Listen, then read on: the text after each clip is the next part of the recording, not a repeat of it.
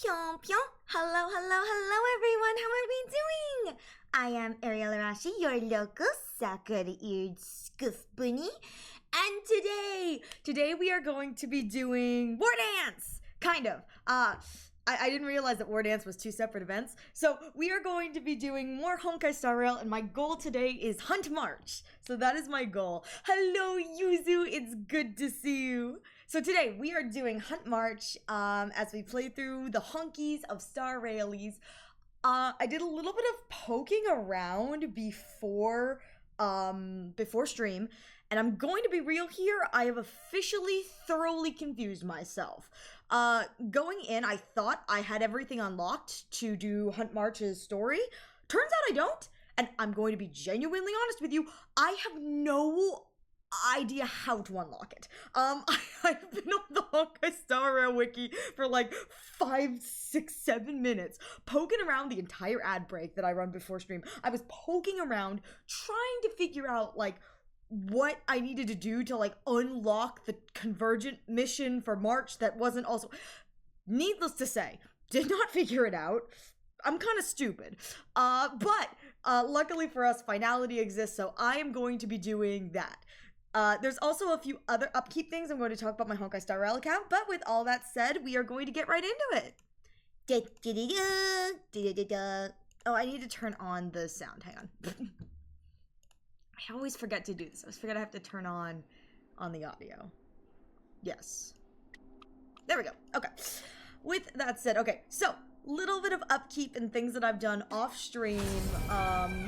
So what I have done is I have completed all of Foxy and Tale of the Haunted, as well as Aetherium Wars. While both of those were voiced events that I probably could have played on stream, I'm gonna be honest here, I got bored like halfway through both of them, and I was like kind of glad that I didn't stream them. I was like, I am so tired. Like, I was like clicking through as fast as possible. Truly a moment where I went, a skip button would be kind of nice.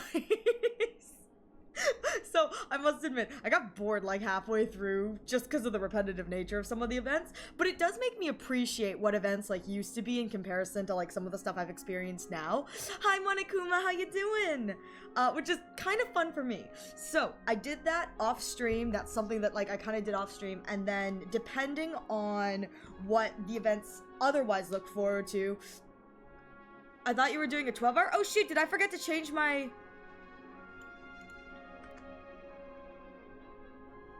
Did I have it set for the wrong day? I thought you were doing a 12-hour stream. Shoot! Did I have my thing set for the wrong day?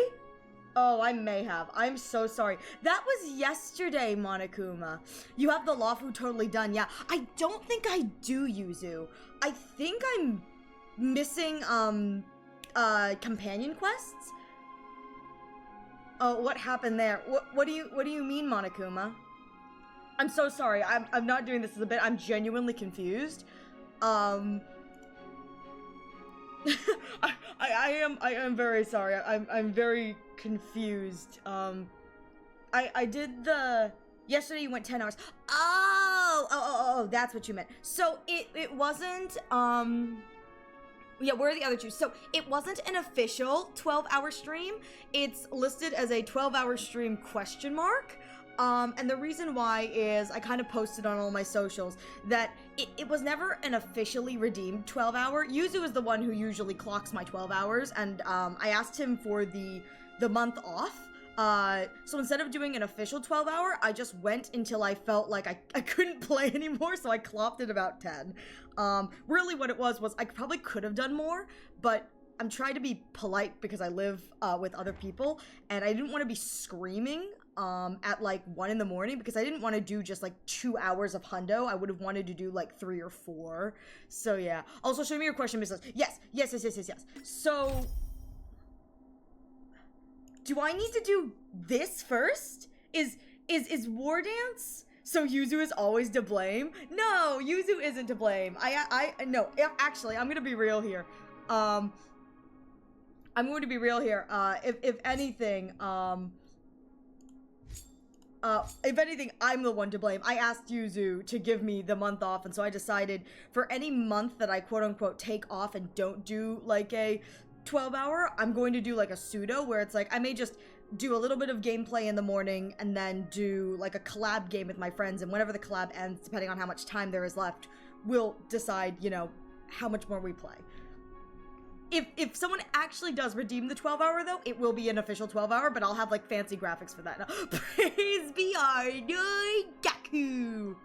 You're about to get your ass nuked again. You are about to get yo ass nuked. Homecoming War Dance, that's the start of the March stuff. Oh, really? This is the start of the March stuff? Oh. Okay, so here's the thing.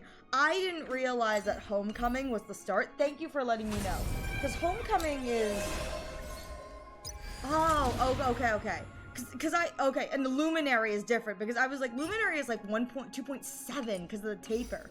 Okay, thank you, Yuzu, I appreciate it. Well, alright, good, I'm not skipping anything. I just couldn't figure out what was going on, and it was just, oh my god. I'm stuck at work still, so I'm gonna look. You have a good day at work, Monokuma. Hi, Chaos, how you doing? Thanks for the weave. How dare. He comes in, snatches my weave, and leaves. The audacity of this bear. He's not even lurking. He's just out in the corners causing despair and trying to... You know what? Every time Side dies in Hundo, I'm genuinely going to believe it's Monokuma. The characters are not self-contained. I know that they're not self-contained. Monokuma's found a way to break the fourth wall. I see you, Monokuma. I know your MO. Anyways, thank you so much, Yuzu, for helping me figure out where the hunt story begins. So, we are going to be doing Hunt March today, which is so exciting. What the fudge is this? Oh, optional quest. Okay, so, with that said, we are going to get into it. I'm so excited. I'm genuinely so excited. Mostly because I want my baby girl to get a cute new outfit, and I think it's so cute. Oh, and don't mind the fact that the IPC broadcast will. Ooh, no, Pom Pom, why do you look so sad? Oh, this is the yes. Yeah. Okay, hang on. All right. Oh wow, I've done so much. I changed the thing. All right. Well, that's good. That's something that I'll do. Oh wait, here we go.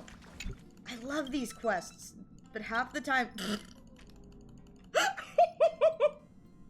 I just realized what this mini quest is. The little like daily pom-pom that gives you either stuff for leveling up characters or leveling up your light cones. I just realized that this portion of the sequence, it's like, we need to distract Pom-Pom. Well, what can we do to distract Pom-Pom? Trailblazer smashes a mug. It's like, oh, look, seems like you're no longer depressed. Pom-Pom fuming. Okay. Hi, Pom-Pom. Oh my god. My heart. I just saw the official thing that shows that the Pom-Pom PJ set is going to be one of the like rewards for the new like special like hard difficulty. It's so cute. I want it so bad, and it makes me so sad that I will not be able to get it. All right. Kalinga Abyss. What does she expect to find there? Current research on the Leviathan merely proves how little we know about such life forms. Why are we talking about Leviathans? What has gone on in the story? This is chronologically like post the Dan Heng Fantilia. Is that why we're talking about Leviathans? That's why geniuses are interested in that field. Science is all about uncovering the unknown. OMG, Welt! Husband! Yippee! Listen, I feel that. He's thank you so much, core producer. Welcome, welcome. I was going to say, I honest to God believe Welt needs to return to the story. Split the cost. Welcome, welcome, core producer. Oh my god. My silly little gotcha, my silly little gotcha. It's been a while since Welt has been in the story, hasn't it? Okay, Yuzu, can or cannot confirm, Welt in Amphorius, yes or no? My assumption is no. I've seen, like, literally nothing about him, which makes me very sad. Kinda, yeah, okay, that makes me sad. He needs to come back. I like when we get to venture with him. He's kind of fun to be with. I miss Welt now. Mildly, he plays a very, very minor role. Oh, that's sad. Well, I mean, I kind of figure, is there a Discord? Yes, there is. There is, core. Welcome, welcome. Oh, it worked. feel this. I feel that, Cora. It's like, oh, hey! I'm more surprised it works too. I'm like, oh, I set it up correctly. Sometimes it don't be like that. I'm kind of sad. I know that Amphorius, it's more March Donhung, but that makes me sad. Do you think, I hope he'll come back in Edo Star. I know that he'll be back in like the final, but I'd love it if he goes back in Edo Star. You know what I would love? You know how Amphorius is, okay, I know I'm getting distracted, but you know how Amphorius is like so March 7th Donhung kind of focus? Can Edo Star be Himiko and Welt stress out all the HI3 fans? I would love it if Donhung and March stayed on the train for Edo Star and it's just Himiko and Welt throwing up death flags left and right. It's just like whoop whoop whoop whoop whoop whoop whoop. I feel my tier list in the Ds right now. But you're more than welcome to do that. Don't worry, Welt will have his big arc soon when we go to Earth and he'll get a limited 5-star form. I like the idea that his limited 5-star form doesn't really change like the way he like looks or dresses or his kit. It's just that he's cooler now. Like Grandpa evolved into being even cooler. I'm kind of here for that though. I just thought about it. I go, I would love if Edo Star was like Mama Himiko and Papa Welt take the Trailblazer to Edo Star, and it's like we spend most of our time with them, and it's just players constantly going, Himiko is throwing up death flags, and then Welt would do something. It's like, no, Mr. Yang, don't do that either. Don't do that either. The Trailblazer's like omnipotent like force in the background, just like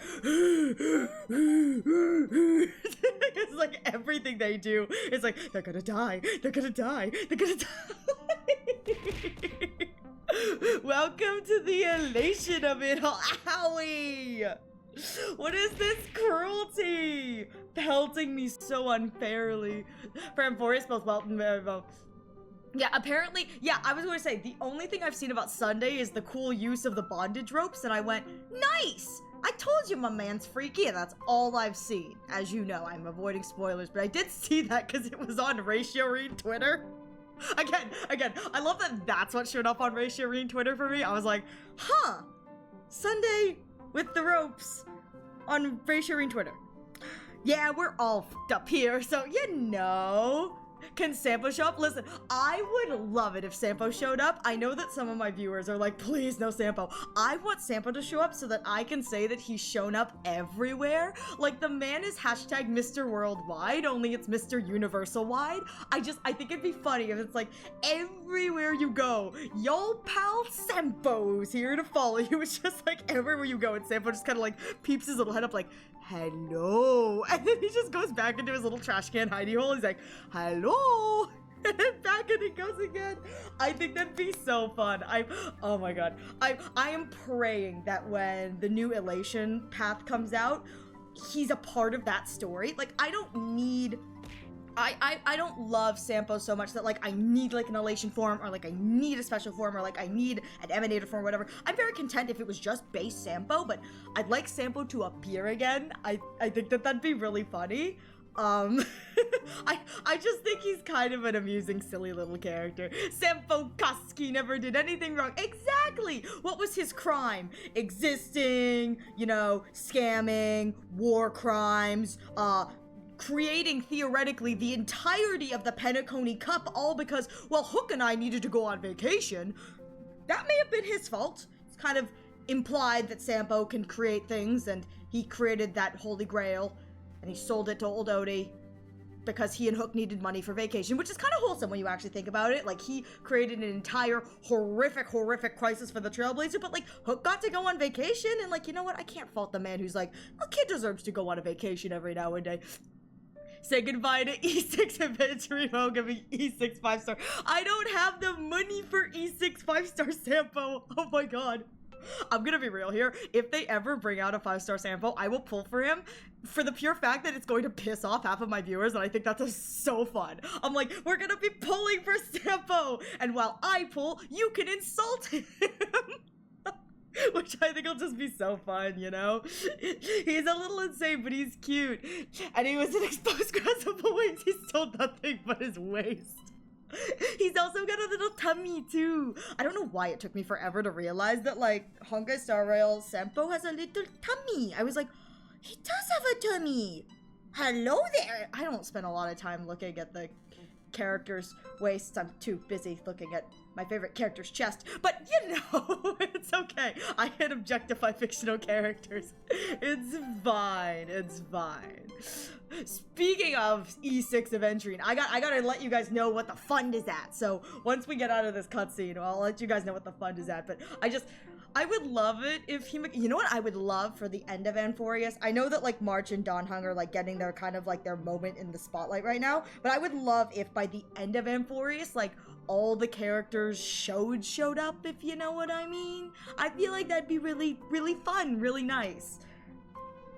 I'd also really like to see like Mr. Yang and Himiko kind of go all out in story. I think that, and this is just my opinion, I think that we kind of, as a fandom, overlook how cool their powers are because they're on the standard banner and the animations are like 1.0, but like, can you imagine Mr. Yang with the black hole cane in like a story cutscene? Oh my god. I feel like that'd be so cool. Himiko like actually using the laser in a story cutscene or something to that effect. Like, I feel like that'd be so cool. That'd be so cool. That's what I really like. Like, okay, sorry. I'm a March 7 fan. I'm a Dawnhung fan. But I genuinely think that, like, Himiko and Mr. Yang deserve a little more screen time, and it'd be, like, really, really cool. I feel like they're just, like, tired parents, but, like, it'd be so cool. Like, I got that tiny little snippet in Penacony where I got to see them, like, actively using their powers in a cutscene. I was like, no, wait, Dad's got hops. Pull out the damn Star of Eden. Exactly. I want to see him blow up the universe. Again. Hi, Chi, how you doing? All right. Let's. I don't remember what's going on in the story. A conversation between the two adults brims with complex jargon, from words that I don't understand to words that I don't understand. Wait, are they going without me? If I stumble upon some cool Leviathan fossils, I'll bring a few back as souvenirs for This you. isn't fair! Mom and Dad are going on an exploration without me! Bulldinkle, absolutely bulldinkle. They're not allowed to go without me. I'm their needy child. I need to be like stuck to their leg constantly. I can't believe I'm taller than Himiko. Mom and Dad are leaving! No! Don't mind me. Okay. I forgot to update everyone. So, in the terms of where we are in the updates for the eventual E6 Aventurine, we have 41 normal tickets. Nothing's changed there. I did some off-stream event stuff. So, in the terms of Stellar Passes, we have 428 Special Rail Passes, an additional 26 here in the Star Rail Special Pass Starlit Exchange, and with the new grand total and finishing some achievement hunting, we have a grand total of about 30 warp passes in unclaimed achievements. So that leaves us at about 450, I want to say. So 450 warps for Aventurine. When he comes back, it'll be super exciting, and that is the kind of go-to moving forward plan. So that's where we are in the update. Holy James! I know. It freaks so many people out when they see the number, and I haven't done Amphorius yet. So Amphorius, I do know there's one place that has like 30 chests. I was like, so many chests. So my hope, 2 days left on banner. I have 0 jades. Honestly, here's the thing. You have 0 jades, but you probably have way cooler characters than I do, Core. I'm running.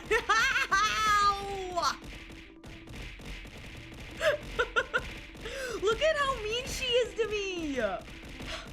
Senpai's so mean! Why do you hurt me, Senpai? I didn't get Sager because I couldn't get enough pulls. Oh no, I'm so sorry. She's so pretty. Hopefully though, that means that you've got a pretty good for whatever character you want next. Hi, Kaede.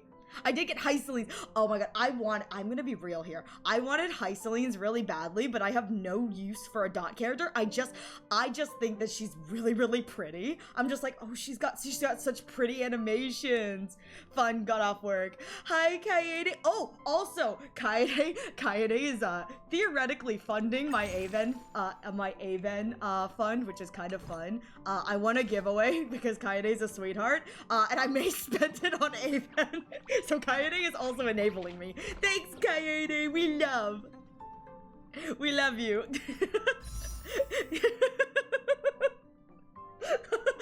We were talking about that. I was like, what if I just put it towards the Aven fund? I'm like, what if you just enable me more? So Welsh is also enabling me, which I think is hilarious. Oh, right. Because I have this. I have almost a 10 pull-in express pass, so Welsh is also enabling me, and I'm very grateful to everyone for enabling me as I save my gems. I like cool characters, cool animation, and fun gameplay. Same here. You understand how I play, Core. I am such a sucker for play the characters you like, because my whole thing is, I don't want to get like a character and then never use them because... Pom-Pom! That was so rude! Pom-Pom just pushed me out of the way. How dare. I'm broke. I only have 454 pulls. Chaos, you are broke. That's not enough from the average to C6. You are so broke, Chaos. Me too. I've only got 450 pulls. We're broke together. I'm sorry. Congratulations on saving that much, though. Good for you. I mean, look how mean she is to me. I mean, you kind of deserve it. Kind of justified. You're so mean to me. Sparkle HIT gameplay is so peak. That's great, though. Chainsaw Girl, I forgot her name. I don't know much about HI3, but I very much agree that it's like, my whole thing is like, if you want to be a meta person, like, more power to you. Enjoy the meta. Like, if that's how you enjoy playing, if that's what you like, good for you. I am not a meta person. I do not care about the meta. My whole thing is I want to run around as characters that I really like, which is the reason why this is the one 5-star I own on this account. I pulled in the gacha for this guy. I lost my 50-50. But it's so worth it. I get to run around as my favorite character and it makes me very happy. My chat has to deal with it. And my chat doesn't get to use the ratio command today because I'm playing HSR, so I'm allowed to talk about him. But yeah, I'm not a meta person. If I was meta, I would not have pulled for Dr. Ratio, but my plan is to E6 him when he comes back in like 4 years, because they're never gonna bring him back. So like, when he comes back in like 4 years, I'll E6 him. That's my plan, but he's my favorite character. I was like, can't have an account without him. And I started playing like a few days before his second banner, his first rerun, and I was like, oh, it was fate! So I got really, really lucky. Yeah, use my only buns. Be my friend on the NA server. If you use my Dr. Ratio, there is a hidden Dr. Ratio achievement that you can only get if you use a friend's Dr. Ratio. Be my friend. You can unfriend me afterwards, but be my friend. Get yourself that 5 Stellar Jades achievement. You go. I'm a sucker, and I hope that genuinely when strangers, like, I'll get like the notification like stranger has used a character of yours, and I always hope it's my ratio, because a lot of people don't know that achievement exists. It was released in like 1.6, so like most people don't know it exists because people weren't really using Dr. Ratio on their friends list anyway. It was mostly Ron Maya's support, so it's kind of one of those like hidden little things, which I think is so fun. I just think that's kind of, I'm in Europe. No, I'm so sorry, Core. Shaking my head. How dare you, Kaede? How dare you? How dare? I can't find friend you. I'm sorry. I need to get an EU account. I do. I really do. Could you add characters to your showcase? I will once Aventurine is here. Once Aventurine is here, I'll add characters to my showcase, and it'll be really nice because it's just gonna be Dr. Ratio and Aventurine. Make it real obvious who my favorite characters are, you know? I'm just like, I just really like, and do I have Hanya and Shuei? No, I don't. In fact, well, I have Shuei, but I don't. In fact, I don't even have the free Shuei. I think my Shuei is E1. I've only ever pulled her in the standard gacha. I haven't even completed the free Shuei yet. That's how kind of behind the bow I am. which I think is kind of funny. But yeah, I'm one of those people where it's like, I'm not gonna pull for meta, because if I pull for meta, that's fine, but I just want to walk around as the characters I like, you know? And it's like, if I don't like the character, if I don't want to use the character regardless, why should I pull for them? I'll make Dr. Ratio meta, I will. You'll all see. When follow-up attack returns to the meta, you'll see how right I was. Cope. Me like huffing the copium. It's like well, I was going to say, aren't there like rumors that that Constance is going to bring Super Break back? If Constance brings Super Break back, what's to say that like someone can't bring FUA back? Actually, people are theorizing Elation may bring FUA back to the meta, which I'm all for. My only downside is that probably means I have to replace Topaz on my team, which kind of makes me sad because I think she's cute, but it's all right. If I can make Dr. Ratio meta again, I will do it. I don't care. Also me, he hit 10K. I'm so proud of him. I love that, like, I see my friends doing, like, damage showcases or, like, showing off their units, and they're like, look, I'm hitting, like, 200K, and I go, I get really happy when my ratio hits 10K. They're like, really, Ariel? I'm like, I do. I'm super happy. Archer's OP. Cool. I haven't used Archer very much, I must admit. Mostly because I don't have a lot of SP-friendly teams. A lot of my teams are SP-unfriendly, and I don't have, like, Sparkle. I want to pull Sparkle. I love Sparkle. I could do like 40K with him. Heck yeah! That's what we're talking about. Himiko really knows how to convince people. Between Leviathan fossils and the war dance, the latter definitely sounds more fun. I don't know. I could go for Leviathan fossils. That could be kind of cool.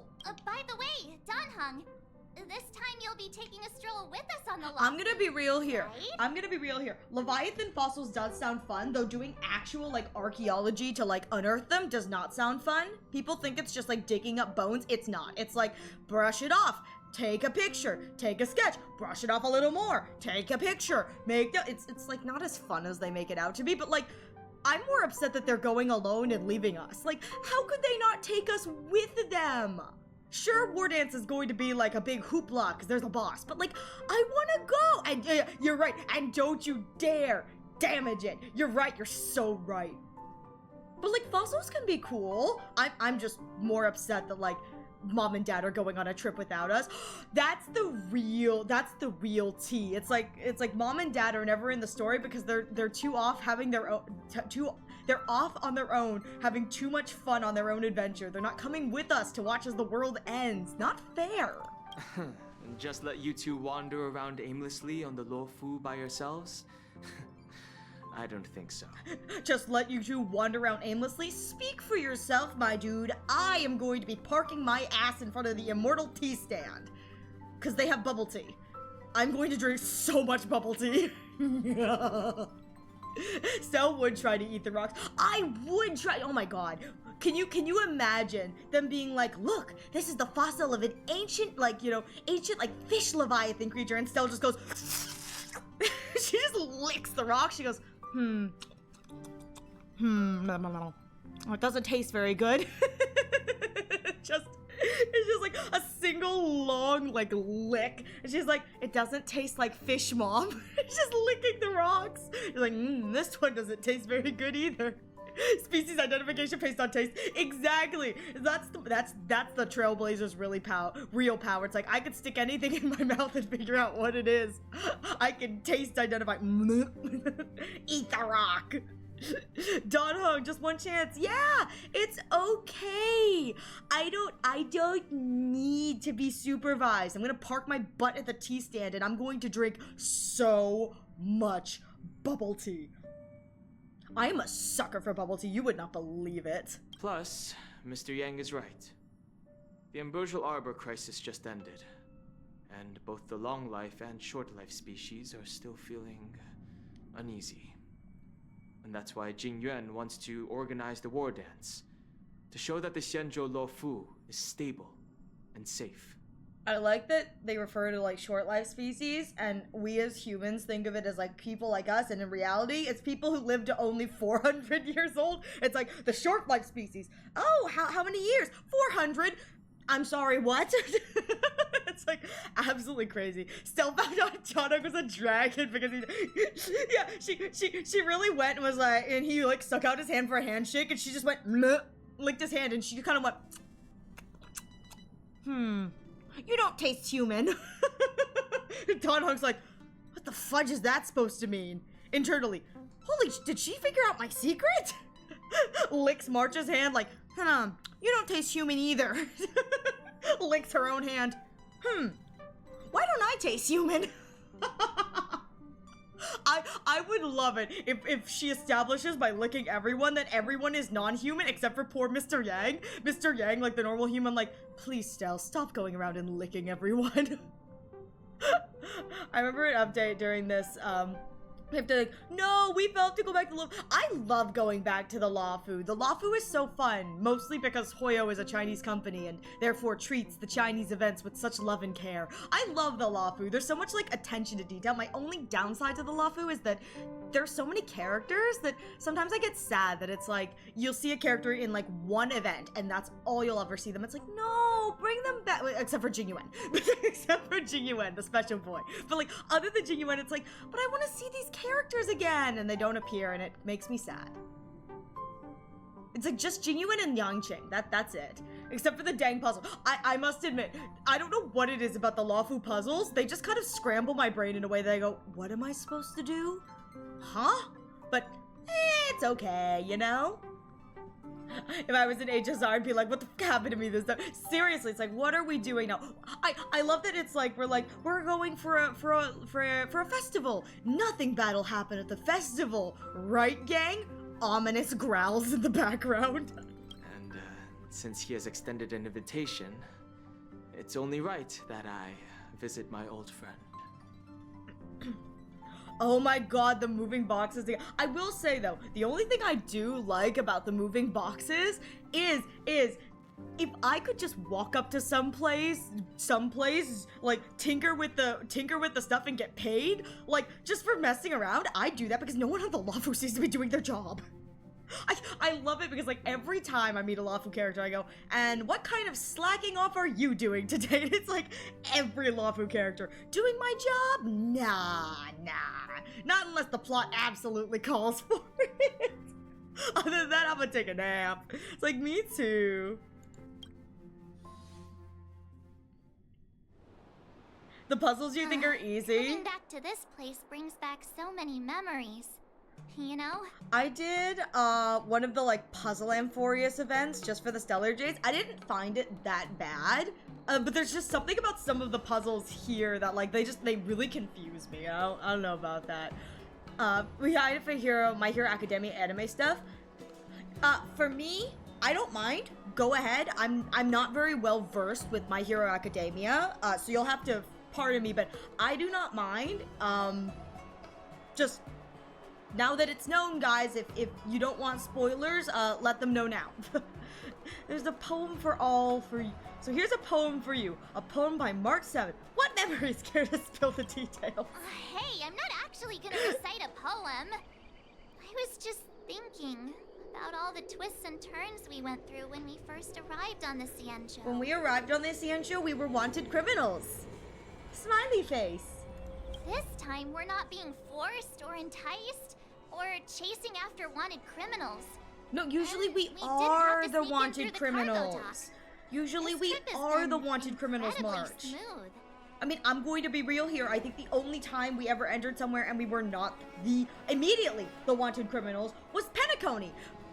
But there was a whole other host of problems with Penacony, so like, like everywhere else, we are definitely, I swear to God, if we step down in Edo Star and then I'll immediately get arrested, I'm going to have a laugh. I want to immediately step into Edo Star and get arrested. That'd be great. Quite unusual, I must say. It is unusual that we're not being arrested. Oh, come on, don't jinx us. We're so easily pleased. I actually feel sorry for us. Such is the fate of us nameless. I want so badly to be arrested. That sounds so dumb. I want to be arrested so badly. Someone come and arrest me. Stell, I saw the Starfaring Commission notice that the Express had docked on the Xianzhou. You guys on the Luofu already? Just got the Starfaring. Quick with the news, eh? Look at him. The General sent me to welcome you all at the Starskip Haven. See you in a bit. Oh, he's a sweetie. Is the Starskip Haven always this crowded? No, there's so many nameless There's NPCs. so many people here. I can barely hear Come, anything. Doc, we go. Yanqing said General Jing Yuan sent him to welcome us. But where is he? Where is he? Let's wait for him. No. Hey, you guys, hold on a moment. Oh, look, the Pepeshi. Did they just call us? Look at their outfits. They're from Penacony, right? I mentioned I'm gay, is that obvious? Nah, man, we just like guys here. Gay, straight, questioning. We just like guys. We respect the men. Good taste. Are you familiar with the Xianzhou Lafu? No. We know a little bit about it. What do you need? Pepeshi Tourist, are you familiar with the Xianzhou? Don Hung, the permanence himself. We're a little bit familiar. What do you need from us? We are from Penacony. Maybe you've heard of it. No, I've never heard We of came to Penacony this at ship all. to What's gather Penacony? interesting materials for making dream bubbles. I don't know what a Penacony is. Oh, we just left there. Oh, talk about coincidence. What's a Penacony? That's great. Do you know any must-see attractions on the Lofu? Why don't you ask the locals? I don't want to do this. My first instinct was, what are the must-see attractions? There's a local tea store down the street that serves Immortal's Delight. It's delicious. I just really like the bubble tea drink.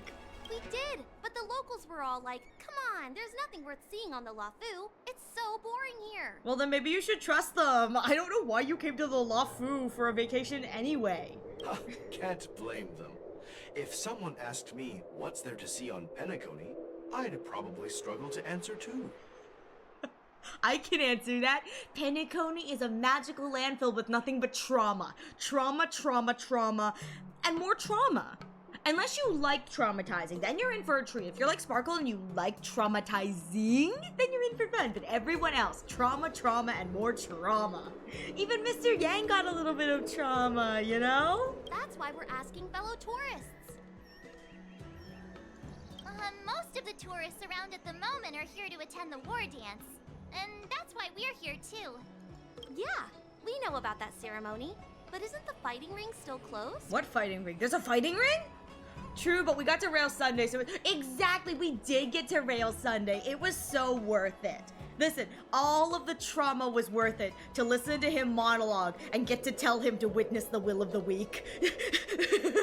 I so look forward to the fact that it's like, yes, all of that monologuing, and what do I do to shut you up? I'm gonna rail you so hard with my train.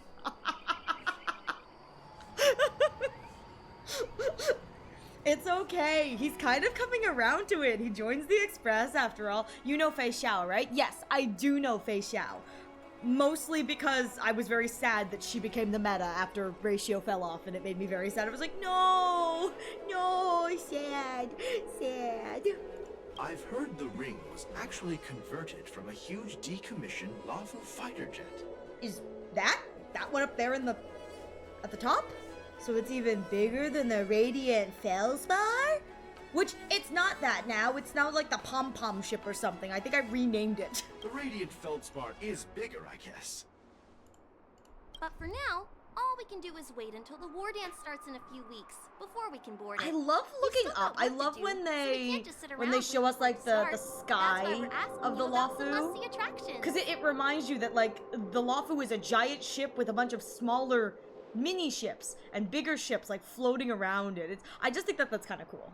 She became the meta. Sure, follow-up was more meta at all. Yeah, follow-up attack just kind of...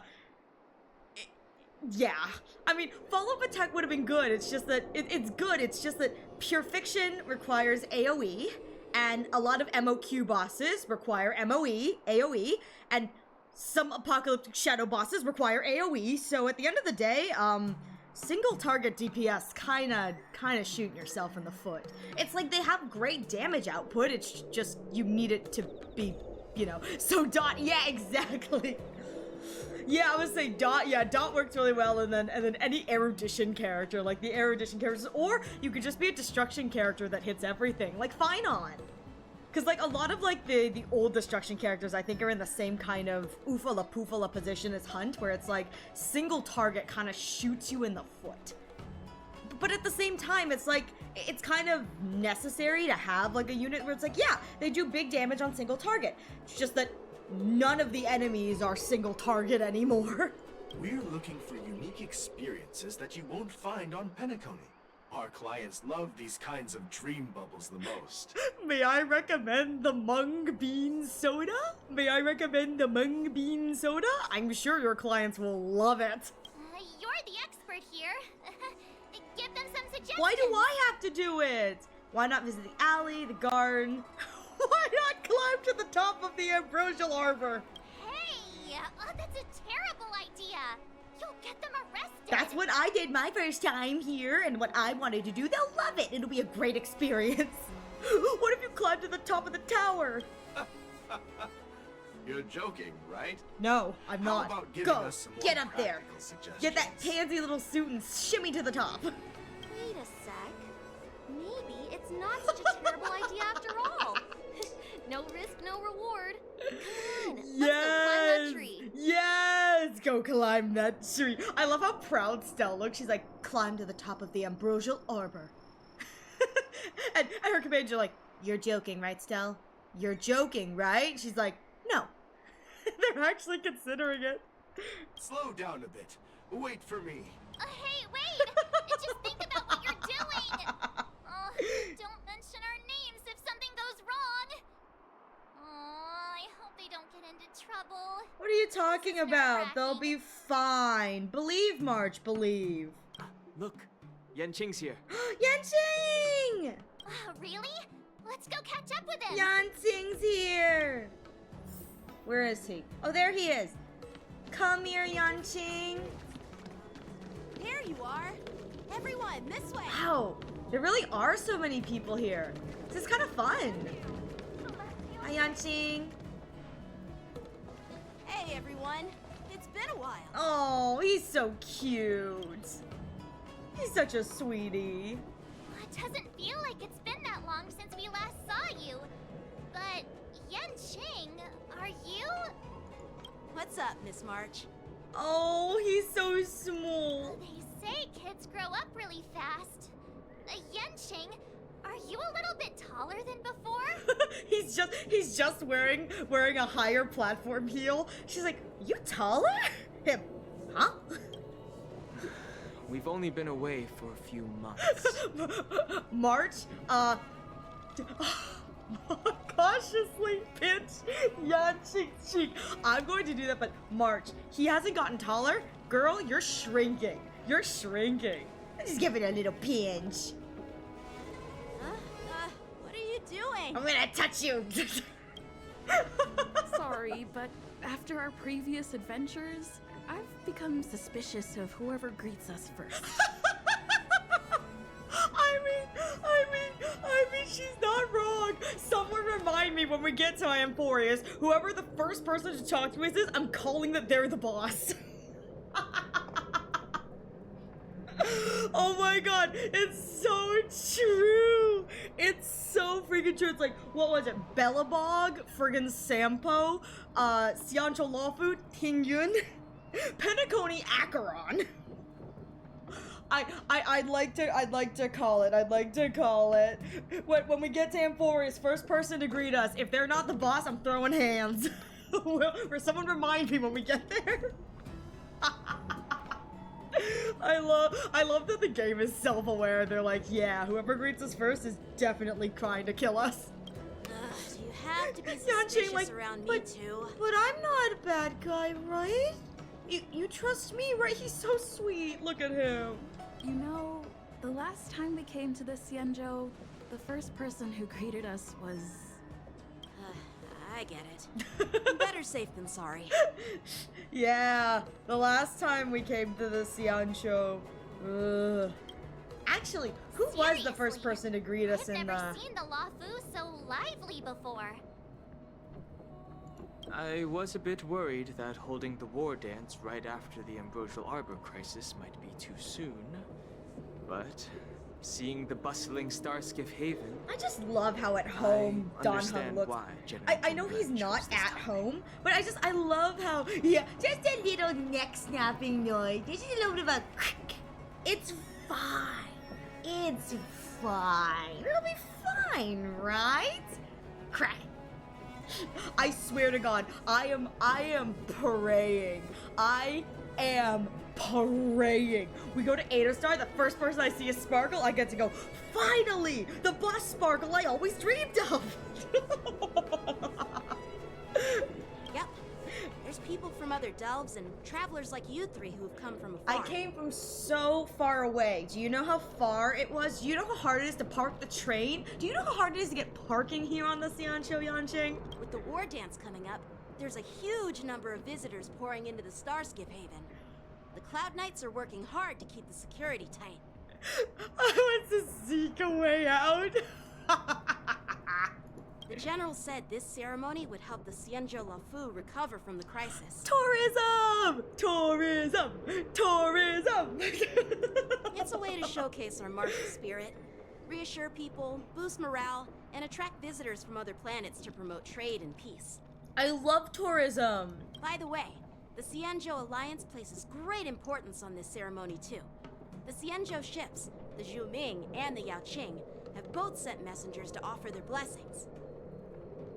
The Zhu Ming and the Yao Qing? Which one is Fu Hua on? Yeah, the Xianzhou Yao Qing is a major force in hunting down abominations, and is always engaged in conflicts across the cosmos. Which one is Fu Although it's a Hua member on? of the Xianzhou Alliance, I don't know much about it. But Madame Yukong from the Skyfaring Commission mentioned that the Yao Qing always sends back reports of great victories, which is quite impressive. I don't remember which one she's on, because she's like the top brass of the top brass. That's what you told me. I don't know which one she's on. I heard General Fei Xiao Oh, of the Yao Qing is Fei a Xiao. young and dauntless lady. Maybe My Zhu peers Ming say is she's the a marshal then. goddess of war, capable of crushing dozens of abominations with a single punch. Huh. I wonder if it's true. You're about to find out, buddy. If only I could witness her prowess with my own eyes. By the way, Yanqing, where are we headed next? Yeah, where we going, boy? I'm sorry for talking your ear off. The General wants to catch up with you at the Palace of Astrum. He's been eager to hear about how the Express has been doing. Well, even I don't know how the Express is doing, you know? It's funny how he tries to act all mature, but whenever it comes to something he's interested in, you can really see his childish side. You're so silly. You're so silly. With that said, it looks like we're going into a really short ad break. Thank you all so much for your patience. I do appreciate it. I will be taking a short break, so you will not miss anything either. Actually, I think I need to turn down the volume a little bit on my end, so I'm gonna just do this. There we go. That should be good. Okay. Cool. With that said, we are going into an ad break. I'm just gonna leave it here. I'm so excited. I have to admit, I don't remember. I remember watching through War Dance when it came out. This particularly, not the like Luminary War Dance, but the March 7th event. But I don't remember everything that happens, and the reason I say that is because as I sit here, I'm trying to remember particularly like what catalyzes the second half and the Jiaoqiu arc. And I can't remember it off the top of my head. So with that said, it's like I don't remember everything fully, but I'm kind of hyped to get into this. I'm really excited for the hunt March 7th. I'm actually really excited to officially meet Yun Li. I actually think Yun Li is really cute. So I'm very excited to like officially meet Yun Li, because they haven't mentioned her yet. And I'm not sure if they mentioned her like before the like March 7th like training specific like event, or if they do. The Alchemy Commission part was a bit of a blur to me. Yeah, I'm gonna be real here. A lot of the listen, I mean this is me being really rude, but like the Lafu kind of like blurs together for me. I don't mean that as like an insult, but like we come back to the Lafu a lot, so it's like a lot of time the Lafu just kind of becomes like one entity, and I'm like, Yeah, I only remember like the really big parts, like it's like the like kind of like the big impactful moments, because like I don't remember what leads up to the Alchemy Commission kind of portion, but I can dang tell you what the outcome was. The next snap is where I finally locked in. Exactly. Listen, the next snap was like so good. The next snap was like so good. It's like I can tell you like the basics of like the important parts, but like anything in the interim, it's like I kind of forget.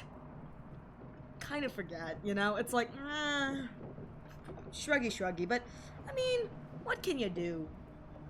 I think that's just the downside to constantly returning to the Lafu, is that sometimes things get kind of like squished together because it's all the same. But like I don't mind that. With that said, hang on, I'll be right back. I need to turn on the light in my room, so I'm gonna do that.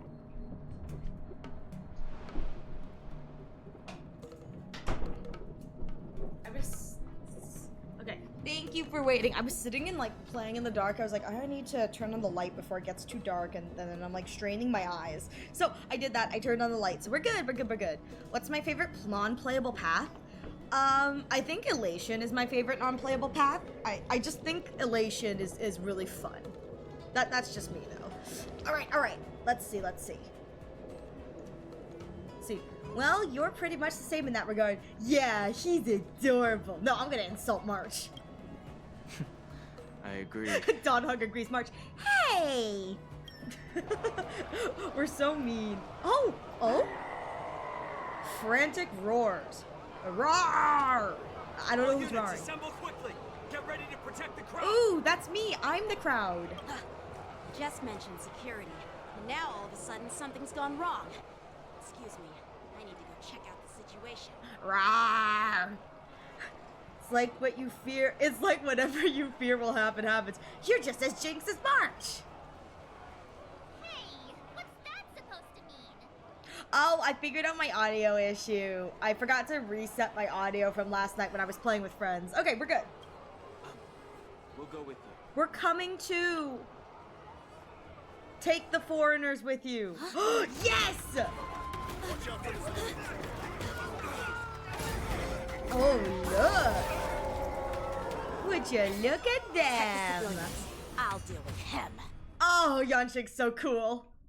That's so cool, Yanqing. Oh my god. But like, I have to admit, I'm not the like biggest fan of Yanqing. I do like Yanqing. I think he's adorable, but not the biggest fan of Yanqing. You know, he's not my like favorite character. I really dislike him because I seem to always lose my 50-50s to him. He is absolutely adorable. I'm so happy the Yanqing fans be eaten well during this. Borison? Why are there Borison here? Yeah. This ends now. Oh, look at them stacking the bloodlust. Look how much faster that. Holy shit! Holy shit! Okay. I did some artifact grinding and leveling on Gallagher yesterday, and I got a pair of artifact. I rolled speed 4 times on it, which is what he wants. He wants speed on that piece. He's faster than my ratio. Holy shoot. That's hilarious to me. Oh, that's not good at all. That's funny. Ready for another? Alright, yeah, stack the bloodlust, buddies. Not really, but we're here anyway. I'm asking questions. Do I have 80 debuff now? Okay. There it is. Enemy targets detected. Oh, this is gonna be wonky. I gotta find better boots for ratio. I gotta find speed boots for him. This is not how I want this to go. Look, I'm bleeding. He's always bullied so hard in the story. Well, he needs to learn to stop picking a fight with the 1%. Like, I can't help him if he keeps picking a fight with the 1%. Look! 18K! We're so proud of my boy. Not good. There she is!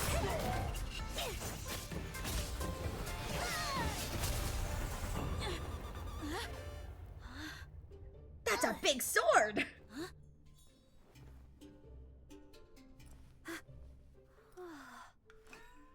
Thanks for the help. She's adorable.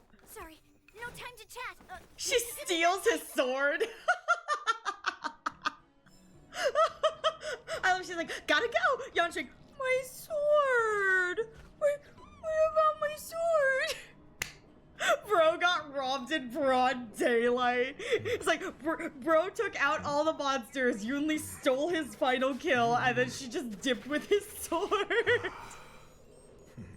I love him though. I love him so much.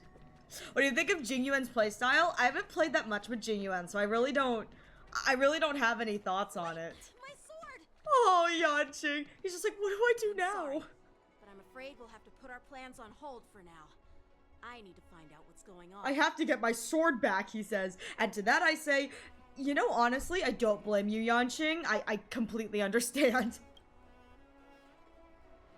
Well, we going.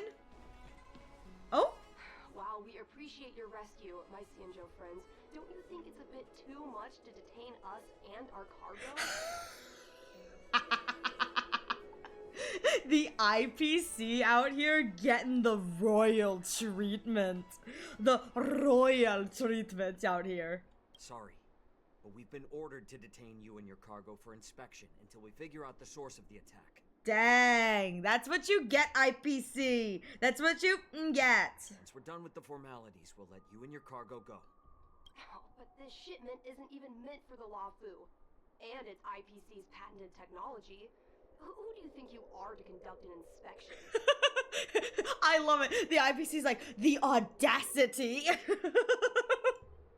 Usually they're the ones doing the inspecting. According to the protocol, all cargo arriving on the Luofu must go through inspection. But we didn't officially enter your dock at all. We just sought refuge in your dock because we were attacked by the Borisin. I kind of feel for this poor worker, though. I mean, I kind of feel for them. Looks like this argument could go on forever. Let's not get involved in a heated dispute that won't lead to a resolution. Yanqing looking at them going, oh, it's the IPC. Let's just leave before it gets heated. Let's leave before Stoneheart shows up. They tend to be everywhere. How dare you detain our ship? Who do you think you are? Who do you think you are? How dare you? We are the mighty IPC. What's up, Ego? I'm just egging around, you know? We're doing War Dance today, which is fun. We're doing the March 7th thing. Who's in charge here? I need some answers. Oh. For a moment there, I thought that was the Cloud Knight speaking. I was like, whoa, woman. It's my fault. We let our guard down for a moment. I take full responsibility. With the war dance approaching, safety should be a top priority. Now, tell me, how did Borisin prisoners end up in Starskiff Haven? Who fucked up so badly that the civilians are getting hurt? I just want to talk to them, Yanqing says, getting ready to pick a fight with another 1%. My poor boy. According to the protocol, Borisin prisoners should be held on a Starskiff and taken directly to the shackling prison under strict supervision without ever touching the ground. Who allowed a prisoner transport ship to dock at the passenger terminal? I don't know. Please don't blame this, Captain. This incident involves the Zhu Ming's diplomatic vessel. Oh, that's not what we want to hear. Oh no. Who are you? Yeah, who is you? Who are you, you nobody? I just love the way that Yanqing delivered that line. Just like, who are you? Like, what are you doing here? What do you have to say about this? I'm Liu Chu, officer of the Patrol Defense Squad. Thank you for your help, Lieutenant Yanqing. The situation unfolded rapidly, and it shouldn't be held against the captain. And? Here's what happened. An IPC transport ship was attacked by the Borisin just before arriving, and the Zhu Ming's diplomatic vessel came to the rescue. Oh. The pirates and imprisoned them on their ship. Okay. So that's how they got here. So, an IPC ship was attacked by the Borisin near the Luofu, and the Zhu Ming envoys saved them? Sounds complicated. It sounds complicated. You should have just let the IPC die. I mean, probably would have been considered a net positive, but you know. Honestly, it gives me a headache too. The Zhu Ming diplomatic ship, adhering to standard procedure, docked at the passenger terminal to hand these criminals over to the Luofu. Dang. Wow. Even on their envoy trip, they're still doing work. That sucks. You know, with all the outsiders flooding onto the Lafu, the star skiff lanes are under immense pressure. The Borison desperados decided to put up a fight before the prisoner transport star skiff could get there. And that's what you just witnessed. Okay. We'll make sure these prisoners are sent to the shackling prison as soon as possible. I see. Do I ever get to go to the I think I actually get to go to the shackling prison in this. Because I think there's an achievement for getting caught in the door. Realm Keeping Commission and ask for their cooperation. I'm so excited to get stuck in the door. You have no idea. Maybe I should gather more details from others so that the Seed of Divine Foresight can have a better understanding of the situation. Okay, we can do that. The Cloud Knights calmed the crowd, then dispersed, and the street was restored to its peaceful state. Oh, you look much maturer now, Yanqing. Mature. Please don't tease me, Miss March. Oh, the situation no. on the Sanjo before the war dance is like a calm lake that can be disturbed by even the smallest pebble, capable of generating far-reaching ripples with even the slightest disturbance. Yeah. What are those people? I mean, those monsters we just dealt with. I know. They're kobolds, right?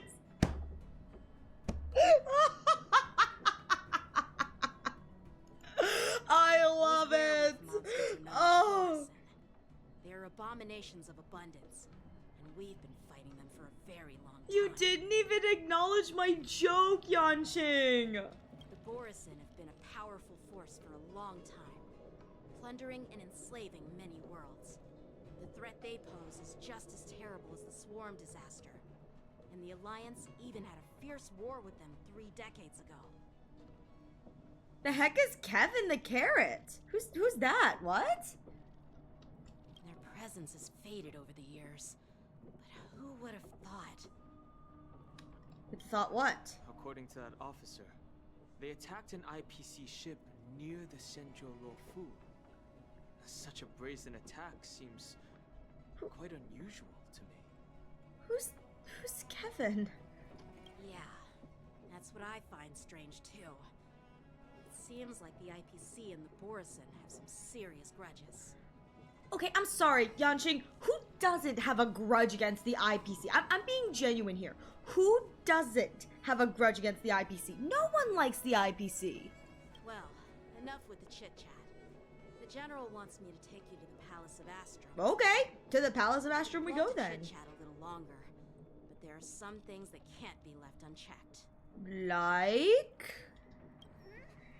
Is it a serious Even the IPC hates the IPC. Exactly.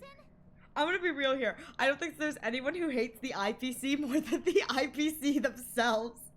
It's like every time we listen to the IPC workers, it's just them complaining about the IPC. So like, you know? Thank you, but it's no big deal. By the way, that young lady who just appeared, she took my sword. I'm thinking of filing a lost property report at the Realm Keeping Commission to see if I can get it back. Oh? Okay. I doubt she did it on purpose. Sure. So when the Cloud Knights get into trouble, they have to call the emergency services too. That's a great thing. When the emergency services get into trouble, they have to call the emergency services too? You go file that report. I'm gonna go catch some popcorn. It's gonna be quite a show.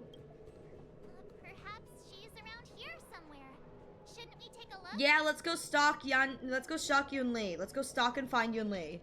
Alright, let's not keep the General waiting. But I don't want to. I'll keep the General waiting if I want to keep the General waiting. He'll just have to wait. Don't worry. There aren't many people out there with that kind of talent. It shouldn't be too hard to find her.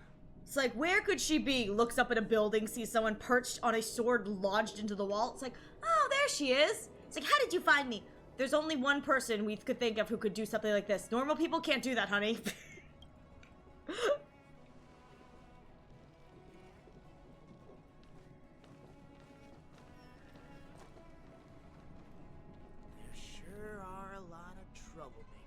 Hey, look, it's almost like there's disciples of Sanctus Medicus.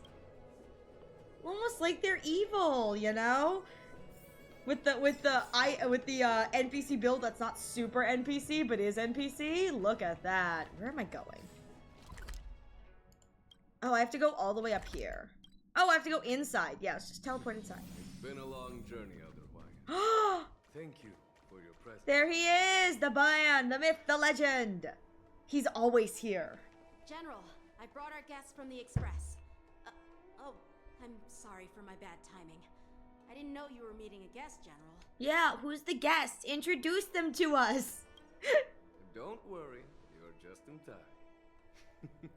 It's been a while, my friends from the Astral Express. Hi. I dreamed about you on Penacony. Wow, the old man is about to tell you. Hey, the slander, I tell you. The slander from this one. How's everything going, General? I dreamed about you on Penacony. Oh. Well, it's an honor to be in your dreams, my friend. Stella's hilarious. She's so unhinged. I love her. I love her. Allow me to introduce you to General Huayan. Oh. He's the Arbiter General of the Xianzhou Zhu. Oh, okay, okay. So no Fuhua yet. But we got, there's the Zhu Ming, and then Fei Xiao is the Yao Qing. And then that Jinyuan is Lo Fu. So, okay. No need to be so formal. I'm just a tourist here. No different from other tourists who've come to attend the ceremony. He's just chilling, you know? Elder Huayan is not only one of the Arbiter Generals, but also the Furnace Master of the Artisanship Commission. Besides his martial skills, he excels in forging various weapons. Such talents are unique, even among the Arbiter Generals. Be it Arbiter General or Furnace Master. I like him. He just seems like a sweet old grandpa. I like him. Already, but with the current change in circumstances, the Marshal has called me back to duty. He's just a grandpa. Ah! Well, in the end, I'm to blame. Living such a long life naturally brings its share of disapproval. Sweet old grandpa, but never forgets his position. Yeah, he's like, he really is just like, I was trying to enjoy my retirement, but even in retirement, if I get the call to duty, I shall come and answer the call. I like that his hat also kind of reminds me of like a teapot. Like a teapot lid. It's an honor to meet you, General Huayan. God, that is so good. I absolutely love that immediately upon like formal introduction, both the Lawfu kids immediately just like, they realize like, this is a man of importance. Like, it's an honor to meet you. Just like, truly. Stellan march in the corner going, who's this old man? No, march to the corner going, thank you for the hydrate and the stretch. Hydrate or dihydrate? Thank you for the hydrates. Let me drown. So rude. Hydrate or dihydrate? Anyways. Ugh. Hydrate or dihydrate?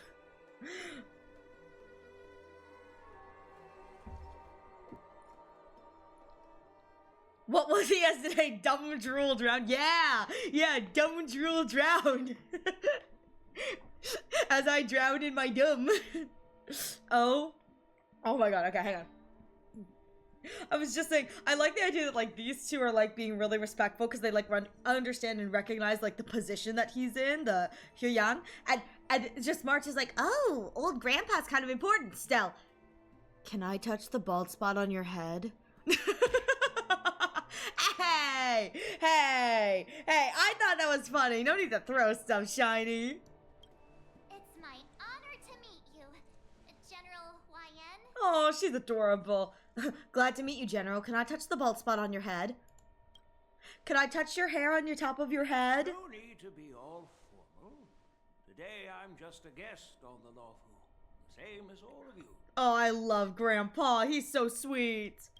So, these three are the ones you mentioned, Jinyuan?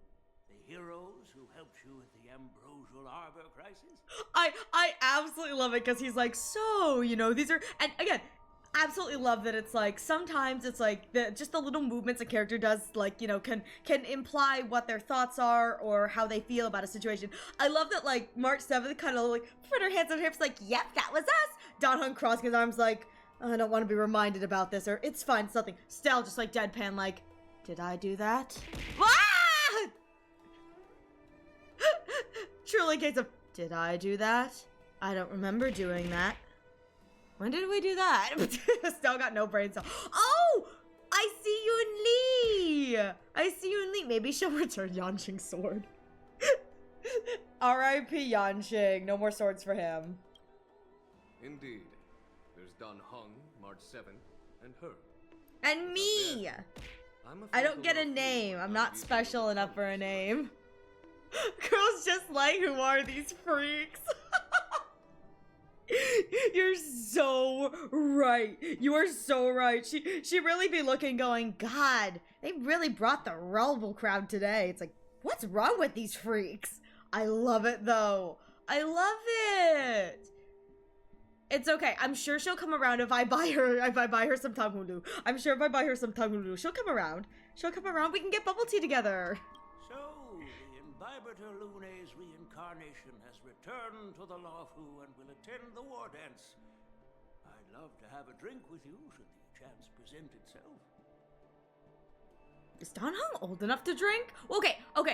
Here's the thing. Dan Heng is definitely old enough to drink, but I don't know why my brain was like, is he old enough to drink? Is he going to be drinking alcohol? My baby Dan Heng? I don't know why, just in my brain it's like, yes, he's old enough to drink. He's like thousands of years old. But like You're more than welcome, General Huaiyan. Aww. And this young friend is? This is Yanqing. He keeps getting beaten up by the 1%. But he's a good boy, even when he's beat up by the 1%. Aww. Yanqing, my prince. He remains by my side. Yanqing's little face just as he looked up at Dad. He will stand for the Lawfu's Cloud Knights in the upcoming war dance, ready to take on all kinds of I love so much. I love so much that was like, and who's this young one? Yanqing just kind of looks up at Dad like, Dad, help. Jinyuan goes into his little speech. Enjoy your lurk, Shiny. Thank you for pelting me. So rude. Great. It's a real treat to see so many talented young people around here today. Grandpa. Oh, I almost forgot. This is my apprentice, Yoon Lee. Give me back my sword. Look at her. Look what I got, bitch. Yanqing, give me back my sword. It's you. Give me back my sword. Oh, it's you. Hello. She's like, oh, you really are kind of tiny. You suck. Oh, you two already know each other? Guess we don't need any introductions then. We do need introductions. Yanqing just wants his sword. What a coincidence. I was afraid I'd have trouble finding this girl. Yanqing, keep it together, keep it together. Oh, now you've piqued my curiosity. Tell me, how did you two become acquainted? Thief. She helped me capture the escaped Borisin prisoners at the Starskiff Haven. Allow me to express my gratitude for you. But when you left, you took my flying sword with you. I really love how they're emphasizing that Yanqing, despite being like pretty much a child prodigy, is still a child. Like, still a child. Mods, help! She stole my fucking sword! Your flying sword? Oh, so that's why I found a dagger in my bag. Turns out it's yours. I love it again. These two are prodigies beyond their years. Also them super immature. It's so funny. Yes, it is. Now that we've met again, I hope... No, that won't do. Give it back! Won't do? I love this!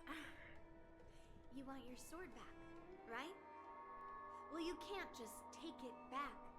On the Juming, when you lose your sword on the battlefield, you have to reclaim it on the battlefield. R.I.P. Yanqing, just taking. Poor guy just took an L. As for this little sword, it was supposed to strike that escaped Borisin prisoner. But unfortunately, its owner's agitated state caused it to fly off like a kite with a broken string, and it missed its target. So salty. If I hadn't caught it and helped it hit its mark, that Borisin prisoner would have gotten away. Hold on a sec, Yuli.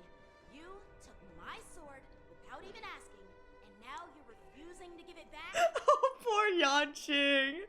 This poor guy. So much for Lafu sword masters. What did you just say? Oh god, the kids are fighting. The kids are fighting. If you just stepped up and took your sword back from me fair and square, I would have totally respected you. But nope, you tried to play it down, expecting me to just hand it back to you like it's nothing. In front of everyone. With all due respect, you don't honor your sword, so you don't deserve it. Yeah, they're gonna be best friends in the far future. Maybe even the type of best friends that hold hands forever. Just like their counterparts. A little bit of forever holding hand, you know? Holding hands too far. No. I think they're gonna be holding hands forever. Maybe they'll leave. I can't say that.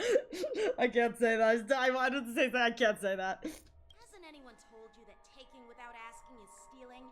If you want to settle this with swords... Oh, don't say that, Yanqing. You're gonna get your butt handed to you. Right now. No, please. Stop taking on the 1%, Yanqing. You can't do this. Yanqing. Ooh. He broke out the dad voice. Well, that's more like it. Just be careful. Because I'm not as easy to handle as the Borisin. You two, be quiet and apologize to Yanqing. Yanqing really looking to collect more defeats. The poor man out here, like, I can take on anyone, and continues to only challenge the 1%. Like, bro, come on. Like, we know you're getting dubs, but, like, stop picking fights with the 1%. Hey, whose side are you on, Grandpa? He's not on sides. I know. I love how both of them are being talked to like kids from their dads. Yeah, shut up, child. I love it. It's like both of them are disappointed father figures. Like, both of you, calm down. Teenagers these days. I love it. I don't take sides. It's a small misunderstanding, and an apology would be too much. I've heard about the Zhu Ming's incredible swordplay and craftsmanship. Most notably, the legendary Flame Wheel Octet. I 100%. Jin Yuan is watching this interaction and going, all right, what can I do to help push these two together? Like, if there's anyone who supports their relationship more than the two of them may support their relationship, it's Jin Yuan. Jin Yuan is the one pushing them together going, but wouldn't it be cute if you two kissed, you know? Jin Yuan just likes to meddle. He's just a little meddler. He likes to meddle in everything. Oh. Such grandiose names. Some folks love to spin these fancy titles, trying to set the Cloud Knights apart. Yun Li is still just a young girl, a bit awkward and hot-tempered. So please forgive her if she's being rude. It's like, let me apologize on my child's behalf, Jin Yuan, and I will apologize on my child's behalf. Children in the background. You stupid dad. Well, everyone, Elder Huayan and I have some business to discuss. For now, Yanqing, why don't you entertain our guests and take Miss Yun Li to the inn? But Dad! I'll find another chance to talk with you. But Dad! I'd like to express my gratitude to the Astral Express for helping the Law Fu during the crisis. That's so kind of you. Aww. I mean, you've already thanked us so many times. So sweet. Please forgive me for coming at an inconvenient time. No, it's okay, Grandpa. I'm gonna call him Grandpa. He's such a sweetheart. You needn't apologize, General Huayan. He's such a sweetheart. All right, Yunli. Take this opportunity to clear things up with Yanqing. Nah, man, they're only gonna get into more squabbles, and I'm just gonna have to deal with it. I love the fact that it's like they're gonna get into more squabbles, and while they're squabbling, the Trailblazers just like, fight, fight, fight, fight! Yeah. It's better to make friends than enemies. But I won't be heading to the inn just yet. I want to visit Lingsha. She just arrived in the Luofu and could use some help settling in. Aww. Yangqing, once you've helped our guests get settled, go to the Artisanship Commission for me. I've heard about the attack and the detainment of the IPC ship. Qingzu sent word that the IPC members are protesting and wish to have their cargo back. We're never gonna give it back. They don't deserve it. The IPC! See if you can calm them down. Don't get aggressive. Just make it clear that the Xianzhou Luofu has no intention of violating their rights. Too much. You know. I'm on it. Alright. Out we go! Oh, okay. Yanqing, let's go. This is the report Qingzu just sent me. Let me take a look. What we looking at? Looks like the general has given me a tough challenge. He wants me to try and help put the IPC's mind at ease. IPC it is, dang. Is this some kind of test? It seems like a test. Well, it's not exactly a test. As Cloud Knight officers, we not only learn the art of war and martial arts, but also occasionally have to handle diplomatic disputes. I mean, that kind of makes sense. It's just, you know, talking things out isn't as straightforward as duking it out with weapons on the battlefield. This is especially true when you're up against the IPC. They're non-stop corporate. I mean, he's not wrong. He's not wrong. The IPC really out here making it a challenge for everyone. Well, let's not worry about that for now. Shall I take you to the end? Yeah, let's go! After watching Yanqing and the others leave, time to start gossiping. It is the Luofu's honor to have you in attendance at the war dance. Yet, the fact that a simple martial arts ceremony has attracted esteemed generals from the Zhu Ming and the Yao Qing implies intentions beyond mere spectating. Might there be any specific instructions from the marshal? Fu Hua mentioned! Oh, he opened his eyes. Genuine. As I said, I'm here to broaden my granddaughter's horizons. I have no ulterior motives. Sure. However, I have no clue what the Yaoqing Arbiter General has in mind. Do you remember when you accepted this position? I told you that an Arbiter General's battlefield goes beyond the physical one. You'll need to lead and manage everything on the Xianzhou. The title of Arbiter General holds a weight far greater than its literal meaning. So many years have passed, and you've done well. However, longevity for the Xianzhou people can be a curse. Living too long means that every mistake you made will lurk in the shadows. Isn't Jingyuan a short life species too? I mean, yeah, he's like 400 years old, but I'm pretty sure he's considered short life. Like, that's the whole thing with the friend group, is that he was the one short life friend. Anyways. The Marshal knows everything that has happened. Oh. As for the Merlin, She knows. I hope when she shows up, she's just like disciplining everyone for all the bullshit that's happened. She's like, slap on you, slaps for you, and slaps for you. Like, all of you, absolutely failures. Come on, step it up. I just think it'd be fun. It's like the first like thing we see of her in this universe is her just scolding all of the generals. Like, the generals, they're set up to be like, you know, again, we got two playable ones, you know, really cool. One is an old grandpa. We got Qin Yuan and Fei Xiao, and it's just her smacking all of them like, bad. I just think that'd be funny. Specifically for you. For me?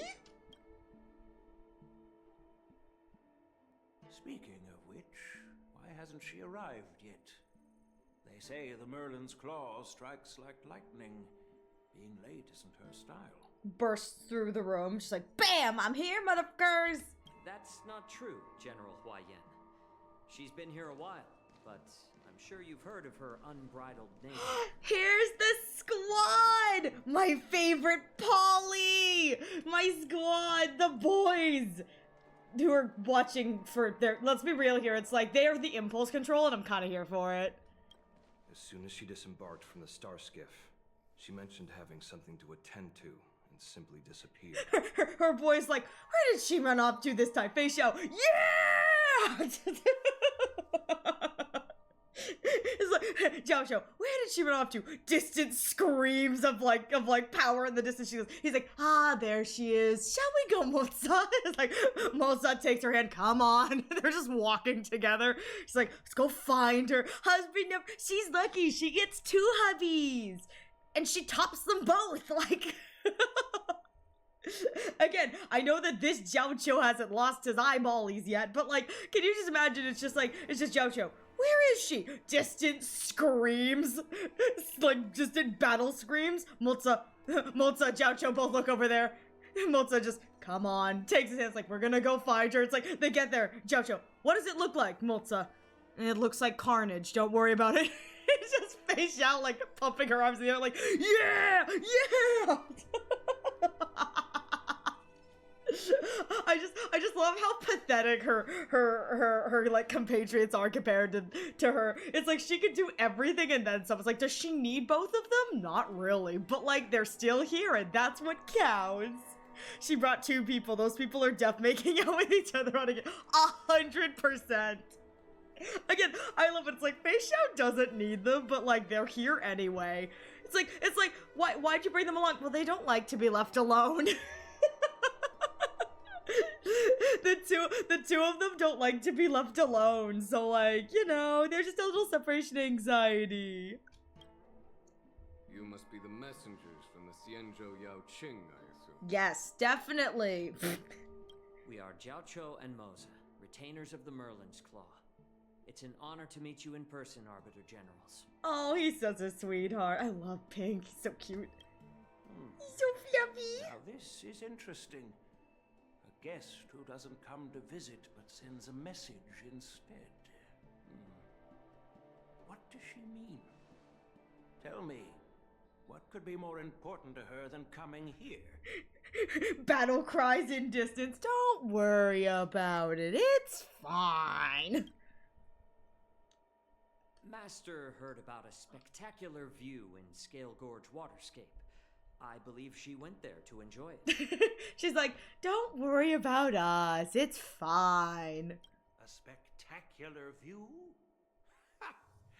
Did you hear that, Jingyuan? This person is being sarcastic.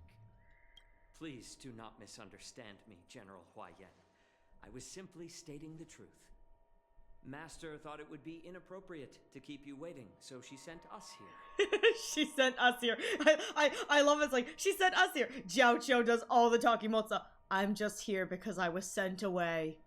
Don't worry about it. It's just like casually standing. It's like, I love that he's just going to be a constant like, I'm just here in the corner. Don't mind me. Once she's finished with admiring the scenery, she'll personally come and apologize to the both of you. How long that will take, we don't know. That's why we're here.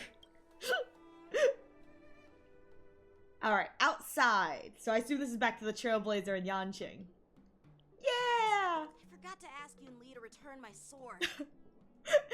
I love that he's like, what about my sword? Not like he doesn't have 4 other identical swords. He's like, but the 5th one was special. It was my special 5th sword. I don't think you're gonna get your sword back. Unacceptable. Every sword is precious to me. Hey, I didn't say that you didn't think. I'm just saying I don't think you're going to get your sword back. I mean, she doesn't look like she's willing to give it back. If it weren't for the general's interference, I would have taught that shameless girl a lesson in swordplay. So, get your butt kicked. Again? Again, we keep telling you, stop fighting with the 1%. By the way, I don't know if it's just me, but the general seemed a little reserved. Aww. Could it be because of Elder Huayan's visit? He's like, Dad's acting weird. But that's my butter knife sword. Exactly. Yanqing's like, this one's for meat. This one's for veggies. This one's for murder. This one is just to look cool. And that's my butter knife. They're like, couldn't you use one of the other ones? No, the butter knife sword is only for buttering my bread. Reserved? Really? Maybe I'm just overthinking things. No, you're not. When I entered the Palace of Astrum, I realized that the messenger from the Xianzhou Zhu Ming was actually the Arbiter General himself. So, the messenger from the Xianzhou Yao Qing must be the Merlin's Claw herself, I presume. Probably. That's right. Well, that's what makes this entire thing so unusual. Don Hung, I have a bad feeling about this. What's so unusual about it? They simply received an invitation from Jing Yuan, just like the crew, right? Don Hung, I've got a really bad feeling about this. March. Oh no. The war dance is just a small festival. And now we have 2 Arbiter Generals from other Xianzhou ships here. I'm afraid they're here for something more. That's not good. We're gonna die. Maybe they've come to hold Jing Yuan accountable for the Ambrosial Arbor crisis? Don Hung, we can't let that happen. I like him. Hold him accountable? Come on, didn't the Luofu fall victim to the disciples of Sanctus Medicus and the Antimatter Legion?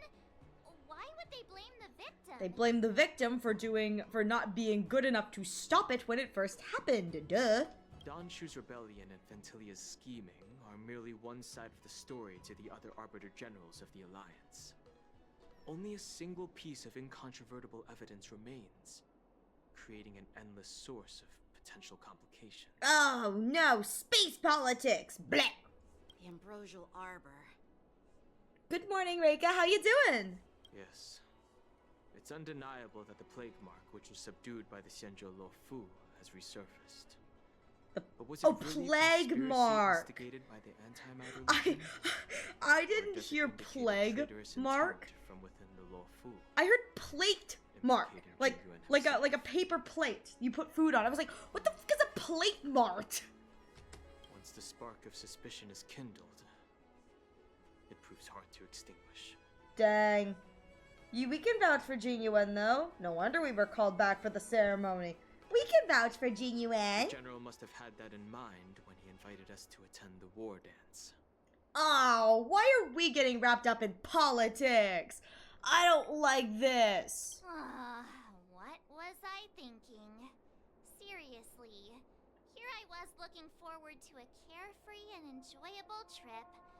But it seems wherever we go, drama is just around the corner. No carefree trip, only drama, only politics. And I'm doing good. How are you? I'm doing well. Hello, September 21st. Aw, I was so excited. I thought those Arbiter Generals were just here to see the ceremony. Yanqing, wait, so they're here for politics? Aww, that makes me sad. By the way, I heard that an alchemist from the Zhuming diplomatic ship has arrived, and rumors say that she's to be the new cauldron master of the Alchemy Commission on the Luofu. Oh, that's Lingsha. An alchemist from the Zhuming serving as the cauldron master on the Luofu? While it's not unheard of, the timing itself... Thanks to your words, Mr. Dan Hung. Now I finally see the underlying tension. Poor Yanqing. It's like, I don't get the politics. Dan Hung, like, explains it to him in, like, basic terms. Him, oh, shoot, we're screwed. The general is under tremendous pressure right now, but I was completely oblivious to his troubles. How naive of me. Oh, Yanqing. Come on, don't think like that. Leave the adult matters to the adults. Even if you wanted to do something for the general, it's not like you can do anything. Leave the adult matters to the adults, Mark says. Yanqing, I'm 300 years old, March. I'm 300 years old, March. Whoa. That's like 270 years older than me. You're not helping, Marge. It's not like you can do anything. I mean, she's not wrong. She just kind of called it like she sees it, you know? She's not wrong. Did I say something wrong? Yes, March. Yes, you did. You're a real master of conversation. Miss March is right. I don't have the skills to share the General's burdens at the moment. And you don't either, March. She's not wrong, but she said the quiet part out loud. You're so right. Like the Trailblazer looking over her going, that's an inside thought, March. Like you're one to talk. Like you're one to talk, you know? I really love your right eyeshadow. Thank you. I don't really think I have anything special on right now, but thank you. Still, I'll do my best to follow his instructions. Let's go. All right. I've taken you to your accommodations. I need to go to the Artisanship Commission to handle the IPC's. Oh yeah, we gotta go mess with the IPC. Oh, it's eyebrow. Oh, eyebrow. Sorry, no, I don't hate you. I just can't read.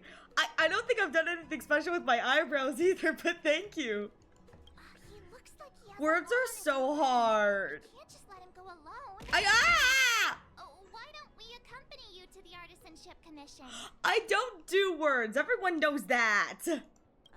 This is too much trouble. While I appreciate your kindness, dealing with the IPC's workers could be tricky. Bear with rather. Listen. Monokuma shows up, oop-oop-poo-poos, throws stuff, and then leaves again. Ariel starts speaking in verse code. Yeah, that's what you get. You just get the...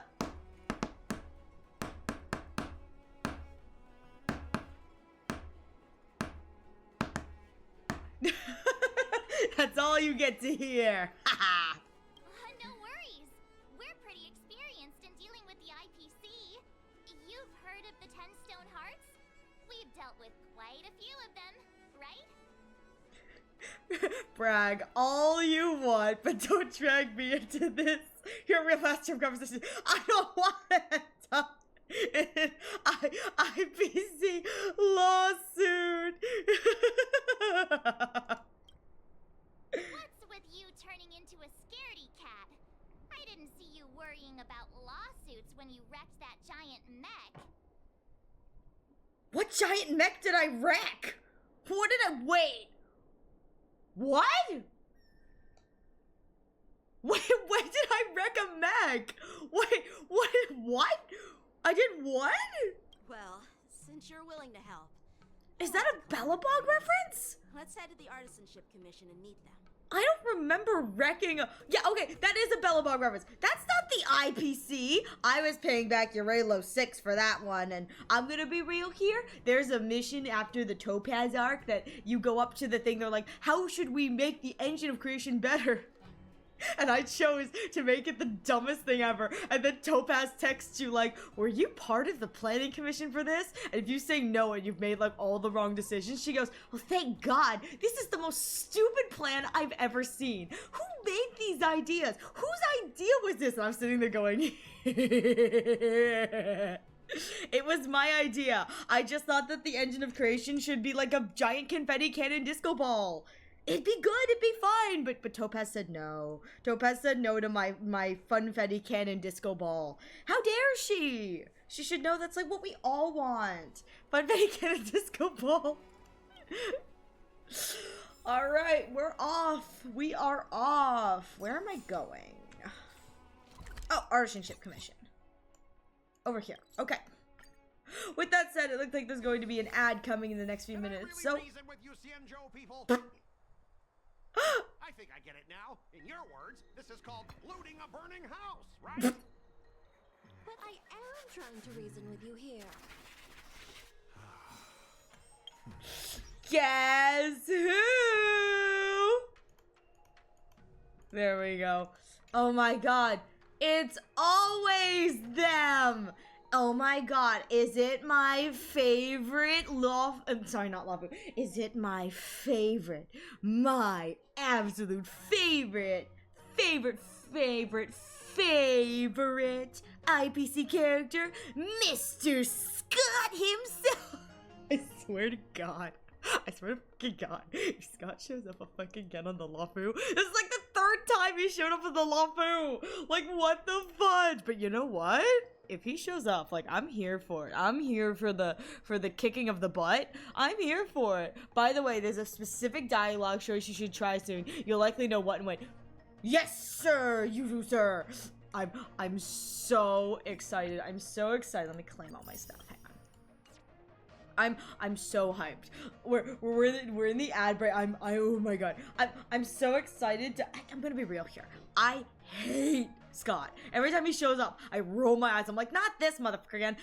Absolutely love him for what he brings to the plot, though. He is so silly and smarmy and scheming. It's so good. It's so good. I'm excited. Always excited. I'm gonna be real here. I'm praying Scott does not show up anytime within like the Amphorius, the Amphorius arc itself. Like, if I have to deal with Scott and Amphorius, I am going to throw hands. Like, good lord, like, Amphorius crisis saved. The next plot point is the IPC are now here to swoop in. It's like, god damn it, IPC. I despise Scott. I hate when Scott shows up, but I absolutely love what it does for the plot. Like, he is such a perfect, like, silly, shitty, annoying villain. He's so perfect. He's absolutely, yeah. Or my favorite is the Fate collab. What do you want me to do, Ribbit? Stop them, Ribbit. I have to admit, I know a lot of people did not care for the Fate collab, like the silent movie segment. I didn't mind the silent movie segment. I was loving the fact that it's just like, it's a silent movie segment and it's just Scott like lording over us. He's just like, you're stupid. You're such a dumb idiot, Ribbit. It just made me laugh. And then my favorite was like all the Scott machines. I was like, oh my god, this man is so stupid. It's like anytime you text him, he's like, hey, I hate this. Stop hitting me. It's just so dumb.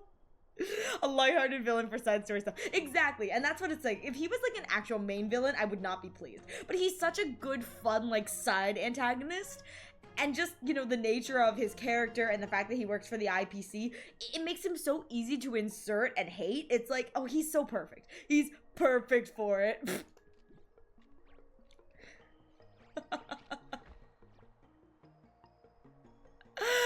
Oh, I think it's great. Oh my god. I love it so much, you know?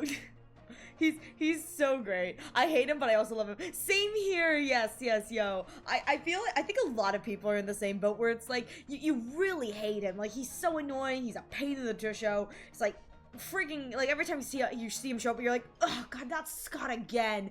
But you don't like, he's so fun. Heck, he's more he is you're so right, Yuzu. He is the Gaku of this game. Like, I'm gonna be real here. I would not want Scott to be removed. I think he's absolutely hilarious. I liked him more than I liked old Odie in the, like, Fate Penacony event. I did not care for old Odie. Like, not at all. But Scott was such a fun villain. He's silly, he's antagonistic. It feels good when you beat him up. Like, that's what I love about Scott, is like, he's annoying, he's a pain in the tusho, he's very silly, but it feels satisfying when you get to ground his little face into the dirt. There's some enemies and like bosses in this game that, like, beating them doesn't feel satisfying. You just kind of beat them and then it's like, okay, that's it. It's like, okay, Scott is so much satisfying to just, like, ground his little face into the dirt. It's so good. I absolutely love him. Yeah, love to hate him, don't want him gone. Exactly. It's like, I love the fact that he's so freaking annoying, but, like, I don't think the game would be the same without him. He's just like a little shit. I mean, I absolutely loved him in the freaking Penacony Fate event, because it's like, he's annoying. I saw him, I go, oh, not this motherfucker again. My favorite instance of Scott was just him going off and off and off like the IPC this and I'm the head in the marketing department. The Stoneheart standing right in front of him looks him up and down. It's like, oh, and you must be, you must be, and he goes, Scott, oh, do you actually recognize me? Aventurine, you're no one important. Moving on. It's like, just absolutely destroyed with words. I was like, damn, Brainy, damn, that bird. And Scott was like, the audacity. Like, really, Scott? You're out here parading your high status when there's a fucking member of the Stonehearts right there? And arguably one of the smarter members of the Stonehearts. He's not the Stone of Stratagem for nothing. I mean, we don't give him enough credit for how intelligent Aven is, but he wouldn't be the Stone of Stratagems if he wasn't at least a little bit smart. You know, but hey, Ariel is my version of Scott. Hey, what do you mean? What do you mean I'm your version of Scott? Surrender now, or lick my shoes. Bark, bark, bark, bark, bark. I love him in the March event. You can, I get to bully him more.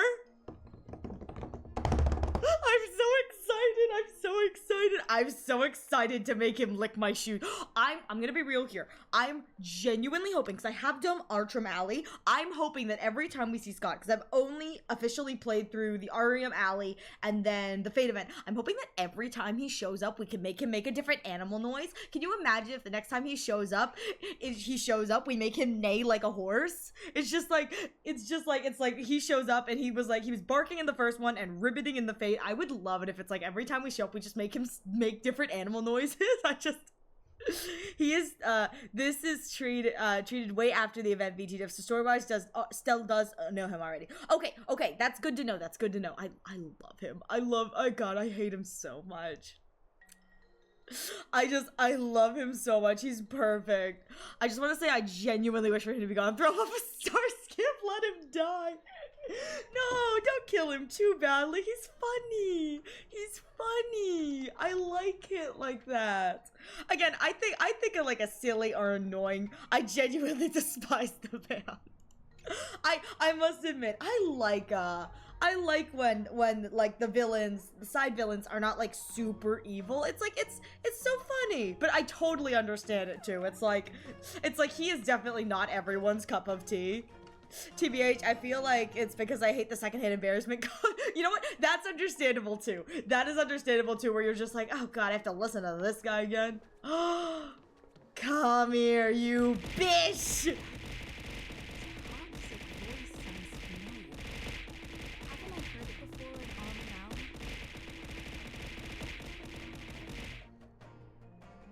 What is this cruelty, Welsh? How dare you? What is this cruelty? Hi, Welsh, how you doing? I know you. Wait, what?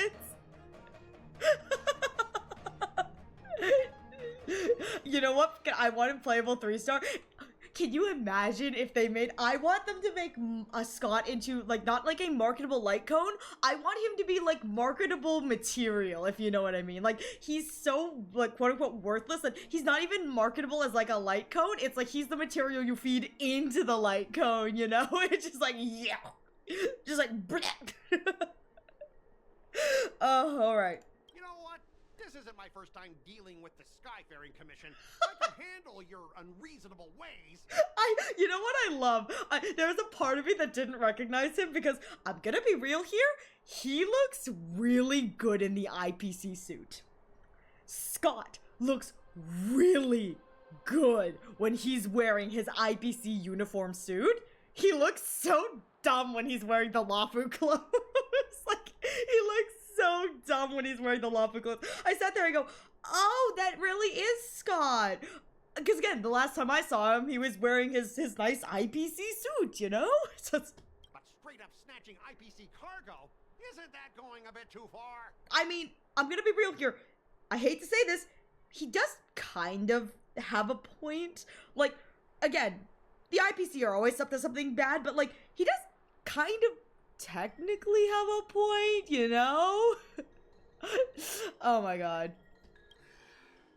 Just as I've said it many times already, once we've inspected the cargo and completed the security check, you can be on your way. Is there something wrong with your ears, or is it just your brain? I was like, dude, he's got something wrong with all of him. Like, this is Scott we're talking. Can you imagine he has a new remodel and it's more no! Oh my god. Imagine he keeps coming back, and every time he comes back, he gets less and less NPC and more like special NPC, if you know what I mean? Like you know how like the special NPCs have like unique designs? It's like every time he shows up, he just gets more and more of like a special. I mean, good lord, they gave him special Scott themed monster reskins for the Fate event. He had his stupid little dumb face on all of the monsters. Like, he's definitely Hoyo's special little boy. Ow!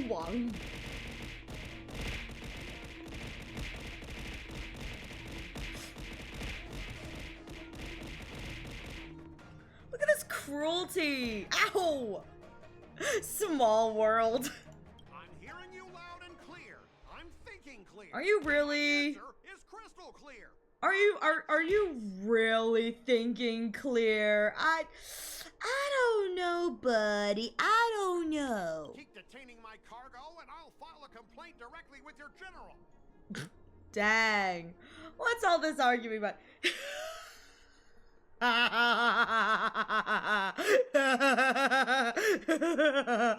Huh, that's funny. Did I just hear a dog barking? Woof woof again, little puppy. Who are you calling a dog? Wait, why are you here? I don't know. Get on your knees, boy. Start barking again. Hang on the Cienjo, are you? What terrible luck. Wherever you go, disasters aren't far behind. Ooh, it too, Scott. It too. I don't know if they ever bring up what rank Scott is. I want to know what rank he is. Like, I want to know what P rank he is. The guest from the Astral Express. What brings you and Yanqing to the Artisanship Commission? We're here to argue. We're here to sort out the trouble with the IPC, but now that I know it's Scott, we're gonna make the trouble worse. Diplomacy over. Time to beat up Scott. I heard you're in trouble. We're here to help Yanqing sort out the trouble caused by the IPC because Scott's being a dick. The lowest of the low, maybe. Trouble caused by the IPC? I'd say it's caused by the Skyfaring Commission. Stupid loser says what? Looks like you've met this IPC worker before. I'm not sure if that's a good or a bad thing. Probably bad for diplomacy, but good for me. I was sent here to deal with the IPC protest, Nishikwe. What's going on here? As you know, this IPC transport ship was attacked by the Borisin and rescued by the Juming's diplomatic ship. Then the Cloud Knights were instructed to bring it back to the dock for repairs and inspections. And this is Mr. Scott, the person in charge of this transport ship. I hate that she has to refer to him as Mr. Scott. Like, this is Mr. Scott. It's like, oh, I thought. So, you're Scott. I've heard her mention you. Weren't you kicked off the Lafu before? Why did you come back? In his defense, he probably didn't want to come back. Like I wanted to come back. I thought I'd just dock at the harbor for repairs and leave this forsaken place for good. Little did I know, as soon as the ship entered the harbor, a bunch of Cloud Knights showed up and snatched all our cargo from the hold. I love him. What do you mean by snatched? I've told you 1,000,000 times. It's a security check. It's just in one ear, out the other. I love him. Why did you bring the cargo to the Artisanship Commission? You even brought in some shady craftsmen. It's obvious you're trying to steal the IPC's patented technology. Wow, damn. Listen here. Firstly, the Skyfaring Commission detected dangerous items that could possibly be weapons in your cargo hold. That's why they called me here, to double check. Secondly, where the heck did you get the idea that I'm a shady craftsman? Scott projecting. Scott knows who he is and what kind of man he is. He's just projecting all over the place. Even if there dangerous items, what do they have to do with you? It's not even being shipped to the Lawfu. We'll just fix the ship and be on our way. We won't unload our cargo here. But you'll have to stay in the port for several days before your ship is repaired and you can take off again. How can we just leave unchecked items sitting here? Scott, don't be suspicious, don't be suspicious. I understand, but we don't need to disassemble the cargo if it's just a security check, right? In most cases, we don't. However, our scans discovered that the cargo doesn't only contain machinery, but also some substance that resembles biological tissue. Ah. Biological tissue? Does this crate contain living things? Ew. I'm afraid we'll need to wait for the Alchemy Commission for further confirmation. In any case, according to our regulations, we need to unseal one of the crates for further examination. But this IPC specialist has been hindering us on the grounds of patent secrecy. I just love him. It contains Scott's humanity? Nah, man. Scott's humanity never existed. I don't think that ever existed, man. The Alliance's regulations on biological products are very strict. Without further inspection, there is no way for the Skyfaring Commission to release the cargo. You know what? It's just another dead body in that box. He just doesn't want to admit that he murdered another man. It's like just another dead body in the box. Oh, really? Fine. If anyone lays a finger on that shipment, they'll have me to deal with. It doesn't matter if it's mechanical or biological. It's none of your business.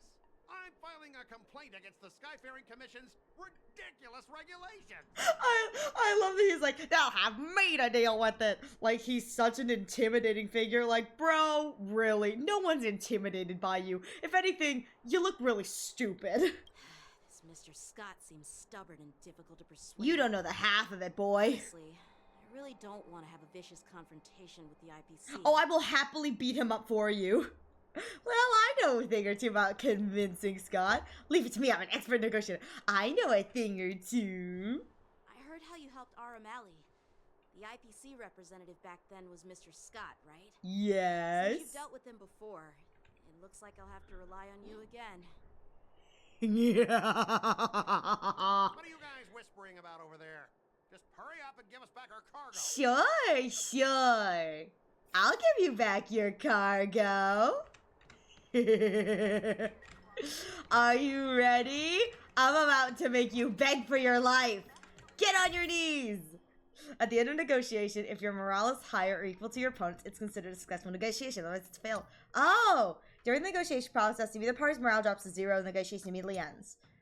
Your negotiation choice will lead to different outcomes. They can either increase or decrease your morale. Oh, shoot. Oh no! Oh no! Oh no! As I recall, this guy won't listen to reason and can only be persuaded with intimidation. But he does seem to follow rules to some extent. Let's use that against him. Alright, we got this. Speaking of regulations, we have our own laws and regulations too. According to Article 4 of the Cienjo Alliance IPC Trade Consensus, the Alliance and IPC shall never infringe on each other's intellectual property rights. I love his voice. It's so smarmy. I love it so much. Alright.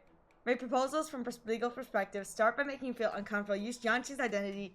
Remind him of his embarrassing past.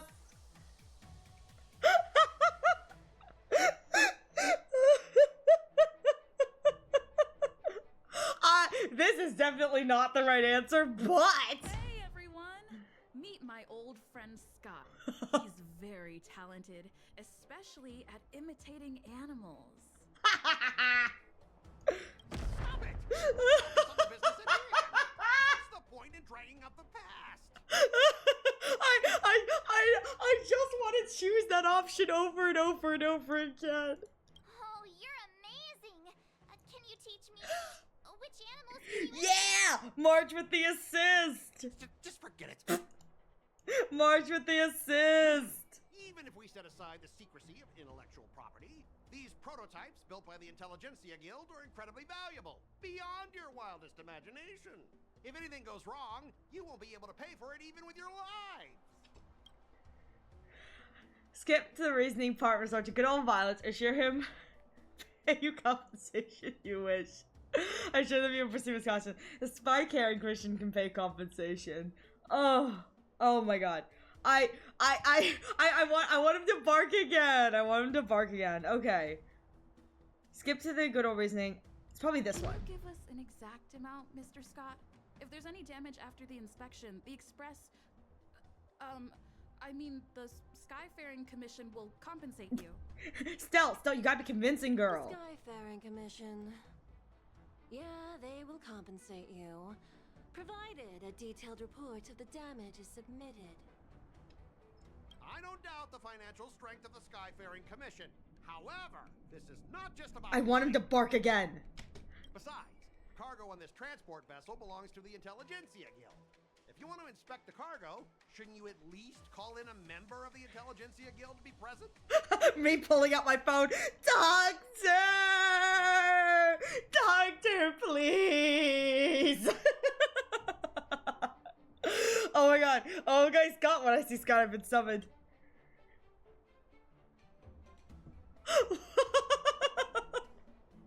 Wait.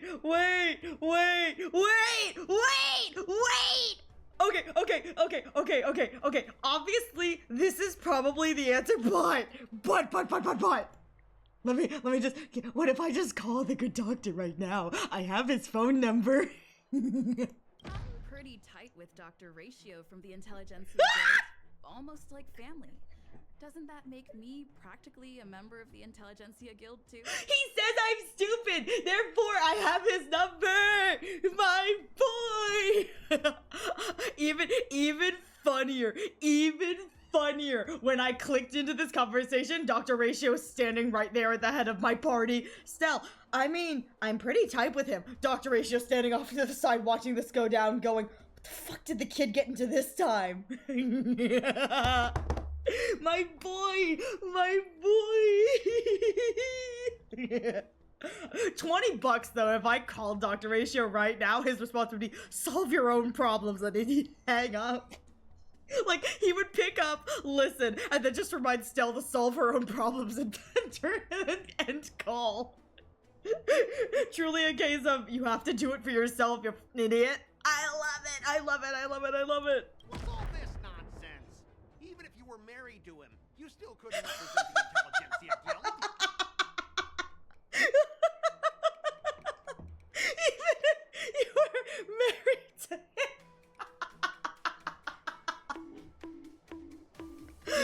Dang, thanks, Scott. Jeez. Dang. That's so mean.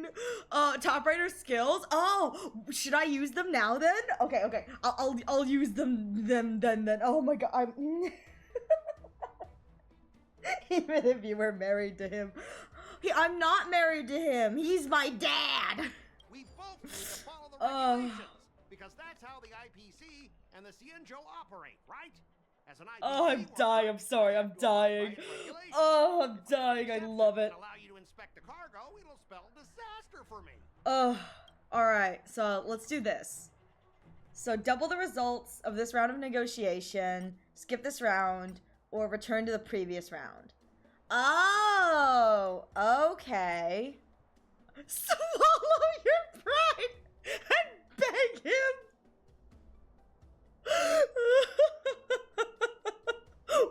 Wait, talking about his unpromising career prospects. Okay.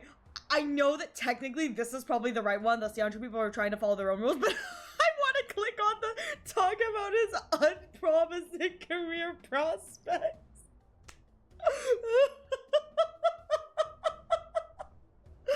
Oh my god. Okay, you know what? I'm gonna.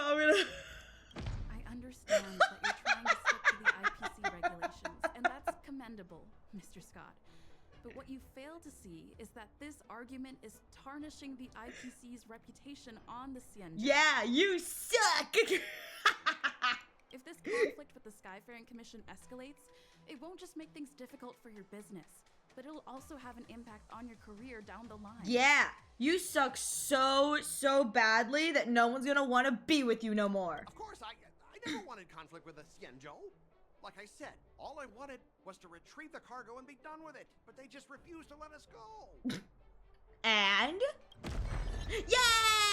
Well, you guys sure know how to argue your case. I do. The arguments I made during that were A, you're my friend who barks like a dog, and B, I know Dr. Ratio of the Intelligentsia Guild.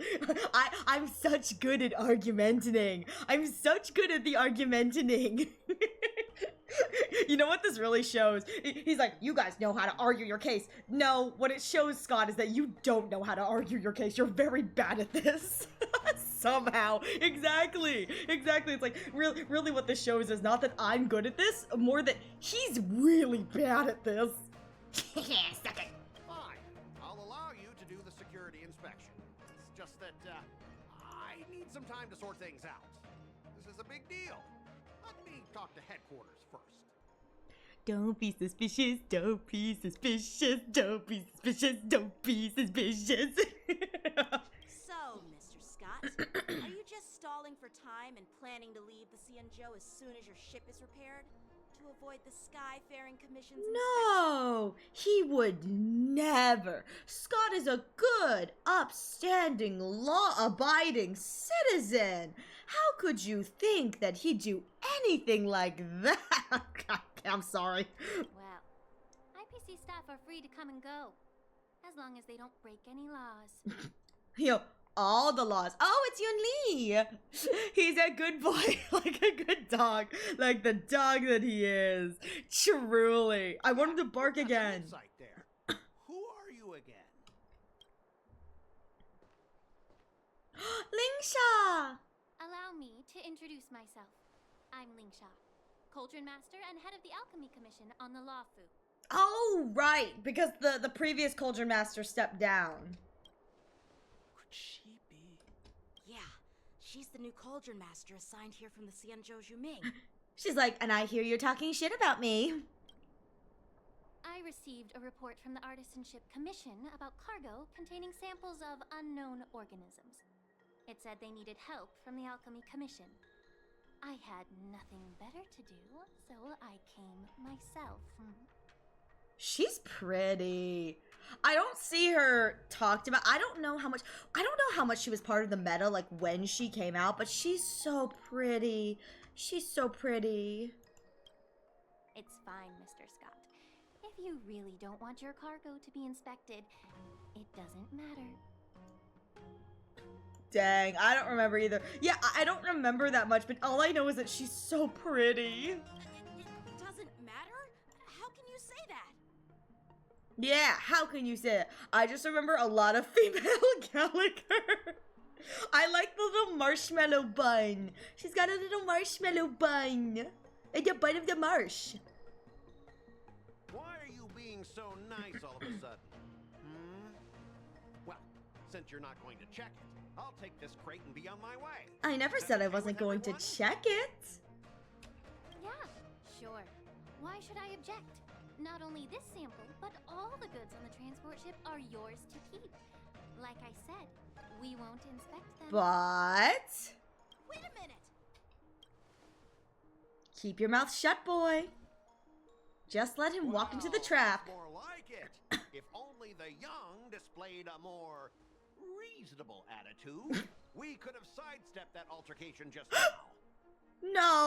No, we couldn't. I want to see you bark like a dog. Boy, shut your ass up. I'm not playing mother. Oh my god. I just love the little look. She's like, Yanqing, just give it a moment. Let him walk right into the trap we're setting. Our ship will leave in a few days once the engines are repaired. Okay. Your ship can leave whenever you want. But I'm afraid I can't say the same for your cargo. Haha, there she goes. Ha! According to the import and export regulations signed between the Xianzhou and IPC, all biological shipments can only leave the port when they have confirmed to be of no threat, or when all biological activity expires. So either they have to be opened to deem they're not a threat, or They have to be kept until whatever is alive kicks the bucket. Oh, I love that. I love it so much. Since we can't determine if your shipment is safe for the environment, I guess we'll have to wait for its biological activity to expire. Let me check the previous cases. Normally, it'll only take around 47 star calendar years. It'll only take around 47 years. It's fine. You can wait that long, right? Only 47 years? It could take longer. Why so surprised? You're still young and full of energy. I'm pretty sure you'll live a few more decades. Have some confidence in yourself. I love the way she says that. So sassy. Ha! Typical of a long-life species. Your words are dripping with sarcasm. While you may not care about time, I do. I'll be demanding double compensation from the Skyfaring Commission for every minute wasted. Full of puppy-like energy. So true. Sure thing, Mr. Scott. You seem pretty confident that your career and life will last long enough to witness this victory unfold. Let me tell you, Scott, in a few months, you're about to get your ass, like, kicked to Cancun. You are not winning this, boy. You are not winning this.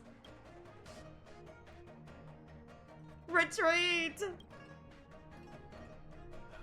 aside, guys. Let them do the inspection. But boss! But boss! Come on, we're already in enough trouble. Just let them do the security inspection. And if needed, I can always grovel before the Intelligentsia Guild. I'm just using my head for what it's apparently good for, right? I can always grovel before the Intelligentsia Guild. Sorry for the trouble. Thanks, bro. At least you wised up for once. Little smirk. Well, honestly, at least you're not as annoying as that woman. Wow, how dare. Just get on with the inspection. Don't act all chummy with me now that you've got your way. Oh, but we're best friends now. This lady is really something else. Seriously. Is this the IPC product? Here it is. Listen up. Any damages caused by inspections will be filed with the IPC. Oh, there we go.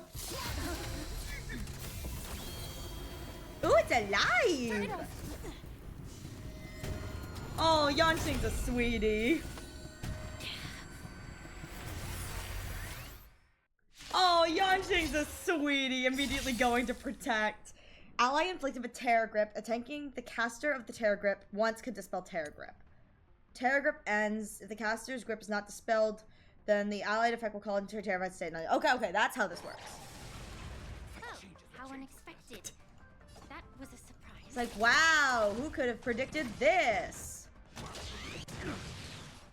I would have never expected this to happen. Nope.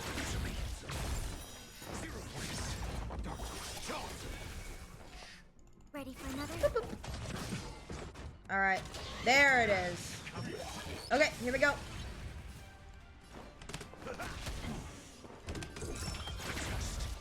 Alright, we're good. We're good. I didn't even have to worry about that. We're good. Imaginary weakness. Were you seriously planning to leave this stuff unchecked at the dock for days? That's way too dangerous. R.I.P. to the Skyfaring Commission, who's probably gonna have to pay for the damages. I had no idea about it. You must have accidentally triggered the cargo's defense program. It's definitely your fault, not mine. Dangerous for you, not for me. Exactly. It's like, it wouldn't attack a high-ranking member of the IPC, but you provoked it. I don't think trying to shift the blame is a wise choice. But seriously, I don't know why that thing suddenly started moving. I swear on the Amber Lord. I love how whiny he sounds. Enough. Miss Shikwe, please escort our IPC guests to the Skyfaring Commission. I'm on it. Please follow me, Mr. Scott. You're in so much trouble, you stupid idiot.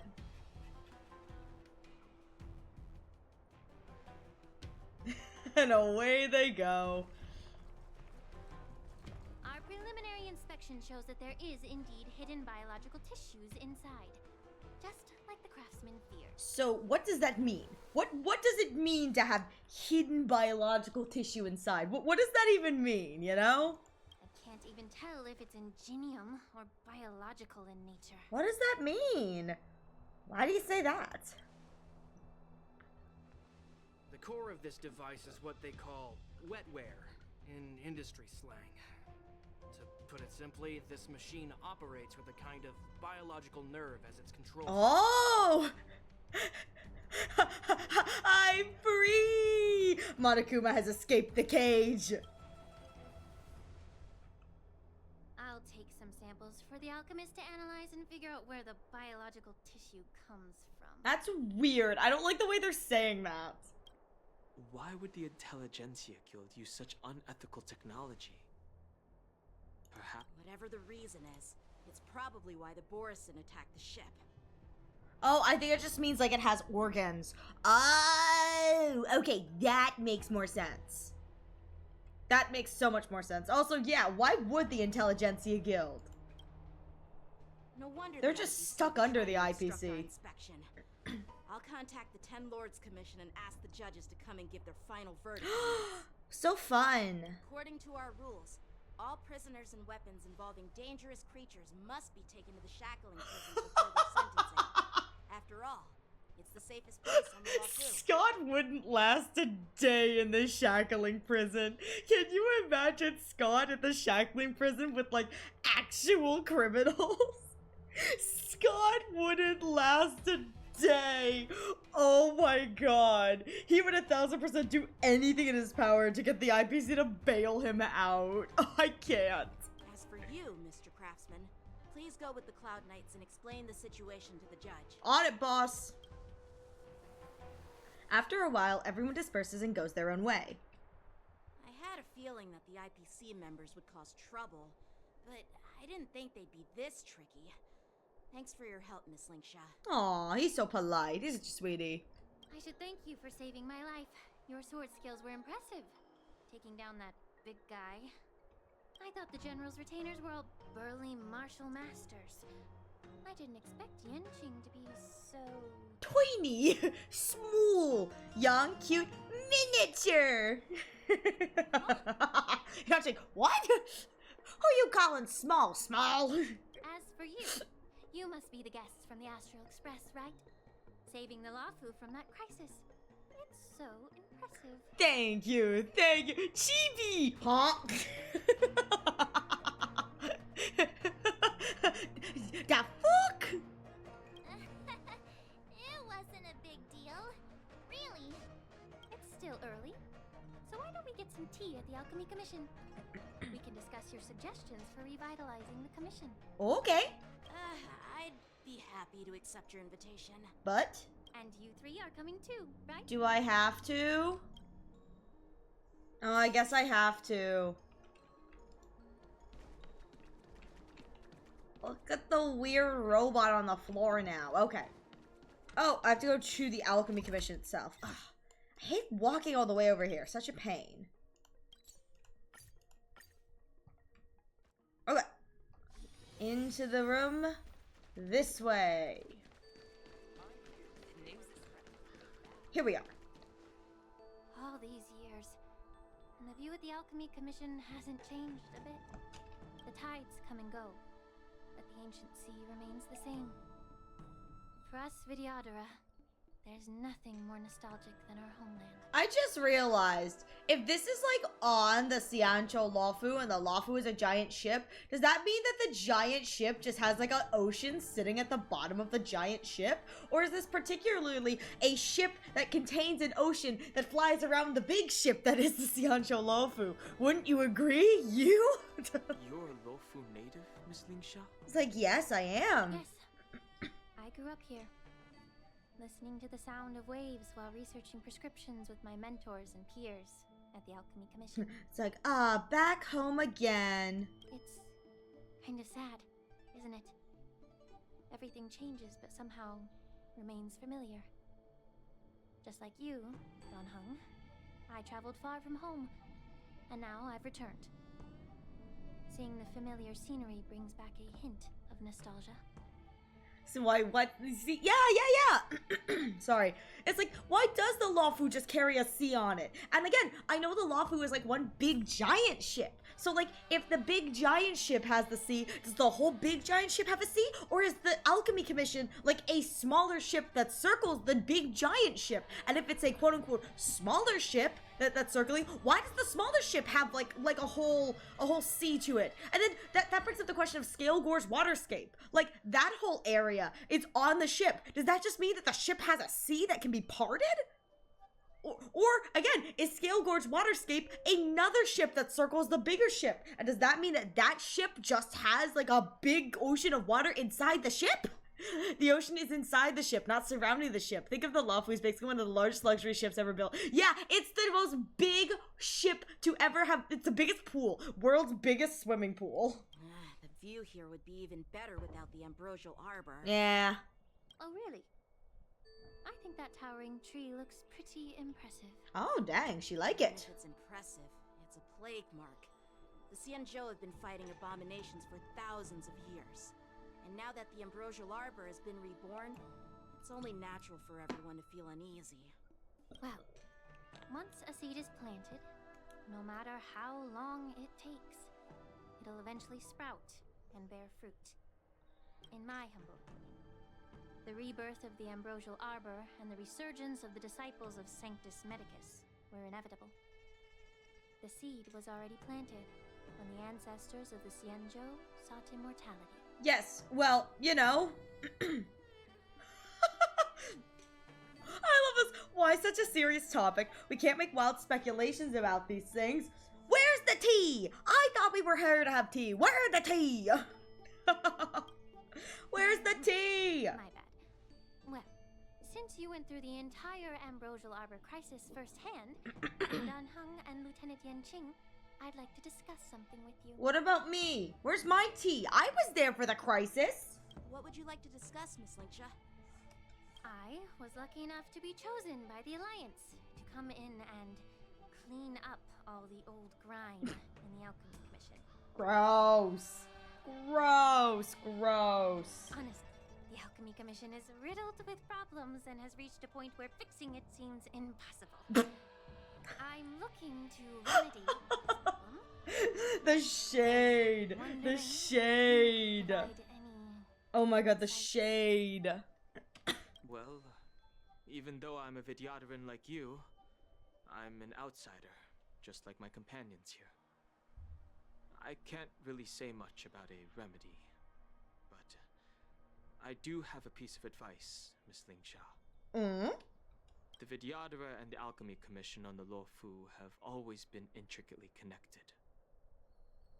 If you cannot distance yourself from these ties, Miss Lingsha, changing the situation within the Alchemy Commission may be quite This place is shite. I may not know about politics, but I do know that the disciples of Sanctus Medicus have been operating within the Alchemy Commission for years. If you're determined to root them out, maybe you should discuss it with the General. Yeah, they're not all bad. Oh my god, she's gonna start a murder campaign. Just murder everyone. Dang. I see. Thank you for your valuable insights. It's like, girl, I don't think there's a way to fully clean this place. But like, okay. While the Lux Arrow from the Rainbow possesses unparalleled power to sever the ambrosial arbor, it can't sever mortals' desire to prolong their existence. I love that the Xianzhou people live to be like 1,000 years old and they're still like, I need more. I need more. Like 1,000 is a lot of time. Just like how the Cloud Knights can eliminate the remnants of the disciples of Sanctus Medicus, but are unable to calm the hearts and minds of the people within the Alchemy Commission. Our Xianzhou forebears knew this well, and that's why they entrusted the duty of guarding the roots of the arbor to the Vidyadhara. However, the Vidyadhara are still only mortal beings. 30 years ago, my mentor served as Alchemy Commission's Cauldron Master. Oh. She recognized the emerging undercurrents and sought to cleanse the source of the disturbance. Unfortunately, even though she was skilled in the art of healing, she didn't understand the human heart or how to eliminate the sickness lurking within the depths of the Alchemy Commission. In the end, she was framed and exiled to the Juming. I was also implicated and had to leave the Lafu. Oh, Lingsha. And guess who arbitrated the case and handed down the sentence? None other than General Jing Yuan himself. Ooh, the drama? I'm sure he had a reason for it. Jing Yuan's stuck doing a lot of stuff he don't want to do. I mean... What? Oh, poor Yanqing. You heard it right. The ones responsible for the corruption in the Alchemy Commission are not just the remnants of the disciples of Sanctus Medicus, but even the Divine Foresight himself. Oh, Yanqing. Alas, why is your face turning pale, Yanqing? Don't worry about it. I understand that when someone holds a position of power, they may sometimes have to make tough decisions. I won't hold any personal grudges against him. Besides, at our age, holding personal grudges is a luxury we can't afford. I mean... Oh? Lingsha, you're back! I've been waiting ages for you! Hey, it's Yun Li again! Maybe Yanqing will finally get his sword back. Maybe. Oh boy. Here we go. Hey, why aren't you with your grandpa? What brings you to the Alchemy Commission? Well, let me take this opportunity to introduce you to Yanqing. We know each other already. Charmed! What a small world. You stole my sword. Give it back. Oh no, here comes the squabble. I see. Let's skip the introduction part then. Why do I keep bumping into you? Are you stalking me or something? Oh my god, I love it. Of course not. Unlike you, Miss Yun Li, I have important things to take care of. You, on the other hand, seem to have all the time in the world to wander around without returning my sword. I told you, you can only earn it back on the battlefield. Grandpa used to say that a sword reflects its master. I talked to your sword, and it told me that you've been distracted. You hesitate when you should strike, and you struggle to stay calm when your sword is unsheathed. Now that I see you again, I realize your sword was right. It wasn't me who took your sword. It was you who lost focus. Do you really expect me to believe that nonsense? I've been taking I'm these so here lessons for the because you're a guest drama. from the Juming, but you're not taking the hint. Don't people from the Juming know you're supposed to return what you've borrowed? Dang. Look at this flying sword. Even if I gave it back to you now, it'd just be taken away again in a few hours. Oh my god, I'm here for this. You know the Cloud Knight saying, a Cloud Knight must never let slip their weapon. Yes? Well, sure. I can give it back to you now, but on the battlefield, that's a whole different story. Poor flying sword. Hi, Dooku, how are you doing? Girl, your life will be taken if you don't give me back my damn sword back. Fine. You don't have to give it back because I'll. Oh god, oh no, Yanqing, no, don't do that. Maybe I should call the general. Oh, to be young at the whim of impulse. So is this the war dance? Between these two, who do you think is tougher, Don Hung? Don't get me wrong. I'm just curious. Yeah, Don Hung, who we putting bets on? Who we placing bets on? Get ready to separate them. I love it. Stella and Marge. Ooh, is this the war dance? This was fun. Don Hung, just, oh god, both of you get ready to grab them. It is my first day at the Alchemy Commission. A brawl is definitely not how I imagined celebrating it. Lingsha and Don Hong are the adults here, and I'm kind of here for it. Never would have imagined you'd be out of Penacony. We've moved on. We did Urelu 6, and now we're back to do War Dance. Well, since you don't approve, I won't draw my sword here. But I will smack him across the face. Yeah! I didn't mean it in that way. Since you've already drawn your swords, you'd be disappointed if you didn't get to test one another. They've already pulled out their swords. They're like, yes, Mom. I've received reports that the delves near the Alchemy Commission are still infested with abominations. Seems like my predecessors left quite a mess. So, if you two want to determine who's better, why not focus on them instead of each other? She's putting them to work. I'm so here for it. She's putting them to work.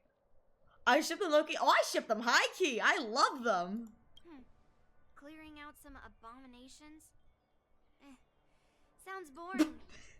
Wow. All right. It's the Cloud Knight's duty to eliminate those abominations. You don't have to ask me twice, Miss Lingsha. I'll help you get rid of them. Hey, I didn't say that, like, I wasn't going to. Oh, you think you're the only one who knows how to behave? If Lingsha needs anything, I'll gladly draw my sword and help her out. I love them. It's so heartwarming to see both of you being so sweet and caring. So then, shall we get going? Oh, this is so good. Let's go. Ever since the disciples of Sanctus Medicus were eradicated, their experimental abominations have been festering here. Alright, with that said, it looks like we've got another ad break coming in the next few minutes. Thank you all so much for your patience. I do appreciate it. I'm actually going to go pee once the ad starts playing because I kind of need to use the restroom. So I'm going to use the restroom. Take a break, everyone. Get a drink, get a snack.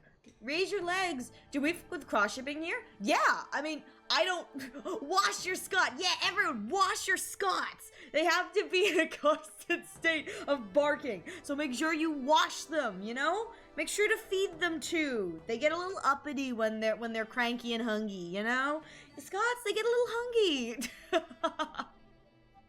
All right, with that said, I'll be right back. I'm going to go use the bathroom. BRB.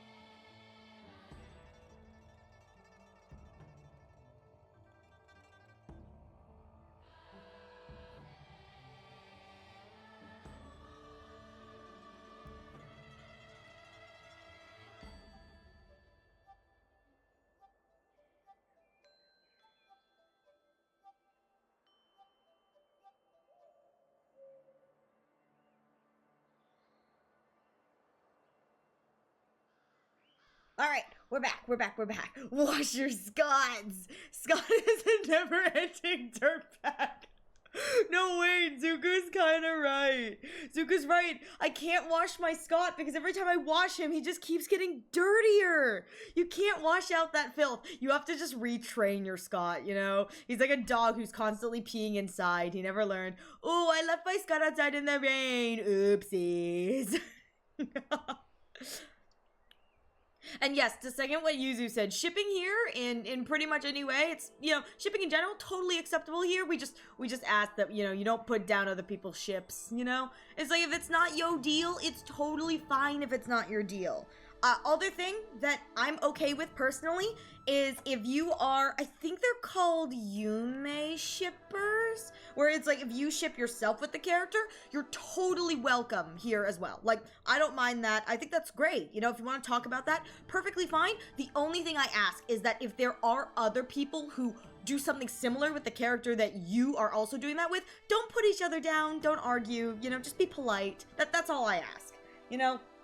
All I ask is that, you know, we remain kind of cordial. It's like, we should talk about what we enjoy. You know, don't put anyone else down for it. It's like, I may shit on Yanqing for being Yanqing, but he's a good boy. He's a good boy, you know? He's a good boy. He's such a sweetheart. I think the only character we put down, and it's not a bit, is no, I think every character we put down is a bit.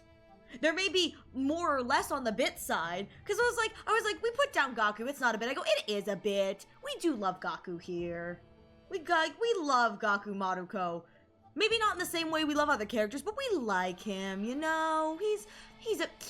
he's not a good boy, but like, I wouldn't want him to be gone. I love him enough to not want him removed, you know? Like, I'll say some characters to my husband, but, you know, not serious. That's why I make... Yeah, I mean, here's the thing. My thing with shipping is very much so like an open door policy. Like, if you like something and you want to talk about it, perfectly acceptable. All I ask is that, you know, if someone else is shipping a ship that you don't like, just, you know, don't say anything. Just try to ignore it, you know? And again, if you, you know, truly are, like, someone who it's like, you ship yourself with a character or whatever, all I ask is that you don't fight with other people who may ship that same thing, you know? Just be polite, you know? Be good, you know? Can I put OC stuff in art? Yeah, sure, of course. You're more than welcome to. Yeah. And for what it's worth, I'm gonna put my thoughts here again, out here. For what it's worth, huge Ratio-Reen shipper. So if you do not like Ratio and Aventurine, I freaking love Ratio-Reen, Aventio, Rat Urine. I love that ship. So if you do not like that ship, for your own sanity, you might want to head out, because I do like that ship, and I do talk about that ship. It's like the only thing that I will talk incessantly about in this game. So, you know, yeah. Yeah, the rare exception is, you know, things that, yeah. Yeah. I was gonna say, just, you know, use your common sense judgment. You know, my mods are here to make sure things don't get out of control. They're good people. They've got good heads on their shoulders. But, I mean, just be sensible, you know? Just be sensible. Just, you know, don't be stupid. Don't be stupid. This is magical. Don't be stupid. Only I'm allowed to be stupid, okay? Love Ratio-Reen. God. So, here's the thing. I absolutely love Ratio-Reen. It's my favorite Dr. Ratio ship. It's my favorite Aventurine ship. But let me tell you, I'm a sucker for artwork that depicts Topaz and Aventurine in a ship. I freaking love it. I think it's so cute. And then, I'm a sucker for Ratio and Ranmei and Ratio and Skrulum. I think that those ships are really cute too. I'm such a multi-shipper. I'm like, what if I just ship all of my favorite characters with each other? Everyone gets to... Listen. The AFK sticker. Okay, so here's a little background for you guys. The AFK sticker stays on my face when I'm on BRB, so that I know I'm on BRB. It also stays on my face when I ramble. Like, in one of these sessions, I come back and I start rambling. That way I know what to cut out in the VOD. But don't worry, I'm just a little voice in your head. I'm just a little voice in your head. I'm just a little voice in your head. I know it's 99% rambling, but like, what am I supposed to do? Or you just forgot to remove it, you're justifying yourself? No, never. Stop blowing my cover. Yeah, the 1% is aerial noises. Yeah, just a little bit of... So rude. If you want a contest, I'll be the referee. The one who kills the most abominations within 15 minutes wins. Do you think I can win this? Wait. Do you think I can win this? Oh my god. Wait. She's like, the one who kills the most abominations within 15 minutes. What if I compete? Can I win? Oh my god, I hope I can win this. Lingsha, as always, you're still an expert in making unpaid work sound so noble and grand. I'm gonna win this. I'm gonna beat both of these twerps. I'm gonna show them what my bat can do. It's for your own good, little Yunli. While you desire to compete against each other, I don't want to see either of you getting hurt. She's like, I don't want to have to do extra work. I just got here. That's really thoughtful of you, Cauldron Master. So, are you both ready? I'm ready to... Hey! I get to play as Yanqing! Oh, this is so fun! Oh my god, I can wander around as him! Wait, this is so cute! Oh, I can't really do anything. That sucks. But look at him go! He's just a little guy. Alright. F. Looks like my predecessors left quite a mess. More like they didn't try to clean anything up at all. Let me say it again. The one who kills the most abominations within 15 minutes wins. I don't know why she's stressing the word kills, but it makes me think that maybe something else bad is gonna happen. I don't know what's going to happen. It's kind of like, oh, okay. Be careful when you draw your swords, and make sure you don't hurt each other. Don't hurt each other. Both of us, we make no promises, ma'am. Can we start now, Lingsha? I want to grind his face into the dirt. Ah! Oh, Time for sword okay. When Yunli takes action, she will use attacks to defeat the enemy first. The number of enemies defeated is recorded by Yanqing and Yunli here. Oh, okay. The sword is like water. It cannot remain still. Is this a debuff? Activates the soul seal. Okay, I don't know what that is, but we'll try it. That was not a debuff. In the mood for another I think the goal is just kill one of them before she can. 40%? 40%! Oh, shoot! Oh, God, there's a big guy in the back. Okay, let's focus the big guy. Let's just...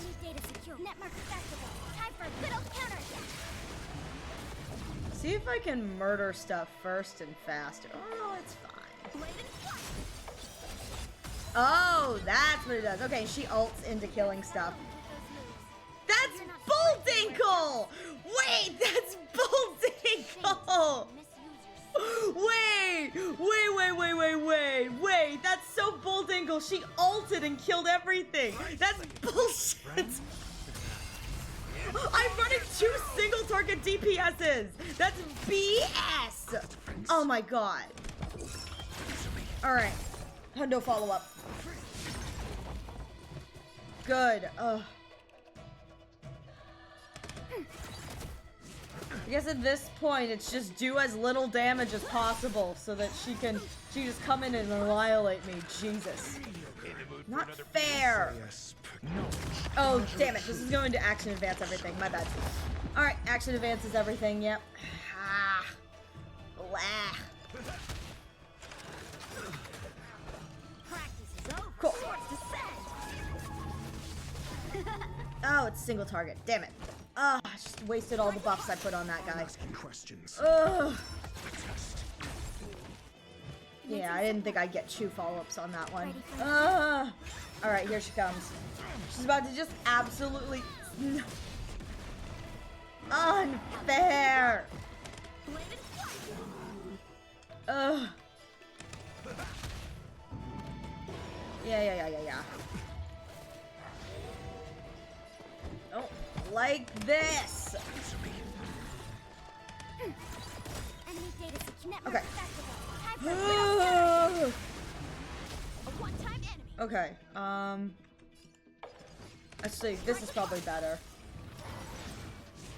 I know that action advances everything, but I was like, the freeze damage should take him out, and I was right. Okay. I just have to kill at least one more thing, and I have one more ratio beforehand, so if I can put as many debuffs as I can on one of these guys.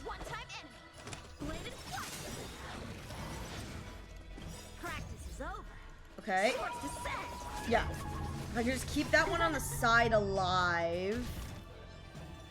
Okay, yeah, that's fine. It can bring whatever it wants. Yeah, alright. Please, 80%. There we go. Oh shoot, so close. Oh, I think it's equal. Hey, yeah! I wonder if it's equal if she's going to argue she won, because I think I ended it at a tie, you know? You got lucky. You're dang right I got lucky. I was running 2 single target DPS. That's not good for anyone. Why don't you just give me back my sword, sincerely apologize, and then go cry your eyes out to your grandpa? She should be ashamed. He won that fight with 4 of 5 swords. She should be ashamed. Consider yourself lucky that I'm not interested in your rusty sword, as I don't have the nasty habit of snatching other people's weapons. It's like 2 kids arguing. This is amazing. I love it. It's so salty. It's like salt. All you did was chop down a few monsters. Don't get carried away with yourself. I love this. The kids are arguing. The kids are arguing. Oh, I love them. Sword from my hand. Go ahead and try. Oh, poor March gonna be caught between these two. I love it.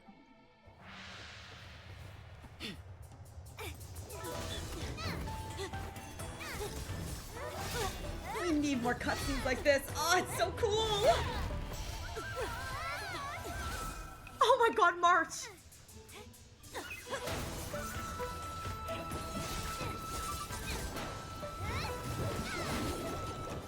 Yeet!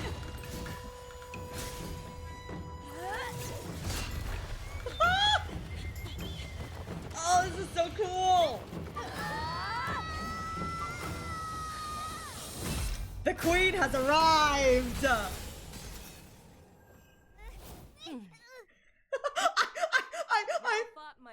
I absolutely love that little detail at the end where both of them are going like pushing their weapons against her hands. She's just holding both the blades like, come on you two, enough is enough. Enough is enough. And they're just like, they can't move the weapon at all. I love it. Oh my god, Mother has arrived. Oh my god, she's so pretty. I think it's got such a power move to have her appear in the middle of this. Just like, she's like, what are you two doing? One of you focuses on dodging and weaving, while the other relies on brute strength, trying to take down targets with a single strike. Both of your tactics and techniques are lacking. She's like, great job, you guys, but you still suck. Who are you? Me? I'm just a patient seeking medicine from the Alchemy Commission. A passerby, if you will. I thought I'd see my fill of impressive fights during the war dance. Yet here I am, able to witness a remarkable fight at the Alchemy Commission, of all places. Well, the Lawfu is never short of surprises. Oh, I love her. However, I have a small suggestion for you. Why don't you settle this dispute fair and square in the war dances ring? That way, you can resolve your differences with a proper duel and put your grudges behind you. She's like, maybe we don't fight in the middle of this abandoned place. Like, you know? I thought the real Britain's Got Talent was gonna be war dance, but here I am, I guess. Grudges? No, not at all. Yunli and I, we were just sparring. Just a spar. It's fine. Sparring? You summoned your flying swords, and she swung her sword with full strength. Lingshaw's like, oh, thank God we caught up to the two idiots. Her little smirk like, oh, hello. Here, Lady Feishao. Have you finished your health consultation with the dragon lady? With Bailu, sweet Bailu. Feishao? Grandpa always talks about you. Could it be that you are... Yanqing, who the fudge is this lady? What's going on? The Merlin's Claw, the Sanzhou Yaoqing? Both of them. Ah, senpai! They're adorable. I love them. Looks like I'm quite famous on the Sanzhou Lawfu, too. I forgot this existed, and I'm gonna be real here. What I would really love is in this moment, not only does like this introduction of the character happen, but immediately it's just like her retainers walk in and she just puts up a hand as Multa like throws a dagger. She's like, not the time, not the time. Of course. Everyone has heard of the Vanquishing General. Known to all and unbeknown to none. Only unknown to all the Star Rail players who have never seen her before till this point. Vanquishing General? Isn't that title a bit too narcissistic? I don't like it. Oh, she's so pretty. Ooh, I heard there's a dozing general on the Lawfu, so I came up with a humble nickname for myself. The Lacking General. Lacking in worries, regrets, and rivals. The dozing general of the Lawfu. Genuine. I just don't want to do the paperwork today. What if I just took a nap? And honestly, I feel that. Like, sometimes what if I do just take a nap, you know? A nap, another nap, a third nap, a fourth nap. Naps are great. Sounds much better, right? I love her. March, what the fudge? Yeah, that's a befitting title that sounds both humble and impressive. Now that the sparring session is over, Yanqing and Yunli, shouldn't you politely thank General Fei Xiao for her guidance and bury the hatchet? I'll bury the hatchet when she gives me back my sword. Give me my sword back. Here's your sword. Keep it safe. Or it might get taken away again. By the way, I get taken away again. I'll defeat you fair and square next time we fight. I might get taken away again. I hope she takes it away again in the story. It would make me very happy. This is how she apologizes? Now, when I get my sword back, I should report to the seat of divine foresight. I'll take my leave, General Fei Xiao. I love that this is how she I need to calm down. Okay, I'm okay. I'm okay. I can function. I'm an adult. I'm gonna go. It's so cute. So what am I supposed to do now? By the way, Miss Linksha, if you've got some free time, I'd like to invite you to the seat of divine foresight for a chat with General Jing Yuan. I think there's more to those personal grudges you mentioned earlier. Oh. And off he goes. Thanks. Oh, we're going too. Otherwise, I'd have had to knock them out with my incense.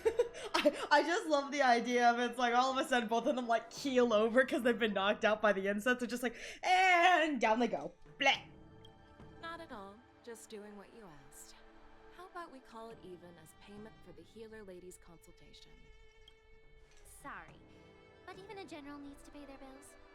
We don't do credit here. And let's not forget, you'd have been waiting decades for a chance to see the Dragon Lady if it weren't for me. I don't get paid exposure, she said. I love it. They just fell into the fountain, if you will. Well, you can always send the bill to the seat of divine foresight and say it's for mentoring those kids. After all, it was quite the effort. The stars echo because of me. Hello, welcome. Hello, is it Hikari Toyoyomi? Welcome, Raiders. Hello. Oh, we were playing Among Us. Hello, Hikari.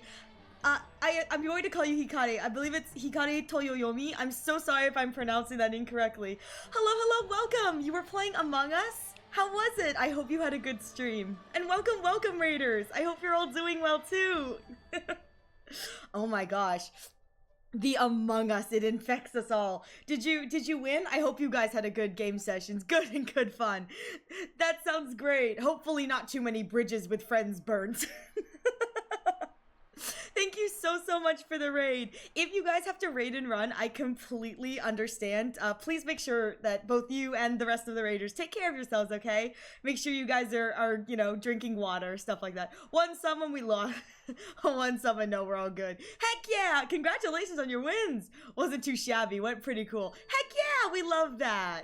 Well, thank you so much for stopping by. Hello to all the raiders. I am Ariel Arashi. I am your local Sakura-eared Scuff Bunny. It's nothing but a little bit of scuff here. And today we are currently doing the War Dance arc from Honkai Star Rail. So that's where we're at now. If you guys want to stick around and watch me continue to wiggle my way through War Dance, you're always welcome here. And again, thank you so much, Hikari, for sharing your wonderful community with them.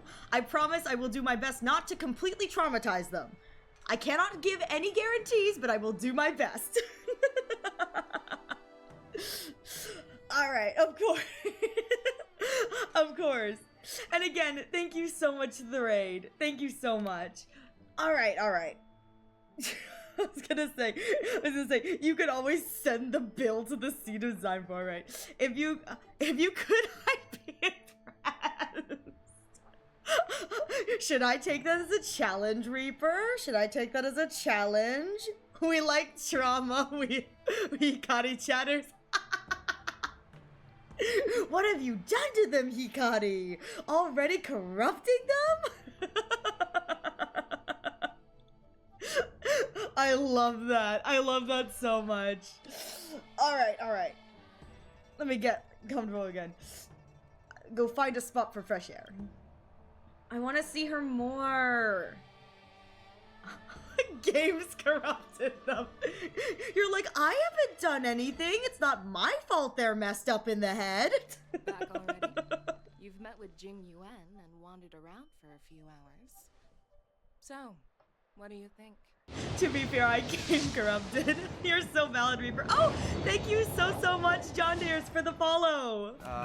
You don't spend all your savings on your hobbies, My little do you? follow, gotcha. Congratulations Definitely don't want to end up on your borrowing money in a moment of star. impulsivity. my little is fake out miserable. because I have for preferences. But thank you so much for the follow. I appreciate it. Welcome.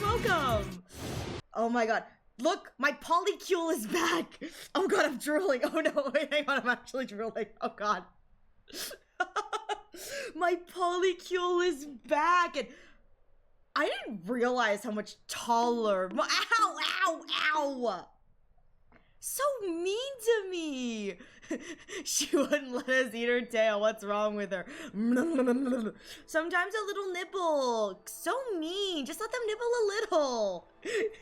Just let them nibble a little, I say as I encourage them to do it. I'm like, do it.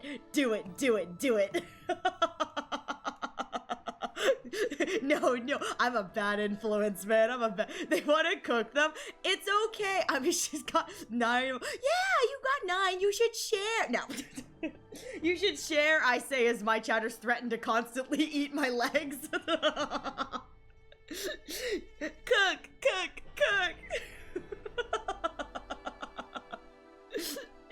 Oh my gosh.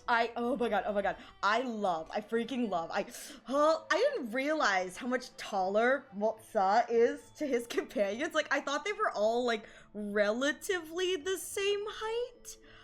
Now that I'm seeing them back to back, I'm realizing how short Fei Xiao is. She's actually quite short, and she wears heels. Like, I don't know why, I just clicked and I'm like, he's so tall. Like, why is he so tall and lanky? I don't have Motsa. It's okay, man. I have him, so I can make up for it. It's okay. One of us can have him. It's fine. I just didn't realize how tall he was. I always assumed he was like around Jiaoqiu's height. I didn't realize he's like a whole like half a whole forehead taller than Jiaoqiu, like, and even like a good chunk taller with the ears too. Sorry, I was in Among Us game. You're fine. I hope you enjoyed the Among Us game. I assume you were playing. Welcome. Oh my god. You know what's funny is I think that he and Fei Xiao are about the same heights. If you count the ears. He's the only 4-star I don't have. Dang. Rip. R.I.P. I have Oreos. Share with the chat. Can we have some Oreos? I'd love some Oreos. I bet you met Jing Yuan and wandered around. What do you think? Are we ready to enact glorious carnage? It appears that the Divine Foresight is using this war dance as a show of strength to convince everyone that the Luofu is prospering after the Ambrosial Arbor crisis. Tourism will fix everything. It's like, it's fine. Oh! Toasted John, thank you so much for the follow. When Hikari left, I got put as leader. Oh no. Oh, my little love life gotcha. Congratulations. My little girl. My sweet angel. I love her. Anyway, thank you so much for the follow, Toasted John. I appreciate it. I totally get it. It's like leader has left, new leader. Well, I gotta go see you later. Enjoy the rest of your day. Thank you so much for raiding in. I appreciate it. All right. Tourism. We love tourism here. But I know you're going to say but, right? He's like, I can smell the sickness. They're all weak. But the influx of people attending the war dance is like a breeding ground for disorder and rumors. One wrong move, and the Luofu could be in a world of chaos. He's definitely not foreshadowing anything. Never. No. Couldn't be me. The Cloud Knights on the streets remain vigilant. So at the very least, General Jing Yuan is aware of this. As for other matters, I'm unable to say. Dang. I do love that it's like, surely nothing bad will happen now that all these people are here for the festival. I mean, we've never seen anything bad happen before. Never, no. I hope you don't mind that they're Java Chip. Not at all. Hand him over. I want Oreo. I'd prefer to be excused from future meetings with generals. I'm just a military healer. And now all of a sudden I'm thrust onto the center stage having cordial chats with two generals? Fei Xiao's like, sure buddy. No, you're not just a healer. You think you can weasel your way out of this one that easy? Haha, never. My work doesn't lend itself to being in the limelight either. He's like, can I go home? I love it that she didn't want to go, so she sent them in. Wow! What the heck? What the heck? What? Whoa! What's going on? What? Oh my god! Oh my god! Thank you so much, Reaper Wings for the 5 gifted subs. What the heck? Thank you so much. Oh my god! You didn't have to do that. You were so kind. Thank you so much. Hype train! Yippee! Yippee! Oh my goodness. Oh my goodness. Thank you so much. Oh, forgive me. Forgive me. Oh my goodness. Oh my god. I wasn't expecting that. Everyone, thank Reaper for taking one for the team. For taking one for the team and deciding, yeah, I'm gonna dump this on the boy. Thank you so much. Here I am in my silliness. I was just trying to hand cereal a cup. Hey, I'll take lactose-free milk, man. Sometimes too much milk makes my tummy hurt. Alright. I was going to say, I love how Fei Xiao, like, dumped the fact that, well, obviously, again, I know Fei Xiao is kind of dealing with some health stuff. Winkle, winkle, wonkle. So that's why she's going to the healers. But, like, I love it that she's like, I didn't want to talk to the generals either. So she's like, what if I just dump having to talk to the generals on them? And so she dumps it on them. And they don't want to do it either, so they're trying to dump it back on her, and it becomes this, like, big circle of trying to dump the responsibility of talking to important people on somebody else. So it's like, you. I was with Hikari on her stream, and she let me join the community stream because it's my 44. Congratulations! Oh, happy birthday! I figured I'd share some party here too. Well, you didn't have to do that. You didn't have to do that. It's your birthday, you silly. It's your birthday. Happiest of birthdays. And congratulations on, hopefully, my hope is 44 years of wonderful, healthy life. Congratulations. I hope the rest of your day is wonderful too. Same thing. What do you mean same thing? I don't know what you're talking about, man. We should be celebrating you, not the other way around. But truly, happiest of birthdays. May the rest of your day be a wonderful day, you know? Just stop whining. At least you're in one piece, right? Just stop whining, she says. Like she also didn't want to go. I love this Polly so much. It is just, how can we dump the responsibility of talking to people onto the other people? Like, it's like, Jiao Qiu doesn't want to do it, Moza doesn't want to do it, Fei Xiao doesn't want to do it. They're just dropping the responsibility in a circle. It's like, you do it. No, you do it. And I'm gonna be real here. Fei Xiao is 1000% abusing her authority. She's like, no, you guys have to do it. You're gonna do it. Like, reluctantly, they have to do it. That's just life. Doing things you don't want to, talking to people you don't want to, it truly be some days. I'm kind of here for. Also, I didn't realize how pretty Jiaoqiu's hair is in the back. It's so cute. I'm here for this though. I love the three of them. I love their relationship. Like, it's so kind of adorable, but I really appreciate is how much like they're willing to like tease and trust each other. It's like, it's very subtle because they're all adults and like they're working adults, but it's like so good. You know damn well she's giving excuses to relax and not do the paperwork. Exactly. No, or she'll, can you imagine, because I know Moltza's backstory. Can you imagine her goading him into attacking her so she doesn't have to do work? Like, I love the idea of her, like, just kind of subtly goading Moltza into trying to assassinate her so she has an excuse to be like, well, I don't have to do paperwork if I'm fighting him. And that's what it is. Well, I do the same. Honestly, same here. I don't want to do the work today. I don't want to do the work today. Oh, that happened. Oh, wait, no, it didn't happen. I really love the idea of Fei Xiao not wanting to do work, and so instead of doing what like Jing Yuan does, where it's where she just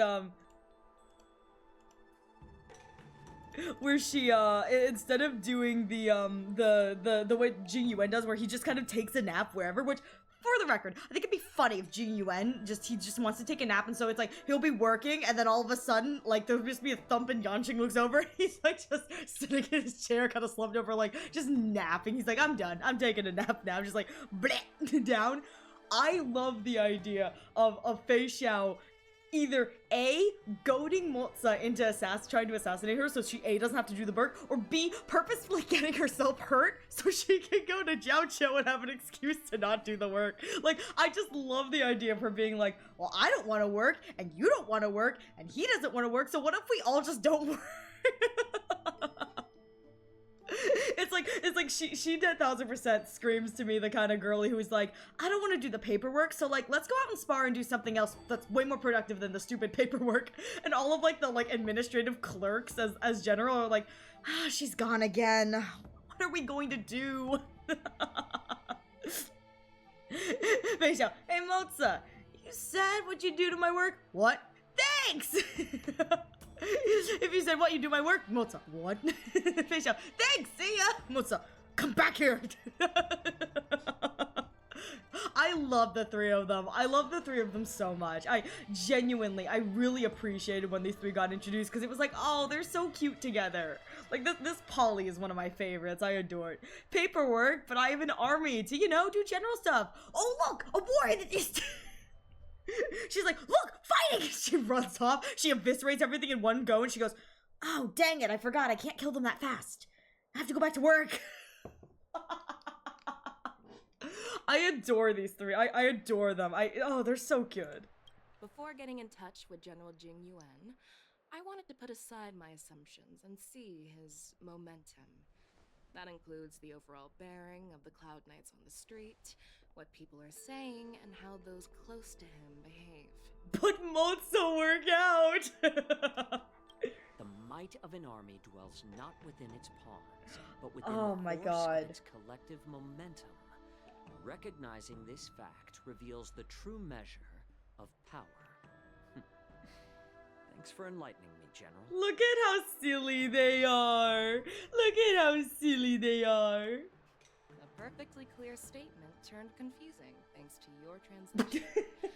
And that's why he's that's Jiaoqiu's excuse to be like, and that's why I don't have to go to the meetings anymore. Might as well get used to it.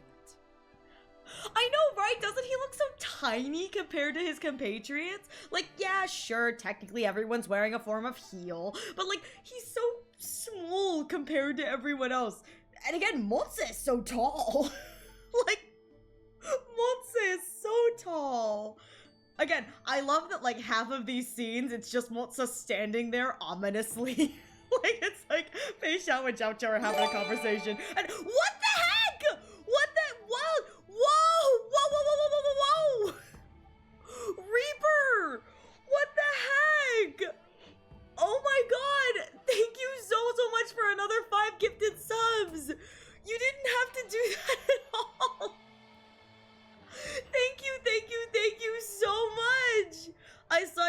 me to go to your sub goal, so you didn't have to. Thank you so much, Reaper. I truly appreciate it. Oh my god. Thank you so much. Yippee!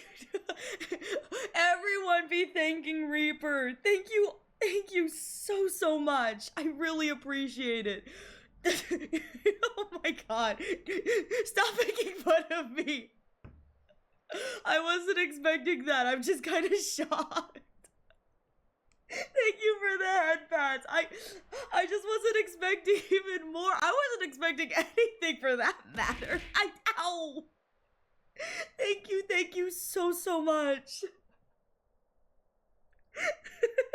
Sorry, I don't mean it's out.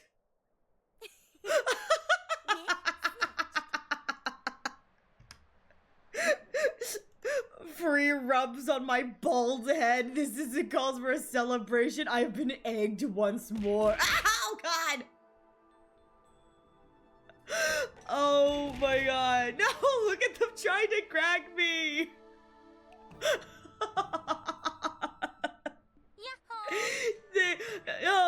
Hey, Yuzu, can you refund the ditto, please? I'm so sorry. If not, I can do that at the end of stream. But again, Reaper, thank you so much for the 10 gifted subs. I truly appreciate it. Thank you so much. All right. Oh my god. Okay. I'm gonna get myself together. back to the. I was going to before all this. I was going to comment on the fact that I really like Fei Xiao's design. I was going to say what I really like about this too is that I think that she's, with the ears, she's about the same height as Motza, and without, she's a little bit shorter. But she and Motza like tower over Jiaoqiu. But what I love about her in particular is I love her design. I think if Fei Xiao ever did come on banner again, I would really want to pull for her, purely because I think she's really pretty.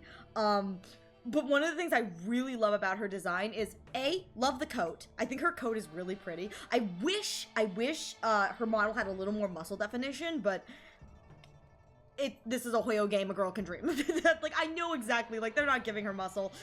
The fact that they give any of the characters in this game muscle, I'm kind of shocked about, for that record. So I'm not disappointed by that, but I would like it if she had muscle. I love her skirt. Her skirt is one of the things I love because it gives me, okay, sorry, I'm gonna be a little bit gross here. It gives you the best of both worlds. Like, it's long on one side and around to the side, and so it kind of gives the illusion of like a pretty long, like, battle skirt kind of thing. But also you can see that she's wearing like shorts, and it kind of satisfies both, with it's like, you know, people who want like a girl wearing like a long outfit and people who want like a girl wearing like shorts. I think it gives the best of both worlds. I personally like it. I know some people would probably prefer if it was just one or the other, but I really like that it's kind of like the long skirt makes her look kind of imposing and elegant and strong, and then it can kind of be swept away for like the shorts, which are revealed underneath, and it's like, yeah, it's like she's wearing shorts, she's ready for battle kind of vibe, and I just think it's kind of cute, because obviously they're not going to give, the day they give a woman in Hoyoverse long pants will be the day I go, oh, huh, someone lost a bet, didn't they? Because I'm gonna be real here, it's like, I swear to God, if they ever release a woman with pants, I'm gonna be like, who is this? This isn't my Hoyo game. What is this? Now, I will say, I would love a woman in pants. I think a woman in pants would be so hot. And here's the thing, I don't want like balloon pants, because I can see them being like, well, we gave you like bell-bottom pants. Like, no. I want her in like tight suit pants. Because let me tell you, a woman in tight suit pants, because it's like tight enough that you can see her legs, but also like fully covered, so it gives you the illusion of like, ooh, okay, all right. I should stop objectifying fictional women.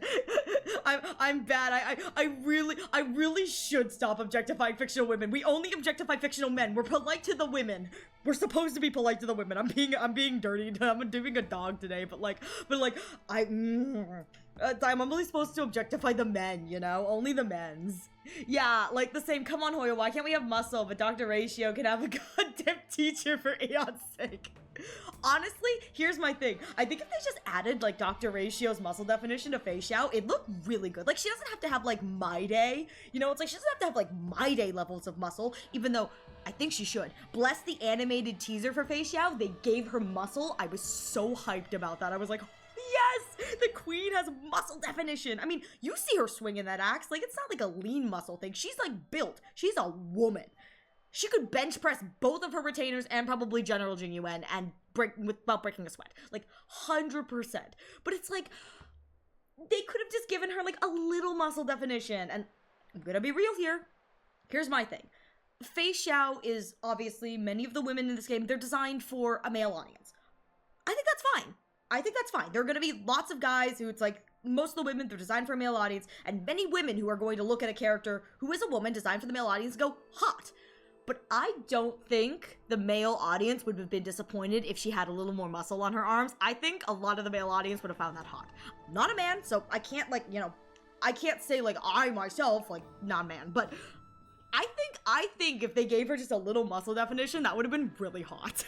I just, as someone who thinks Fei Xiao is attractive, like, if they gave her a little muscle, I would not be disappointed, you know? I don't even know why you have muscle, Dr. Ratio. Well, so Dr. Ratio has muscle because its mind and body is health and clean. So Dr. Ratio's whole thing is a strong body is a strong mind. And that's the reason he has muscle. Which I actually really like, the fact that Dr. Ratio has muscle. Like, yeah, obviously, you know, they could have designed him. I think really in the reality of things is they didn't want his design to look twinkish. Because if you remove the muscle from Dr. Ratio, he looks twinkish. And I think what they were trying to set up with him is that they don't want him to fall into that like twink archetype like some of the other characters do. Because the archetype he's going for is not like the twink archetype.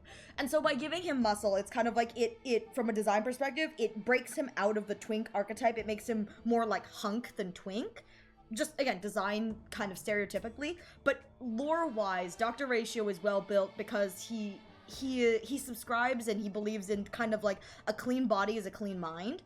You see this with the bathing thing, and so it's not hard to believe that he probably works out regularly and he takes good care of himself because for him, if the body is unclean, then the mind is unclean. And I mean, I can kind of understand that. It's kind of like to have a healthy body is to have a healthy mind, and so it's like it's kind of the ideology of you can't do your best work if you're not feeling well, you know what I mean? And so it's kind of like to be healthy is to push yourself both for, you know, health and wellness and also for your own kind of mind. Anyway, sorry, I'm just rambling about my favorite character. Don't mind me. You guys really can't bring up Dr. Ratio, and I'll just start rambling about my thoughts and my opinions and where in the text it backs things up. But I'm sorry. You guys can't. It's like the first and foremost way to get me off topic is like, Dr. Ratio. I go, let me talk about my man. Let me talk about the character analysis I've done for this character. I like him, you know? I like him. Okay, it makes sense now. Well, here's the thing. Yes. It's 1000% for fan service. I'm gonna be real here. They knew exactly what they were doing. I mean, here's what I absolutely love. If you go back to the Ron Mei and Dr. Ratio trailers, Ron Mei's trailer, like her actual gameplay trailer, gorgeous. It's beautiful. It shows off her. It's really pretty. I love it. It's great. That's where the budget went. The budget for the Crown of Mandate Divine patch, it went to Ron Mei. And it should. Ron Mei is an excellent character. She was meta-defining at the time. She's this really cool new release character. She deserved that budget for the trailer. Then you look at Dr. Ratios and you go, oh yeah, there's no budget here. No budget was spent. They didn't need to spend budget. The most rewatched part of the Dr. Ratio trailer is when the narrator goes, whose every action radiates a quiet grandeur. It's just a stupid shot of his chest. Sex sells, and they know sex sells. It's like, yes, I think that Dr. Ratio has a secondary reason for being buff, and it's written well into his character and his beliefs about, you know, being a teacher, being healthy. But at the end of the day, no, it's 1000% fan service. It's fan service that's also written into his character, but like, it's fan service. I mean, so fan servicey and it's so good. Yeah, again, backlight cone. I mean, they could have chosen any other like thing for them, you know? It's just they probably let Venturing do it. They probably did. Man sitting there going, I pulled this. He's sitting in the bathtub like, can you please go away with the camera? Why do you have your phone out? Listen, it is a marketable light cone. My hot take with light cones is marketable light cones. Like, we're going to turn either your trauma or your sexiest moment into a marketable light cone. It's like, truly, light cones are one of two things. Either the most traumatic moment in a character's life, or the moment that they're just kind of twerking it for the camera. And I think that that's so funny. It's like, yeah, it's the two categories. Either the most traumatic moment of a character's life, or it's the moment they're looking the most sexy.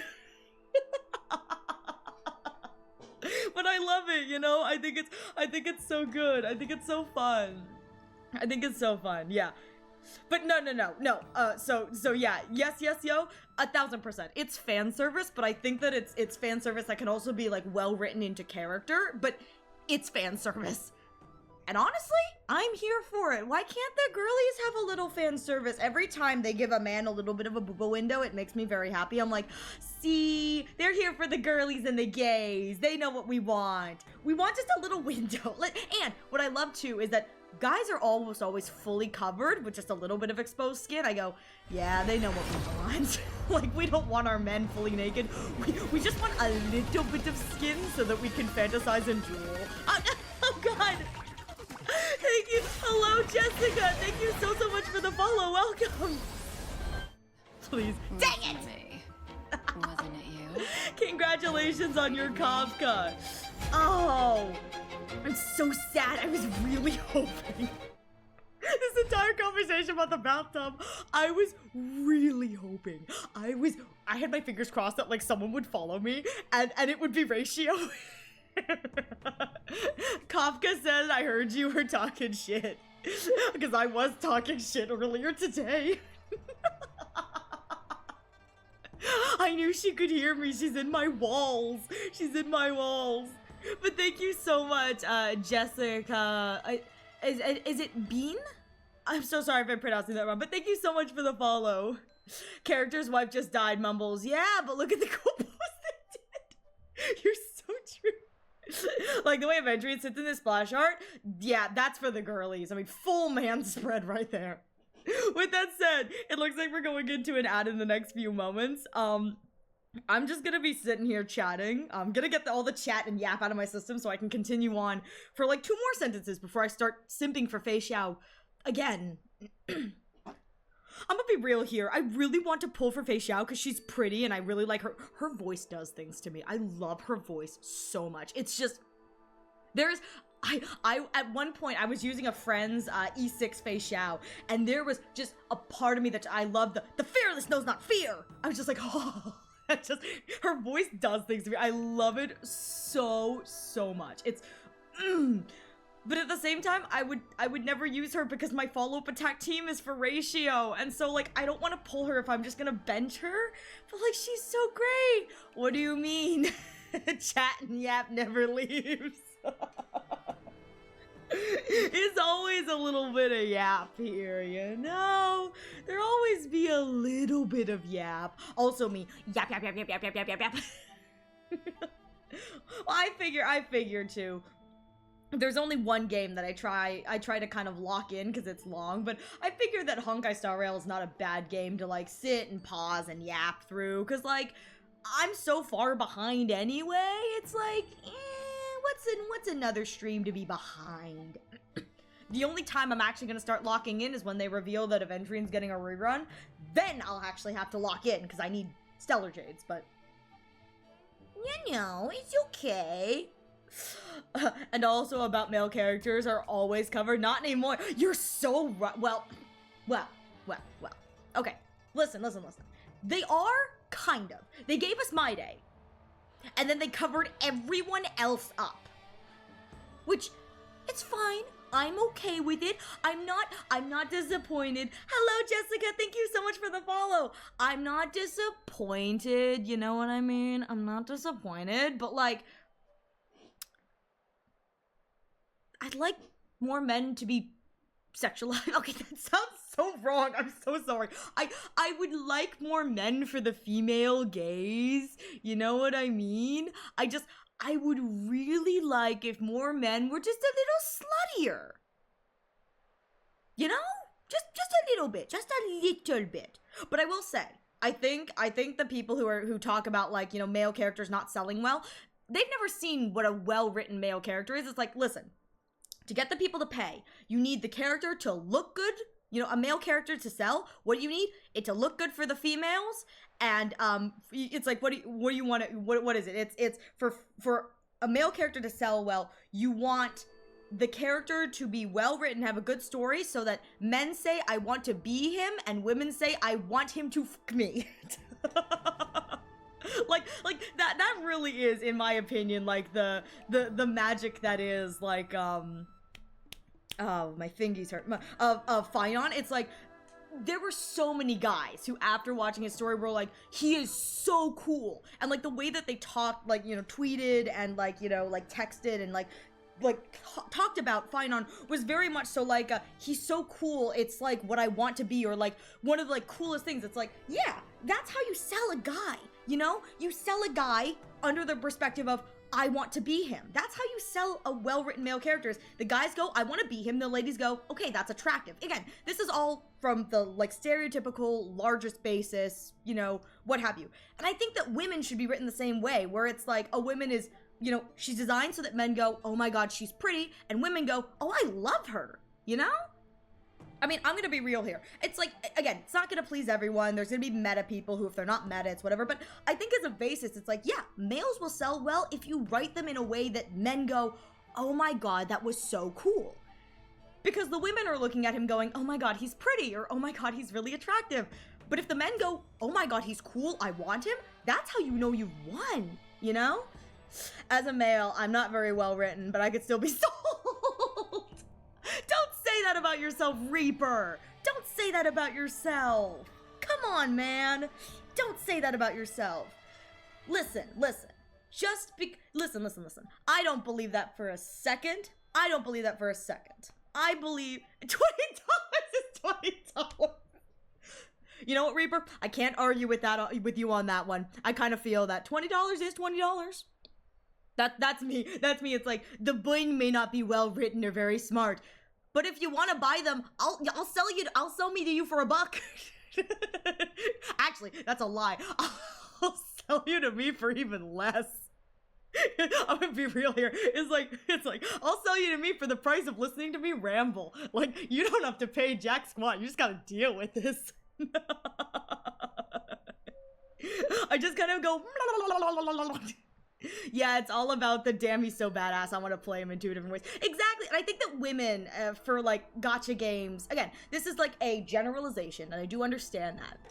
But I think genuinely, the way that characters should be written for, like, live service gacha games, where it's, like, the kind of appeal is pulling for the character, I think they should be written from the perspective of whatever gender they are, you want to make whatever gender they are think, that's cool, I want to be them, and the opposite gender go, that's cool, I'm attracted to them. Like, that's the winning formula, in my opinion. I think it's great. But also, I'm not disappointed when women are designed for the female gaze in like, the Hoyoverse games, and I get to go, ooh, pretty woman. I'm shallow as fuck.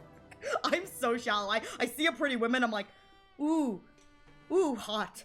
Ooh, pretty. Like, I'm gonna be real here. I saw Hycelines for the first time, and I went, the first time I saw Hycelines was for her drip marketing. Because I haven't done Euphorius yet. And the first thing I thought was, oh my god, she's wearing a bodysuit. She's gorgeous. The first thing I said about her was that. I was like, oh yeah, I'm objectifying her, but she's so pretty. It's like, I know nothing about her. All I've seen is a little bit of her gameplay. But let me tell you, if I had anything to run Dot, I would have pulled for her. She's so pretty. Like, I'm a sucker for, if you put a pretty woman in front of me, I go, ooh, pretty. Topaz Lightcone is literally my dream. Topaz is so cute. I love I want Topaz so badly. Not just because she's pretty, but like, it doesn't hurt. It doesn't hurt that Topaz is pretty, but it's like, I'm gonna be real fair. For as much as I talk about like Dr. Ratio and Aventry and how much I like the two of them, I really like the women in these games. They're always really pretty. And I'm just like, but they're so pretty. Big booba and tall men with muscle. It's a win-win. Exactly. Though I will say, I'm a sucker for a young girl kind of. Okay, that sounds weird. I'm a sucker for what like a March 7th kind of design, where it's like it's a younger female adult, and so instead of going for like the kind of mature look, they go for like a more youthful kind of cutesy look. I'm a sucker for that too.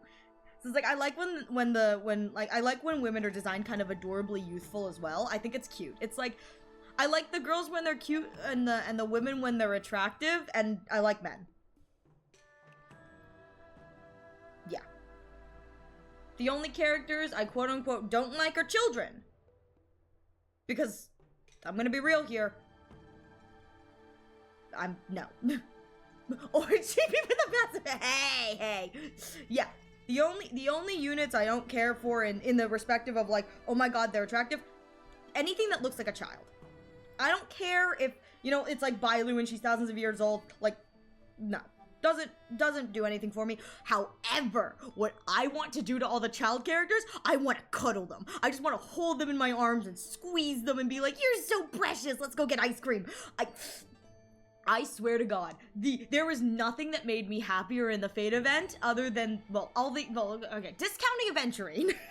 There's nothing that made me happier in the Fate event than Sampo being like, well, I pawned that little item that I made so I could afford a vacation with Hook. It's fine. I'm just like, she deserves it. She deserves it. It made me so happy to see like Big Brother Sampo like doing things for Hook. It was the cutest thing ever. All I need is Evernight, Akron, and Kafka, women that can kill me with little effort. And Cold, you're so right, Yuzu. You're so right. It's almost, okay, sorry, bro. September's almost over, but is that why you want Veshness to step on you? Women who could kill you with a little effort and a cold stare? Bow before me, worms, and surrender yourself. If you surrender, I'll grant you a painless death. Me, yes, ma'am. Though I will say, she didn't even show up in person that time. How dare? How dare? I can't speak to your Natiamon. Has it made you more or less attracted to her? That's the real question. Same, I'm being chaotic. Just God miss Marge. I miss Marge too. Even though she's like right here technically. So you know. Veshness was a ruse. No! Death by Snoo.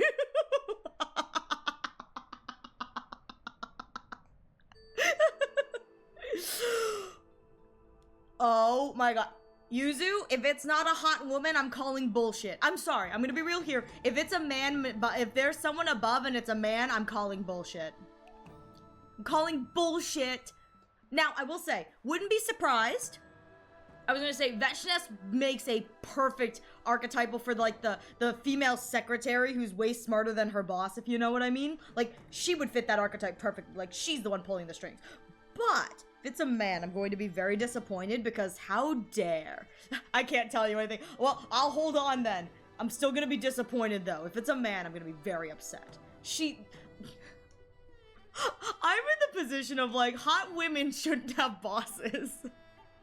Hot women shouldn't have bosses. Good! Shouldn't be a man. Hot women shouldn't have bosses. They're hot women. I'm sorry. Wow. I really. God, I'm Scott today. I saw Scott once today, and I decided, like, yeah, I'm just gonna be Scott. Like, dirty, nasty. I really am no better than him. Don't go start barking next. No, I'll do what he did in the Fate event, Ribbit. It's like every time he talked, he said, Ribbit. Aventrin is like concerns into my soul. I love him. He's so perfect. There's so much trauma to be had. It's perfect. It's perfect. I just, It makes me very happy. It makes me very happy. Okay, okay. I should probably get to like a stopping point. So I should probably keep playing this game. Sorry. You guys get me off topic talking about Dr. Ratio. It'll never end. I just love that man so much.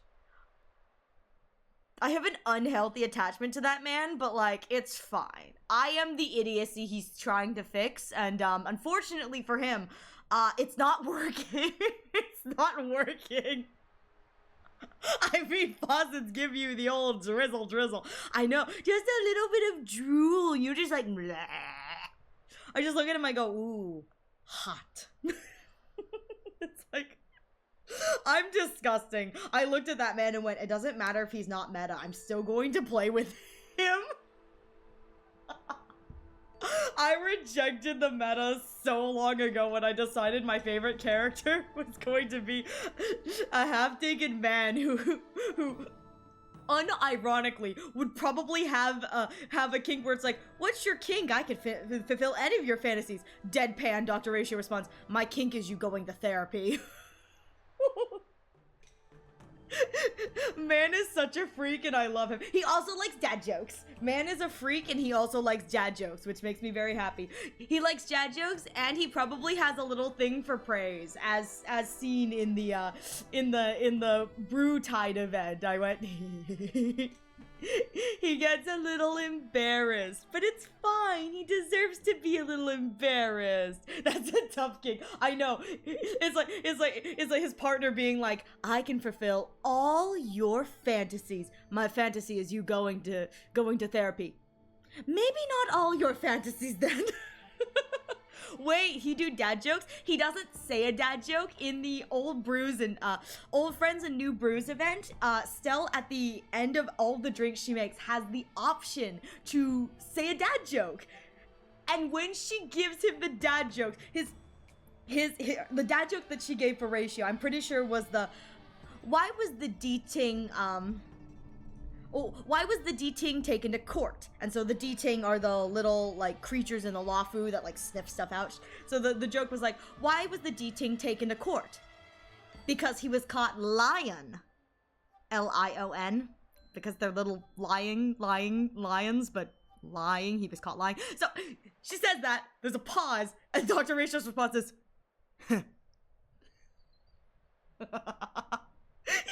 dad jokes. He likes dad jokes. Cause like the little het is the most you're gonna get out of him, but he likes dad jokes. Choking might be cheaper and easier than therapy. It is 1000% both cheaper and easier than therapy. There's also a drink that he wants to teach something.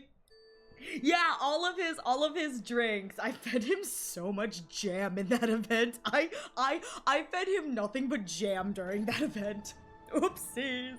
My goal with that event when I did it on stream was, my goal was to make the most unappealing looking drinks and to feed Dr. Ratio jam. I only accomplished half of what I set out to do. But still. But no, Dr. Ratio's whole entire thing is it was just him trying desperately to deal with Sushong. It was just tired dad energy and I loved it. I loved it so much. Even funnier is I saw a fan artist afterwards because both Topaz and Dr. Ratio were in the event. And it was a drawing afterwards of Adventuring calling them going, why do you get to go to the bar on the clock? And Topaz just responded with, you've taken a month-long vacation, Aventurine. If you've taken that long vacation, I deserve to drink on the clock. I thought it was so funny. I was like, yeah, they are drinking on the clock, which is so amusing. I fed Ratio jam, and then the third drink, the secret drink that you can feed him, I also fed him jam. It was a concoction of tomato sauce and jam. And I went, ah, yes, my good doctor, drink up. I should not be allowed to be a bartender anymore. The bartending event is one of my favorites in Honkai Star Rail. I should not be allowed to be a bartender. Also, thank you, yes, for the hydrates. Okay. Alright, I think I've gotten it out of my system. Let's get on with the show. Are you treating General Jingyuan as your enemy? Yes. The longest-serving general of the Xianzhou Lafu. Do you think he'd have only a few enemies? I mean, half of his enemies don't consider him his enemies, so shrug, shrug. By the way, General, you met the healer lady, yes? Could you show me the medicine she prescribed you? Oh, it's time for my professional opinion. Well, the healer lady couldn't do anything about my condition. I'm screwed. She just told me to enjoy some tasty food. Bailu's like, Well, I can't fix you, but you should go get some mung bean soda. So not even the famed healer lady could help? Jiao, so you're telling me you're just screwed permanently? Fei Xiao, pretty much. You know? Yeah, I remember. Yeah, this is the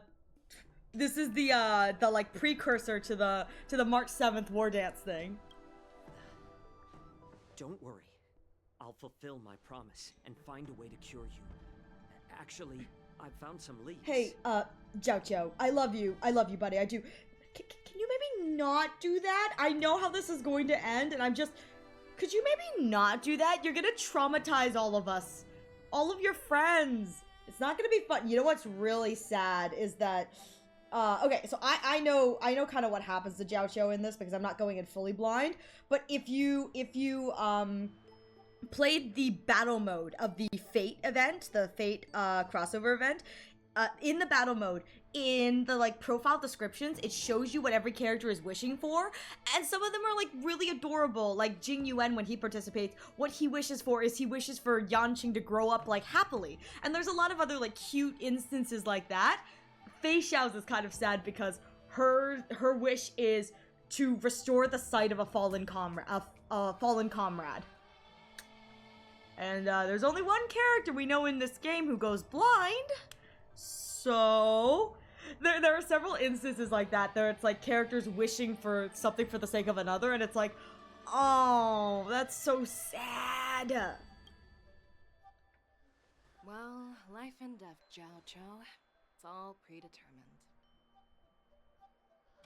We're all gonna die. In my military career, I made a pledge that the rest of my life would be dedicated to being the Xianzhou spearhead. Oh, she looks so good. Oh, she looks so good. Oh, okay, I understand like why they wouldn't use this design for her, but like, oh, she looks so good. As long as I can fulfill that deep-seated desire, I don't care how long I live. To have the best money grabber. I don't think he was in the event, but I do love the idea of like that being his wish, and it doesn't come true in the way that everyone's expecting it to come through. It wasn't like, English is a hard language. It like wouldn't come true in the way everyone's expecting it to come true, but it comes true in his own kind of like to serve the elation kind of way, and it'd be so fun. Is it kind of crazy that I know another Arashi? Manikuma, we're multiplying. We're coming for you. You asked if I view General Jingyuan as my enemy. No. My real enemy has always been myself. Foreshadowing. Foreshadowing. Foreshadowing. The foreshadow is foreshadowing, and I don't like it. Oh, I'm gonna be screwed when I have to fight that. What? The Arashis are going crazy. One of us. One of us. One of us.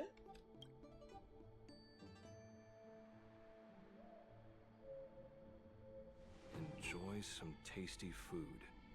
So, what's for dinner tonight? Man heard this entire conversation, knows exactly what's going on, and just goes, "Can we go eat now?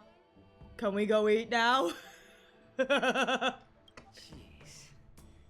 You really know how to read the room. Malta's like, "I don't care if she lives or dies either way. Are we going to go eat now?" I love him. You guys figure it out for yourselves. I'm due to catch up with an old war friend I've not seen for quite a long time. So you're not coming to dinner? can we at least use your credit card? Moza, damn, you're dead, so when's food?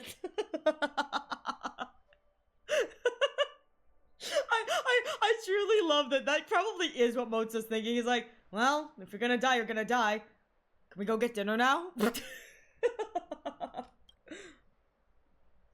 Meanwhile, Yanqing and Stell return to Exalting Sanctum. Hey! Was that the Yaoqing general who just dropped in out of nowhere? Oh, she's so awesome. She's so pretty. Sugoi, sugoi. Oh, she is so pretty. Me too, March. She's so pretty. Moza's all about protect, fight, edgy food.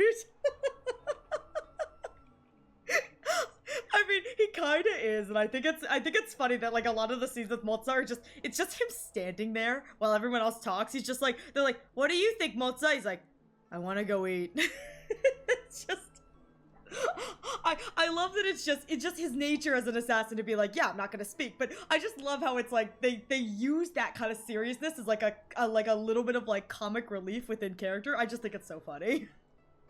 I mean, when Yoon Lee swung that massive sword, she just casually blocked her attack with ease. I thought you were gonna die, Yanqing! Mine too. Yanqing, oh, I'm pouty about it. So mean. Yeah.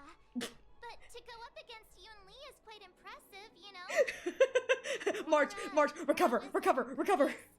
Deflect. I want to learn Xianzhou swordplay. Ooh, March, you're gonna regret ever saying that. You are going to regret ever saying that, girl. All I could think of after that line that's like, I want to learn Xianzhou swordplay. All I could think is the keeping up with Star Rail. I think it was Yoon Lee's, but when Yoon Lee and Yanqing kind of bust in at the end to like, they're like, we were here to visit our sick pupil who was stuck in bed. I don't know, maybe a 20-kilometer-mile run will be good. And then I think Yanqing replies with, a 20-kilometer swim would also do her well. And March is just like, Oh no, I'm in trouble. It's so silly. I'm sick and tired of just edgy and quiet. I want some edgy who also has topics of comedy. I think that Moza does kind of a funny job of that. It's like the comedy isn't written off because he's saying something funny. The comedy is the timing of it. Like not the time, Moza. It's just like, it's the irony of it being like they're having an important conversation. His brain is like, nah, let's do this instead. I love him. You think so too, right? Food. Moves are fabulous. The general says, oh yeah, Xianzhou's swordplay is like really good. Like really good. I want to get my hunt form. I want my hunt form. I swear to God, if I have to go through a whole training arc on the Xianzhou to get my hunt form, no, never. BS. I don't want to do that. Thanks for the kind words, Miss March. The war dance is coming up, and I've been chosen to represent the Cloud Knights in the ceremony. We believe in you, buddy. We believe. Sure. He knows it's an a-hole timing, but he'll still do it anyway, because why not? I mean, let's be real here. I think it's one of those things where it's like, he's comfortable enough that he's just going to say it. Like, he's not intimidating. He's just going to come out and say it. And Fei Xiao's just like, Moza, all right, let's go. I've had my fair share of defeats lately, and even though I know there are always more skilled sword masters out there, seeing General Fei Xiao's skills today has made me feel a bit uneasy again. Well, I mean, Yoon Lee was talking about how, like, you're not very good and you're kind of shaky and you're hesitating, so maybe this is a mind over matter kind of thing, boy. Like, maybe we gotta work on that instead, you know? Don't underestimate yourself. After all, generals won't fight in the ring during the war dance. Just remember the state of mind you had when you single-handedly took on me and Blade, putting life and death aside. With that mindset, you can prevail against most challenges. I'm sorry. So, obviously, generals won't fight in the war dance, so just remember the state of mind you had when you single-handedly took on me and Blade. Dan Heng trying to admit the fact that he got his butt kicked, and Jing Yuren had to step in and be like, Yanqing, I'm here to collect your dead body. Reminding him of the absolute disrespect. That's what I was thinking. I was like, like, Dan Heng, not the time. Like, imagine the state of mind. It's like when you got your ass absolutely handed to you. by essentially an emanator of permanence and Blade. Who is Blade? Yanqing, thanks. It's not really helping though. I see.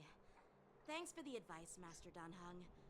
By the way, now that today's events are over, General Jing Yuan wants to invite all of you to the Seat of Divine Foresight. Tea? Something important to discuss. Tea? Do I finally get my tea? I would like tea. I will say, what I think is kind of amusing too, is it's like, Yanqing's like, it's fine. If I participate in the war dance, I'll be fighting against the 99%. Also him during war dance fights against the 1%. Like, poor Yanqing just can't catch a break. I'm gonna be real here. I know he wins. He deserves that win. He's been just catching L after L after L. It's like he deserves to have a little bit of a W. He does. I bet it's about how to deal with the generals from the Yao Qing and the Zhu Ming.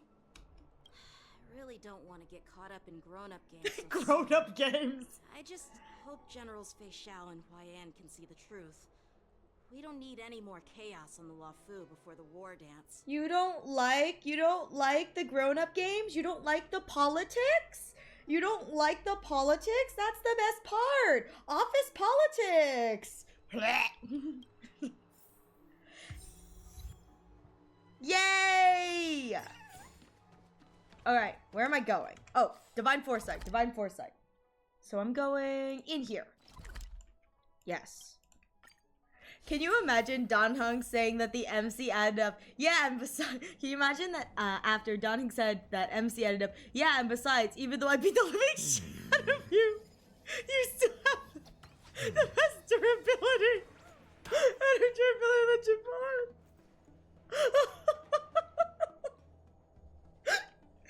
Poor Yanqing just constantly catching strays. The poor guy, he's working hard, he's a youth, he's doing his best, and also just falling flat on his face. Oh, Yunli's here. Earlier at the palace, They're gonna fight again. Fight, fight, fight! The Astral Express to you, Elder White.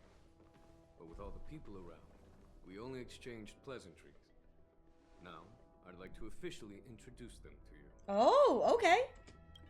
These three braved great dangers, accompanying me to perilous places, defeating the chief culprit Vantilia, and uncovering the oh, that's us! Sanctus Medicus. Oh my god, I wish to know more. Please, feel free to ask.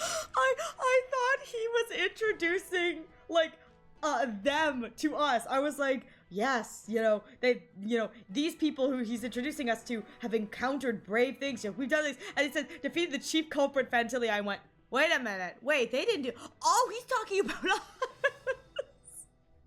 I'm a freaking idiot. Well, I skimmed through the reports about the Arbor's rebirth from the Master Diviner Fu Xuan. She's been summoned to the Yu Chui for questioning. There are a lot of doubts within the Alliance about this whole situation. I like Grandpa. He's kind of fun. But despite all that, I believe in you.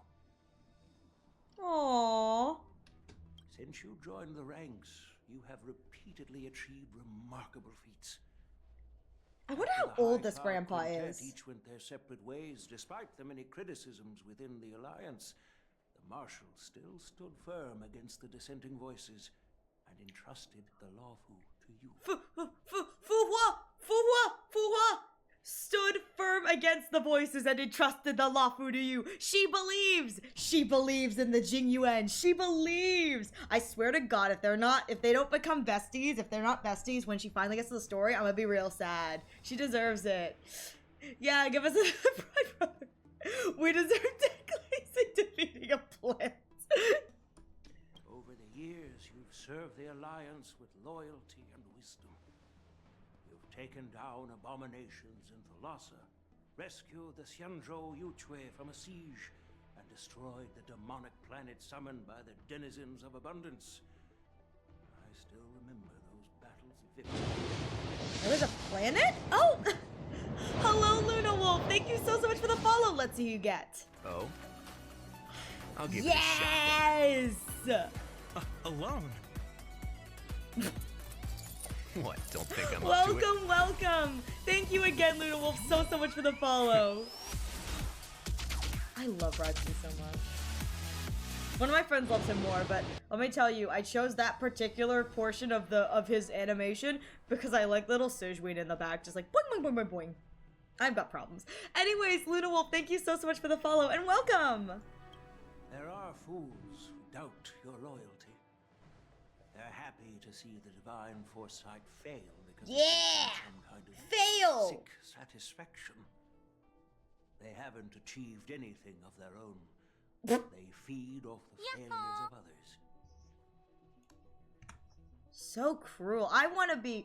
Wow, I'm gonna be real here. Grandpa with his eyes like fully open is kind of scary. It's kind of creepy. Thank you, Grandpa. But I've seen enough failures in my time. And I want to believe that your loyalty has never wavered. I mean, I don't think it's ever wavered considering what he's done to his quote-unquote friends. That must have been a real shitty day for him. So, General Fei Xiao of the Yaoqing is the only one investigating the Ambrosial Arbor crisis on behalf of the Alliance? Huh. Seems like we're overworking her. Like, what the heck? No, no. I am too. He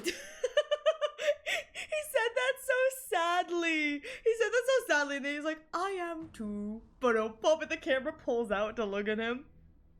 I know we're just talking about talking about Yanqing, but he's actually fighting a lot of power. Well, yeah, I mean, I'm gonna be real here.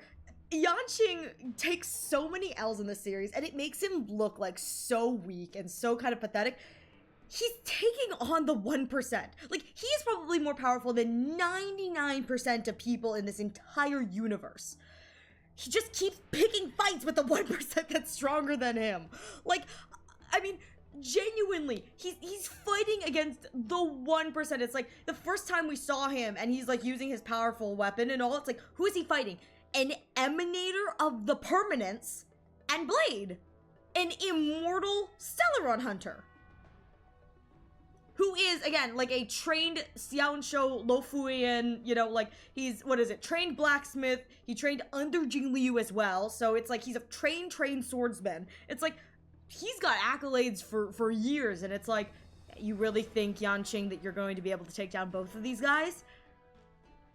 Good luck, buddy, you could do it! I mean, again, it's fun to shit on Yanqing. He's silly. He's just kind of a little guy. He's in the 50-50 Lost banner, so that's why people hate him. But, like, at the end of the day, he is more powerful than 99% of the in-game universe. He just keeps picking fights with the 1%. Like, it's like, you could pick a fight with anyone else, Yanqing. Why do you keep picking fights with the 1% that are stronger than you? It's not good.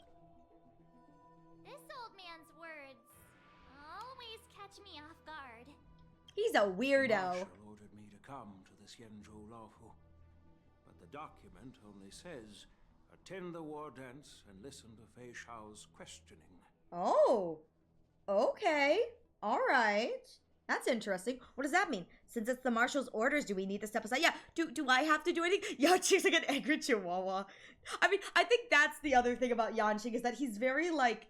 Okay, so this isn't meant to be like a bashing of his character when I say this, but he's immature. He's immature in the way that like a young, reckless teenager would be. And I mean, he may be like, you know, 200 years old, but like that's the way he's treated. He's still a child. I mean, he even says it himself. He's like, I don't want to get involved in the grown-up stuff.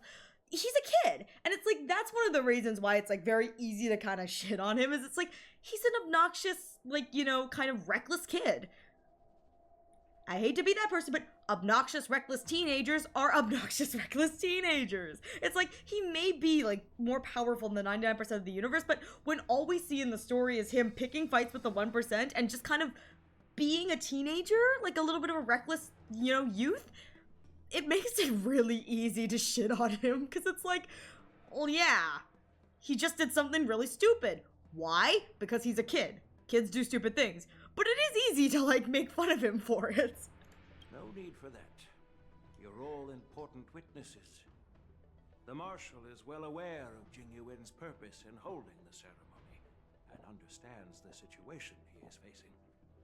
She mentioned it because she believes both issues are important.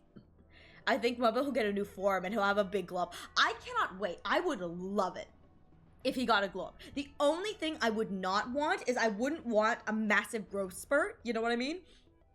I think if he just looked a little bit older, it'd be okay, but I don't want him to all of a sudden come back and they're like, I look like an adult now. It's like, that's just a little too unrealistic considering how the long life species of the Xianzhou work. But I would love it if, like, there was an arc where it was like maybe him maturing or maybe like mastering even more or something, like you know, down the road from when we know him now, and he gets not only just a new form, but it's like a new outfit and maybe a little taller, and it just makes him look more mature. Damn, you imagining Yanqing with Jingliu height? Well, here's the thing is he's kind of a teenager, and it's like you don't expect a teenager to just overnight, you know, the next month, boom, he's like, you know, taller, more adultish.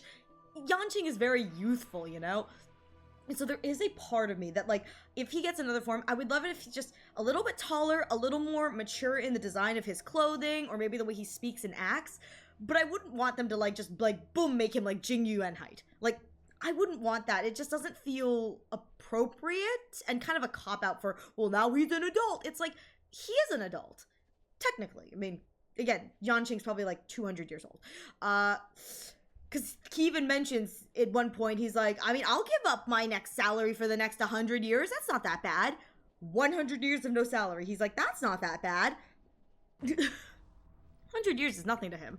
So it's like, there is a part of me that would, like, really love it if he does get, like, another form. It's like, it's the clothing and the way he acts that's more mature, but, like, they haven't, like adultified his design. Like, it's like kind of like more the design and way he talks and acts is more symbolic of like growing up rather than like the height. But that's just kind of me. Please use a small sword still. Not well, I was going to say I think that they keep the small sword because I think it's one of those things where it's like, even if, you know, Jing Yuan fights the way he does, at the end of the day, Yanqing is learning the art, but he's still his own swordsman. I think that keeping his sword different and stylistically different is indicative of who Yanqing is as a person. You know what I mean? Like, I think that that's one of those things that I love is that, yeah. Thanks for your All right. kindness and sincerity, Elder Huayan. But is it appropriate to tell everyone here about the Marshal's orders? Well, too late. We've already done it. By introducing the Express's witnesses to me alone, aren't you aiming to discern the intentions behind both my actions and Fei Shao's? Whether there's any discord between us? Well, listen, my dude, you can't act sus and not expect us to not call you on being sus. I encourage you young folk to do the same. Young folk. Oh, he's so nice. He's like, and you're super young. Me, 3 months old. Oh, I am a baby. As for the Ambrosial Arbor crisis, all I need to do is listen. General Fei Shao will be the one asking the questions. To be honest, I'm more concerned about the timely start of the war dance. Oh? Oh, by the way, I've prepared a gift for the war dance. I want the gift! I want a gift!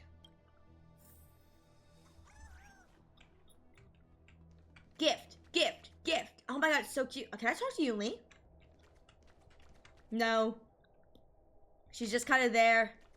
Kind of small. But my sussiness isn't supposed to be sussed. Sometimes the sussiness is the most sus. I know that Yanqing is a prodigy of Jingliu, and Yunli is the father of the best blacksmith and also a great swordswoman. But there's one character I really want to worry coming back, and a new impact of the story is Su Shang. Oh, you're right. Isn't she like the daughter of like famous cloud knights, right? I feel like that'd be fun, but the vibe I get from her is that she's kind of like not like the vibe I've gotten from her from the story so far. They haven't really like teased her up to be like on the same level as them, but I would love it if she came back and like showed her skills, because like every time we see Su Shang in story, she's comedic relief and not like wielding the blade, you know? Yes, it's this case right here. It's very pretty. The case gleams with a muted luster, crafted from the material neither wood nor metal. Its surface is masterfully woven with metal threads, outlining an intricate pattern of lotus flowers. There will be numerous contests and celebrations during the war dance, and the main event will be the Ringmaster's Challenge. Oh? Okay. The host will dispatch a skilled warrior to take on challengers from all over the cosmos, showcasing the excellent martial arts of the Xianzhou Lawfu. When you mentioned that the Astral Express would be attending the ceremony, I thought the High Elder of the Lawfu would be the ringmaster. Who is the High Elder? I have a feeling after revealing Fu Hua, Su Shang will have a massive role. Su Shang 5-star version would be so cool. Maybe Luocha. Listen. Luocha has not finished his story yet. Luocha is definitely coming back. They're saving him and Jing Liu for a rainy day. I don't know if they'll get new forms, but they are 1000% saving both Luocha and Jing Liu for a rainy day. Like, I'm waiting for it. You humor me, Elder Huayan. The healer lady is just a young lady who knows nothing about martial arts. How can I assign her as the ringmaster? I'm no match to you when it comes to joking. Oh? What's this box for? Why don't you open it, General Huayan? This sword case is intended for the War Dance's award. It's empty now. In a few days, a precious sword will be delivered and stored inside. Oh! I don't mean to boast about our skills, but this sword represents the pinnacle of the Zhuming's craftsmanship. It has a legendary history, full of heroic tales from foreign lands, tales that are too detailed to be summarized in just a few words. Since the delegation delivering the sword hasn't arrived yet, I'll just leave the case here for now. Huh. That's definitely not going to come back and bite us in the butt, you know? Definitely not. I've been wondering who would be worthy of such a sword. And then it hit me. I can award it to the champion of the Ringmaster's Challenge. The ceremony's champion is sure to be a perfect match for the sword. Moreover, I hear that Yanqing is an excellent swordmaster. Yanqing! That he will be representing the Lawfu as the ringmaster. So it seems like a perfect gift for him. Thank you Aww. for your generosity, Elder Huayan. That's so kind of sweet, even though, you know, but still. You want to give me a sword? Just say the word, Grandpa. No need to beat around the bush. You've got confidence, my girl, but I don't think you can best Yanqing. I know you're all about swords, Miss Yunli. It's just a shame that it's the sword that ultimately chooses its rightful master. Yeah, and even if someone gets their hands on such a precious sword, it'll probably end up in someone else's. Fight! Fight! Fight! Fight! MC with sword training, hunt path piece. No, they're saving the hunt path for like the climax of the Xian show. They are saving the hunt path, and I'm gonna be real here. I don't want hunt path Trailblazer anytime soon unless their hunt path has a blast mechanic, which doesn't make it hunt anymore.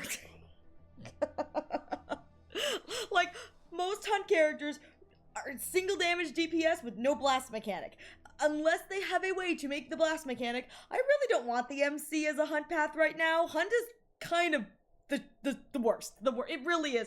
And again, this is coming from someone who actively uses the hunt path. It's the worst. It sucks. It sucks so bad.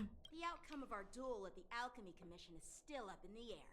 Since you're interested, why don't you represent the Xianzhou Juming and challenge me in the ring? Salt. That's exactly what I had in mind. Nobody knows who's gonna come out on top. It could be me, could be someone else. It'll probably be me. But whatever happens, it won't be him. She's like, I'll do anything to make sure he doesn't win. Looks like Fei Xiao with Bite. It'll either be death or disaster when these two clash. Not to be rude or anything. We've been watching their drama.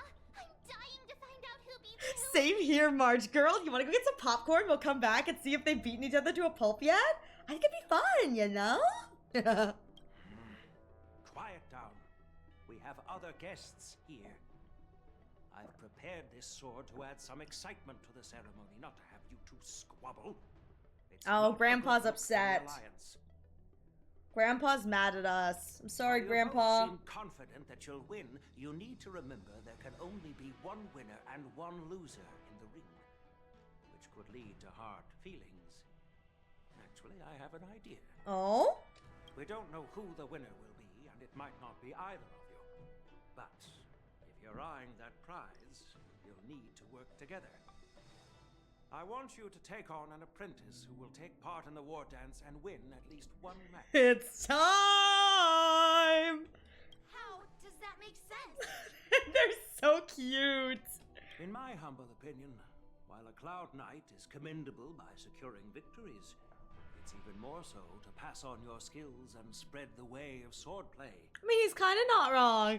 Genuine, young love. He's like watching this going, oh, I see what you're doing, Master Huyan. I approve. Yes, go play together, kids.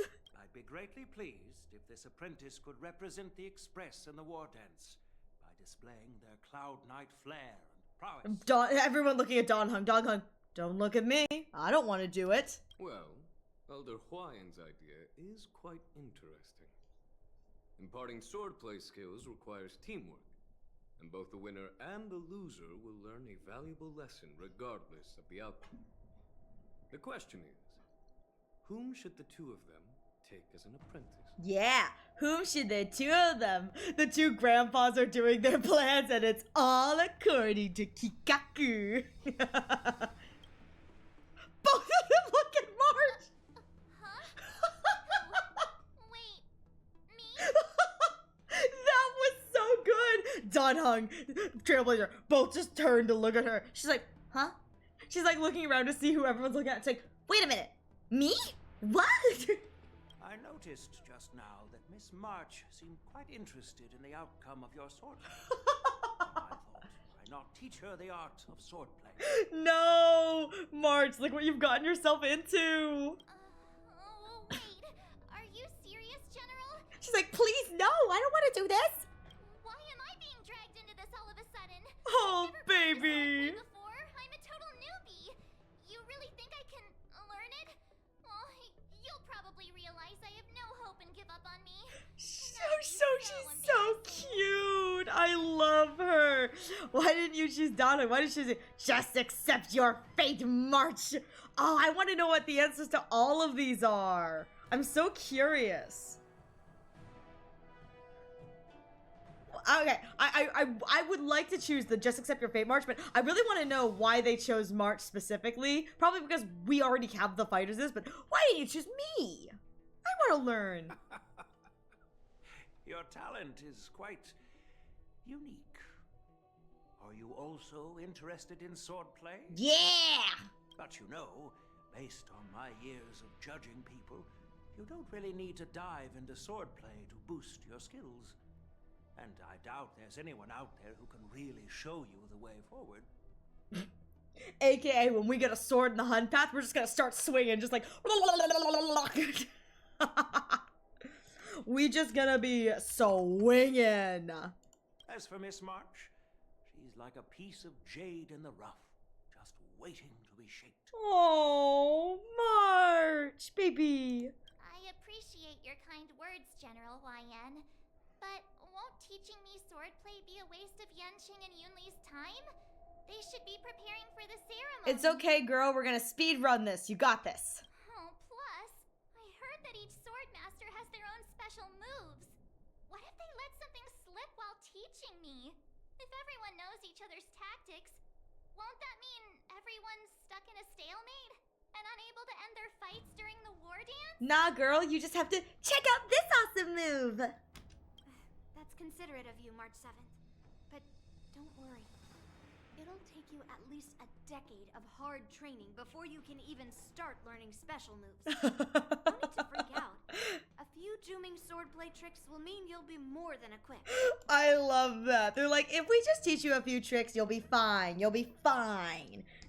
The enemy won't know what hit him. We'll teach you to play dirty. With that said, it looks like there's an ad coming in the next few minutes. So we're going to be taking a short break. I'm going to encourage you all to take this time to make sure you get a drink, you know? Make sure you're drinking. So don't forget to hydrate. Get a snack, stretch your legs. You know, Damari, don't worry. You already fought some gods. Yeah, exactly. It's like, what have we killed so far at this point in the playthrough? Giant void ravenger creature thingy. We took down a woman possessed by the Stellaron, you know, pseudo god. We did take down Fantilia, who is a member of the Destruction Legion thingamajiggy, like an emanator of destruction, an emanator of an emanator's destruction or something like that. So there's that. We railed Sunday. That was fun. We took down a man who harnessed the power of God, which is kind of fun. What else have we done? It's like, it's fine. You'll be fine, March. We believe in you, March. Maybe. I mean, let's be real here. It's like, let's be real here. In the grand scheme of things, like, she may not know anything about swords dancing, but I mean, she's seen so much more than probably half the, like, war dance competitors have ever seen. So it's like, she's gonna be fine. Don't forget, she also fought, fight a demon in Dream. I don't know when she did that. If that's Amphorius, I haven't seen Amphorius yet. No, it wouldn't be. When would she have done that? I don't remember when she did that. Because this is, like, prior to Amphorius. But yeah, she's done a lot of stuff. She'll be fine. I kind of want to... I know that there's going to be, like a replay feature eventually, so you can replay, like, the voiced versions of the quests. I think the... No, Sunday, man. Oh! Okay, yeah. You're so right. She's so much more powerful. She survived the Sunday Yap session. She was there with us during the Yap session. She survived on the first day of the... No, I love March. She's a sweetheart. She's doing great. All right, with that said, I'm going to quickly use the restroom and I will be right back. Ow! So mean.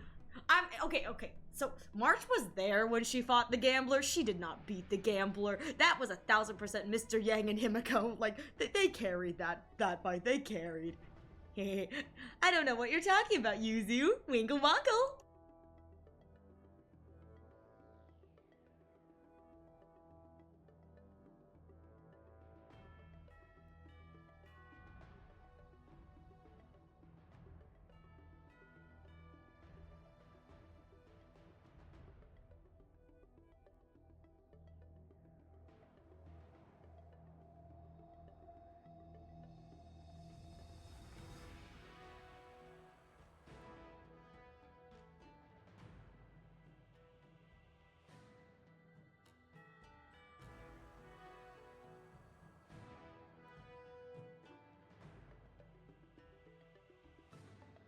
What are you talking about?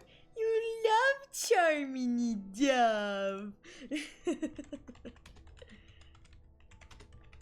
You love it. You love it.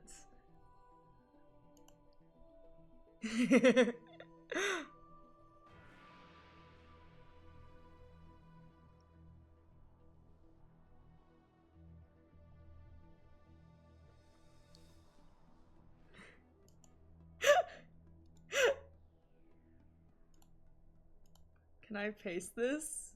No! Oh no. Dang it, it's too long. It was too long. It's so long, I wasn't able to post the whole thing. It's so dumb. That's so dumb. Okay, alright, hang on, here we go. Really? Looks like March's curiosity has been piqued. Oh, look at March. The whole point is to know each other's moves. Defeating your opponent in just one move? How boring would that be? Plus, what really decides a swordsman's fate isn't some special move. It's the solid fundamentals. Aww. So Miss Yunli has already agreed. What do you say, Yang Qing? I'm not gonna lose to her. I'll do it, General. General, I haven't graduated yet. How can I be qualified to teach swordplay to others? Why not? I mean, nothing's stopping you. Let's do it, boy. Let's go. So you're admitting your defeat, huh? If you're not even competent to teach, why don't you let me be the ringmaster instead? He's like, anything but that. No, I hope you get.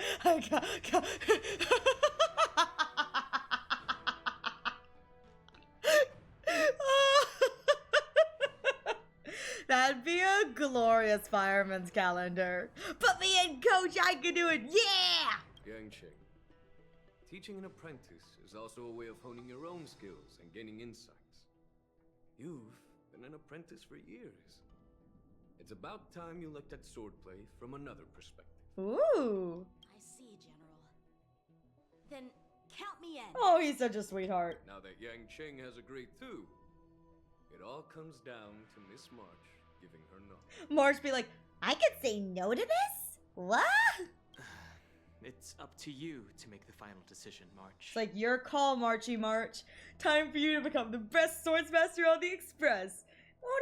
It won't be a walk in the park, that's for sure. It's all up to you, though. Time for you to become the best swordsmaster on the Express. Mostly because none of us use swords. So, you'd be the best by default. Yeah! At least that way, I won't have to worry about you accidentally shooting me in the butt all the time.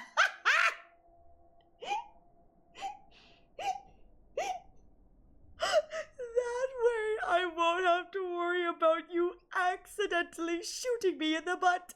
No, now you have to worry about her poking you in the butt. Hey, I've never missed my target. Except for that one time, but we don't talk about that. Then I'm on board.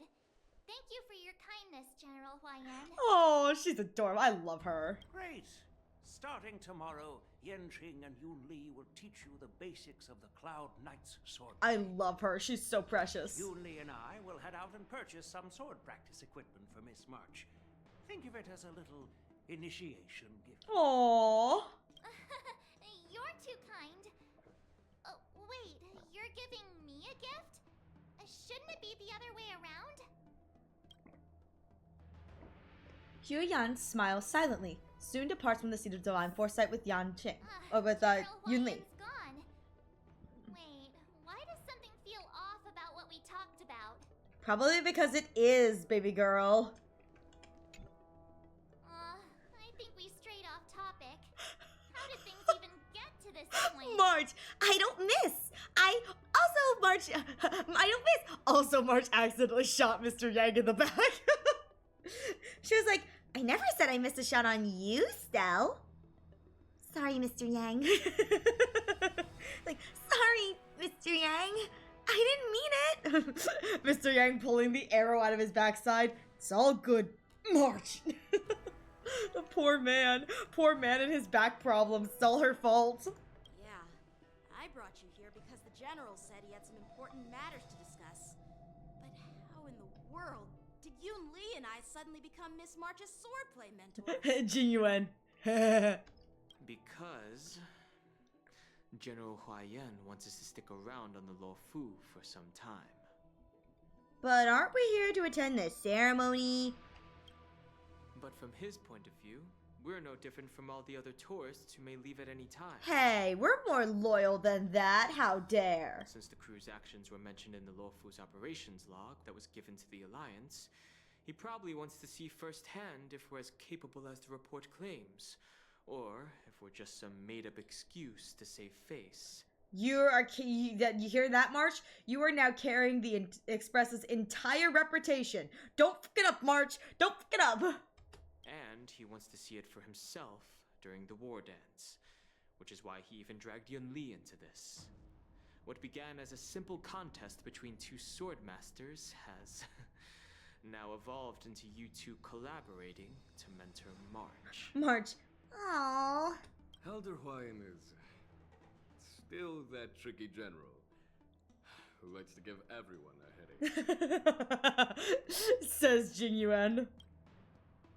My apologies.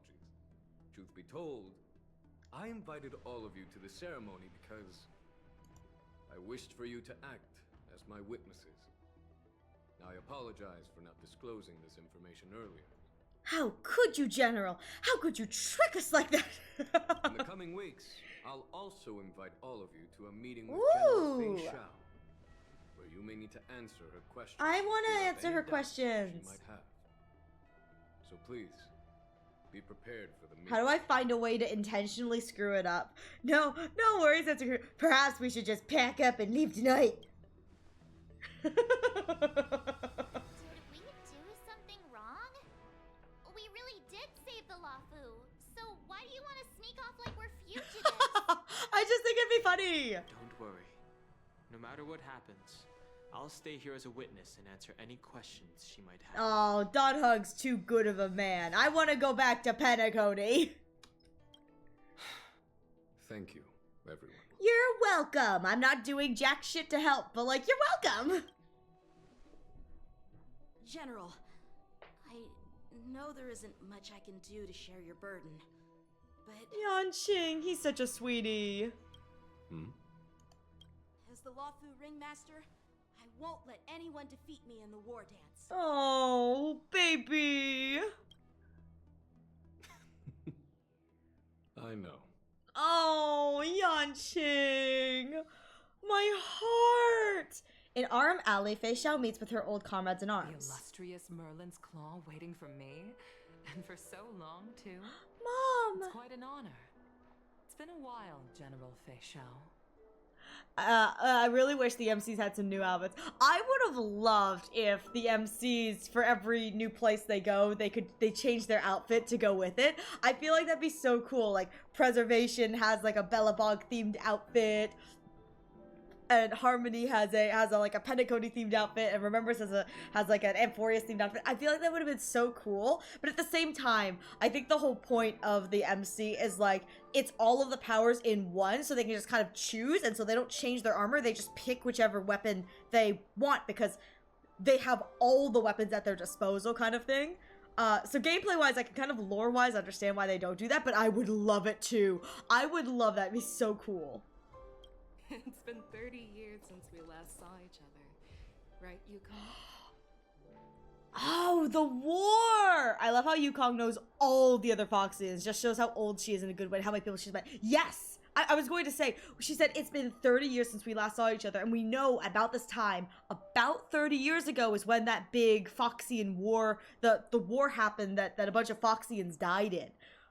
Oh, I love her. I love Yukong. She's such a sweetie. She's kind of unassuming when you first meet her, but like, she's such a sweetie. Vanguard of the Yaoqing's Verdant Knights, and I was a pilot of There we go, yeah. Rainbow Fall Fleet. Who would have thought that upon meeting again, you'd be a general, and I'd have given up flying? No! Really Oh! does feel like a lifetime ago. Probably because it really was a lifetime ago. Oh, Yukong, my baby. I love Yukong, but man, I swear Hoyo puts her on screen just to read-up her trauma. I know, it's like every time she appears, it's just like, hey, remember her trauma? Let's just give her another character who she knew because of her trauma, and we're going to have them interact, and it's going to make her seem even more like a kind sweetheart and bolster up the character who's also reliving the trauma together. Like, ugh. Because, like, every time she shows up with another character and they redump her trauma, it hurts my heart. Oh my god. I did her companion quest at the best time. They redump her trauma in the freaking Ghost event, and I'm sitting here watching, like, this portion of it going, oh my god, this is messed up. Where they redump her trauma and they give her more character development with her freaking kid, who is now, like, a pilot. I'm like, this is the worst. Why do they keep just... I mean, maybe some people would be like, you know, it's the same story over and over again, which is boring, but like, I love how it shows how well connected she is, but it's like every time she appears, it's like, remember that war we fought in? Let's redump our trauma one more time. It's like, please, no. Can't she have nice things? Can't she have nice things? She's lived a good life. Like, let her have nice things. You can't fight on. They know how to destroy the lore. Oh my god. Like, they just deserve some nice things, you know? Whenever Yukong's in a quest, I swear to god, the day that she shows up just to show up and not have, like, trauma dumping lore, we're gonna celebrate. We're like, Finally, the world is healing! I feel so bad. Well, I wouldn't say I haven't seen you in 30 years. After all, your great victories are announced through the Yellow Bell Resonance System every day. So I'm well aware of your great feats. The heck is the Yellow Bell Resonance System? Oh, how's the health? Still stable, I suppose. Do you still remember the medic who saved me in battle? Oh? That healer with the odd name and peculiar temperament. What was his name again? Was it Pichu? Or Kachio? Jiao Jiao. Jiao Chou. He's been my retainer and personal healer, delegated by the Alchemy Commission from the Xianzhou Yaoqing. Over the years, he's dedicated himself to managing my condition. It's thanks to him that I'm still in good health today. I'm gonna be real here. If his name was Pichu, it'd be so good. Imagine in her gameplay, she's in a ship shooting a laser. It would have been so cool if she's still flying. That would have been so cool. I will say, one thing I do not want. I do not want a 5-star Yukong who does, like, fly a ship. Like, I really respect the dedication to the I will never touch the sky again because I've already touched the sky. Like, I do not think she needs to touch the sky again. I like that it's like, that is a part of her that she has moved on from. I like that, like, she's put her foot, like, down. She's put her foot down about that. I don't want them to go back on that because I really like where her character story has kind of quote-unquote ended. I think it's nice. Given my background, I'm happy to have made it this far. As I'm falling apart because of the actual implications of my birth. Like, I'm relieved to know that you're safe and sound. Well then, since you and Elder Huayan are here, I imagine you must have received orders from the Marshal? As your friend, may I ask how the Alliance intends to punish the General of the Lawfu? The only time I wanted to fly again is in some big finale that she doesn't return. Same here. Same here. I think that if I ever saw her fly again, I would want it to be in, like, the big final battle where, like, it truly is one of those things where it's like she has decided that this is worth, quote unquote, like, fighting for. Like, this is worth fighting for, and not having to then come back and realize that she's, like, betrayed her morals for it. It's like, as horrible as it would be to say, like, oh my god, she's dead, it's like, I think I agree. It's like, I would want it to be this one last moment where the protagonist gets to have that moment of, like, she's doing this for us kind of thing, or even if it's, like, a small moment in, like, a big climactic cutscene kind of thing where it's, like, just the player can, like, like, after the cutscene's over, like, you know, in the back of their head be like, she's doing this for us. You know, it's like she's truly doing this for us, and then she doesn't return back from it. Oh my god, I would love that if they ever did want to make her fly again, but other than that, I don't think I would want to see her fly again. I think I can really respect it. It's like, this is what she wants, this is where her life has taken her, and she's putting her foot down about her own boundaries, and it's like, I can respect that for her. I really like that. I mean, I'm gonna be real here. For me personally, this is kind of what I wish the Farina story quest was, where it's just people constantly pushing her boundaries, and Yukong is an adult enough to be like, no, these are my boundaries, I'm not going to do it. Where the Farina story quest, they kind of knew how they wanted it to end, so, like, they kind of forced Farina to do that. But Farina is in a very similar position where it's like, the trauma, what she's experienced, her own life experience, she does not want to step on the stage again, much like Yukong does not want to fly again. And I'm glad that they kind of, at the end, when her kid was like, I want to fly with you, she put her foot down and was like, that's the one thing I cannot give you. Like, I cannot do that. I will not fly again. And I really appreciate that. Because that was, like, one of my big issues with the Farina quest, was, like, as beautiful as the ending was, it really ticked me off that, like, everyone was pushing Farina's boundaries, and in the end, even when she set her boundaries, she still was forced to do it. Like, she didn't deserve that. Like, she's been performing for 500 years. Let the girl rest. Let her rest. And again, I do appreciate how, for as assholic as everyone was in that quest, kind of really pushing her boundaries, particularly the Traveler and Paimon, for not just letting it be. Like, they should have just let it be. The Traveler and Paimon in that quest particularly were not very well written, in my opinion. They just continued to push and push. It was very frustrating. The one good thing we got out of that quest is Nervalet. Nervalette in that quest was so wonderful that he asked once. She vehemently, at that point, she had said no several times that day. She was like, I'm done. I don't want to do it. He immediately dropped it. He was like, very well, I understand. And then he just kind of, at the end, he said, and should you ever wish to return to the stage, we will support you. But it was a very kind of a clear of, okay, Lady Farina, I understand you don't want to do this. Just know that if you ever choose to decide to do this, we will be here to support you. But we're happy either way for you.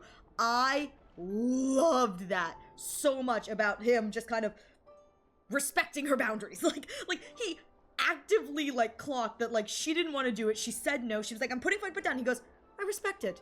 Just know that if you ever do, you know, we will happily await, but if you don't, we'll be fine too. Just, ugh. The only exception for me is like something final, monumental, and emotional, making them do it, a massive emotional play out for the pair. Yeah, I agree. It's like, I think if a character is going to break their boundaries, I think it has to be like in a moment where it's like, it's for the sake of the player, not for the, thank you for the hydrates, Thor. How are you doing? I think it should be for the sake of like an emotional payout for the player. And I'm going to be real here. I do not think La Vaguelette, as beautiful as it was worth Farina breaking her boundaries. After she performed, I just kind of felt like, about it. Just personally, I was like, like, I still don't feel good about her being forced to perform. I think it's like, if a character is going to go against what they've kind of set for themselves, either for their own trauma or boundaries, or even just because, if they're going to break it, it has to be something that impacts the player in a way that makes us feel for the character and the player. Not just, oh, we're gonna do this. So in my opinion, like, La Vaguelette was not worth it. I don't think La Vaguelette was worth it. Like, at the end, if La Vaguelette was worth it, I would have been like, oh my god, that was so beautiful. But in the end, I just kind of was like, that was pretty, but I feel bad for Farina. Like, I feel really, really bad. Welcome home, Thor. Just got home from watching Howl's Moving Castle in the theater. Oh, I hope you enjoyed it. Howl's Moving Castle is just, it's gorgeous. It's so gorgeous. I hope you enjoyed it. Yeah. And again, I'm gonna be real here with the whole Yukong, like, I've already touched the sky, is I would not be disappointed if she never flew again.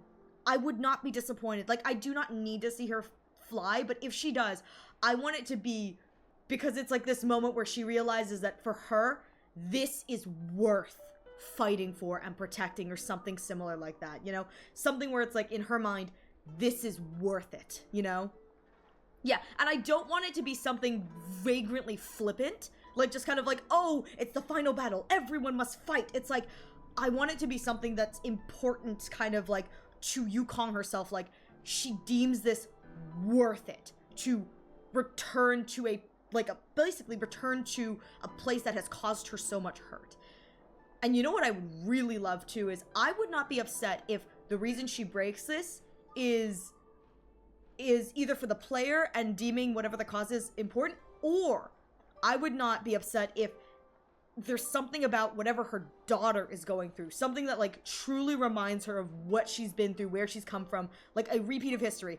I could see her breaking this kind of vow to protect, like, you know, the living memory of everything she's lost. You know, I would not be disappointed if, you know, her death and her final flight was sacrificed for, say, an NPC like her daughter, where it's like you can see the care, the desire, and for her to die in a similar way, but to allow, you know, the living will, her living, like, you know, the living will of, like, you know, the people that she loves to live on. I feel like that would be worth it for me, anyway. Because I'm gonna be real here, her dying for the protagonist, I could see her dying for the protagonist, or like whatever cause they're fighting against or whatever. I would prefer it if it were more kind of like close to home, especially with her companion quest. Like, I would love that so much more. For all the people who haven't done her companion quest, they're like, why is she dying for this random NPC? It's like, I would love it if her final act was like her choosing to fly again to save her daughter. She dies in the act, and then players get to go. Players who've skipped the story, haven't done the companion quest, going, why is she dying for a random NPC? I would be living for the, why is she dying for a random NPC comments. I would love that so much. Anyways. Turns out my phone is a fire hazard. Hopefully I'll resolve that soon. I hope so too, Thor. Oh my god, please be careful. Please be safe. Easy fix for those who skipped, haven't done it yet. Who's the fox lady? This story is so confusing. I was gonna say, an easy fix for that would be for her right before the final battle to mention her daughter or say her daughter's name or something. Just a small acknowledgement of like, oh, they're related. Oh my god, after Yukong's death, her daughter simply says mother and oh my god, Yuzu, what the fuck? What the fuck? That hurts. That hurts. It's like Petticone all over again. I wouldn't mind another Petticone. More trauma for everyone. Everyone gets a little trauma, you know? Oh my god, you're so right, Yuzu. That would be heartbreaking for everyone who doesn't know that that's the relationship. They're like, oh my god, she just died for her kid. She had a kid, and everyone who knows would be like, she just died for her kid, and the kid, why? It's like everyone gets to be a little bit of a mess. But again, I will say, part of me kind of hopes that she never will fly again. I think it'd be really nice if she never flew again. What would be cool, I think, is if there was an instance in which she quote-unquote needed to fly again, instead of choosing to fly, she found a way to do like a ground support kind of thing. Like, obviously she's trained with scar skiffs, she's a mechanic, she knows how to do whatever, you know. Let's have Ting-Yun around for it too, double the impact. No! Please, God, no, not again! I don't want to watch her die again. Not like this. Not like this. Me no like that. Me no likey. Oh my god. I love Yukong. I have to admit, when I first saw Yukong, she didn't do anything for me. I was like, okay, you know, another character, whatever. The story quest, 1000% redeems me. Hoyo, hire me. I'll get the players crying. I swear to God, if you kill Himiko again, I swear to God. The Arbor's rebirth has frightened the elders who lurk behind the scenes. They fear the resurgence of abominations, much like what happened 30 years ago. Next up is Welt. R.I.P. Welt. He escaped one universe, couldn't escape the second. Although the report from the Lawfu explained all the details, we don't know if the Ruin Legion really invaded, or how exactly the Stellaron Hunters and the Astral Express became involved. This puzzle has many missing pieces. If I only watch on phone, if I go silent for a while, you know why. Please, Lord, take care to not, you know, hurt yourself. Get that all checked out. It's no worries. No worries at all. Just please, be safe. Be very safe. Let's hurt the HSR and HI3 players all at once. Final moment, well, it's been a while, teacher. I'll break. No, please. As you know, the fugitive Jing Liu, who mysteriously disappeared many years ago, has resurfaced. This time, she has brought along an outworlder. It's Team the Aeons! Marshal, a method to fight against the Eons. It's Team Duck the Aeons! I wanted to be a member of this club, but then I realized it was a different kind of duck. The Lawfu Preceptor has also leveled accusations against Jing Yuan for neglecting the Alliance's principles. She asserts that Jing Yuan enabled the exiled Imbibitor Lune to re-enter the Lawfu, thereby unlocking the luminescent depths within Scale Gorge Waterscape, which in turn disrupted the Vidyadhara's dutiful watch over the Ambrosial Arbor. The edit in TikTok will be insane if Yukong and Welt die. Seriously. It will be massive. Ah! What the heck? I was wrong, I could tell. What the heck? Once I get a new phone, let's go into the boombox. It is for these reasons that I have come here to the Lawfu today. Oh. Well, duty calls. Perhaps I shouldn't have mentioned all of this to an uninvolved person, but since we once fought Let me tell you, Yukong is amazing at keeping secrets. You didn't hear any of this would be for the best. I understand. I'm sorry. I was out of line. I know I shouldn't be defending General Jing Yuan right now, but well, you know how I am. Oh? Hey, Connor the Puppy Witch, what's up? How you doing? The Lawfu has enjoyed centuries of stability since the end of the sedition of Imbibitor Lune, much of which can be attributed to General Jing Yuan's masterful strategizing. Yeah, as lazy as he may be, he's good at his job, which is why he's kept it. For long life species, enduring through the ages always culminates in a failure that undoes all previous achievements. A moment that our adversaries relish. Ah! Ow! Ah! Ah! Oh, congratulations, Kana! I'm not sure if I've explained a boombox here. Oh! Fascinating! And also asbestos. Oh, that's terrifying. That's terrifying. That's true. And that's why I'm also here for another purpose. To visit Hule. Bum, bum, bum! Can you maybe not visit Hule? It doesn't really turn out well, you know? Hule? You mean that Hule? The Borisin warhead?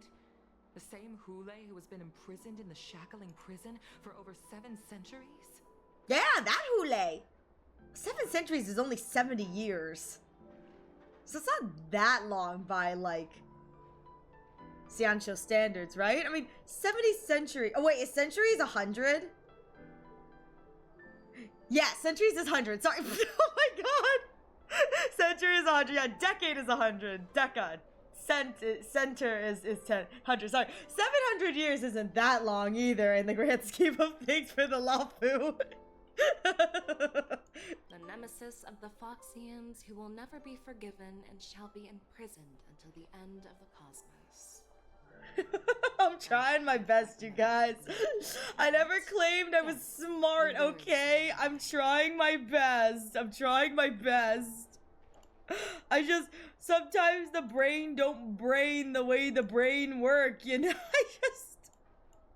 I'm trying. Usually, only emissaries from the Xianzhou Yaoqing Skyfaring Commission visit him once every century. Why do you have to visit him now, of all times? I just gotta let him out, you know, so we can terrorize everything. Brain is turning to March. It really is turning to March. I'm just becoming March 7th. It's fine. It's fine. She's smarter than she looks. It'd probably be an upgrade to have her brain. I'm gonna be real here. The Foxians and the Alliance made a pact to combat the abominations, aiming to achieve justice and free their kin. That werewolf monster is to be forever imprisoned in the dark recesses of the shackling prison, facing unending retribution. Given the situation on the Lafu, those on the Yaoqing are concerned about Hule's imprisonment. I'm afraid that the routine visit every century is no longer sufficient to ease their concerns. Fine. That's why I was sent here, to reassure them. I get to go talk to him, and then oopsies, bad stuff happens. Whoopsies! It's all bad news. Well, not everything. There might be a silver lining. Oh, by the way, I found some clues about the thing you asked for. Thing you asked for? What? Tell me more. The Verdant Knights followed the route you mentioned and discovered the wreckage of the Whistling Flame ship. Unfortunately, there were no survivors and no cargo. Oh? Oh. Oh no. Oh no. However, someone had already been on the scene before we arrived. Oh? Our people? Or someone from the IPC? Oh, it's always the IPC. It's always the IPC. No, neither. Yukong. Oh, god dang it! Not her again. God dang it. Oh, they're gonna be replicating like freaking Bunny. Oh my god, no! Anytime I hear her, I'm prepared for the worst. She shows up and I get prepared for the worst. After a day of running around, you finally arrive at Pecker Inn, Pechaker Inn for a well-deserved rest. This night, your restlessness from meeting the general and the bustling crowd before the war dance keeps you from falling asleep. Not the IRS, I paid my taxes. Day 2. I'm still Wah!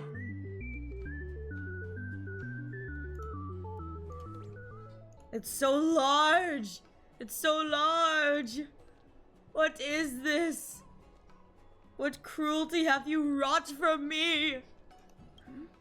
Did I oversleep? Where did March and Don Hung go? They abandoned me. Hey, look, there's an IPC person right here. Look at the Thank you for the hydrates. I like the suits. I like the suits so much. All right, hydrated. Double hydrated actually, but where am I going? Oh!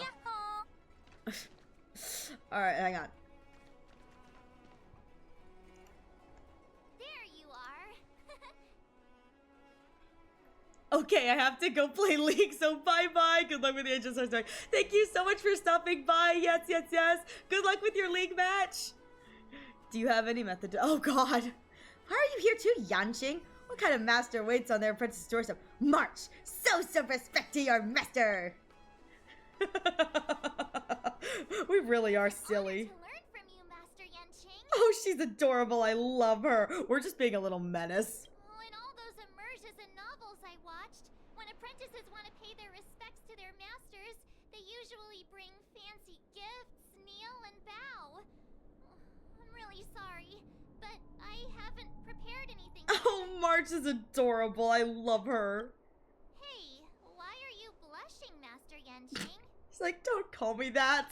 This is, the first time someone has called me master. I need to, He's adorable. He's so sweet. Oh my gosh. Let me make it clear. Swordplay training is about improving your body, mind, and strength.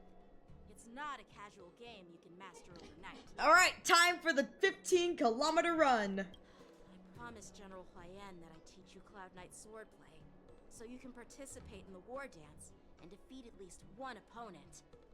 I'll do my best, but if you break your master's rules... Oh? What will you do? March is always a good girl. A promise is a promise. Since I promised to study hard, I'll do my best starting today. Oh, I love it. Great! That's the spirit. What do you mean, Chi? What? What? I'm sorry, I don't know what you're asking. March is in your hands now, Yanqing.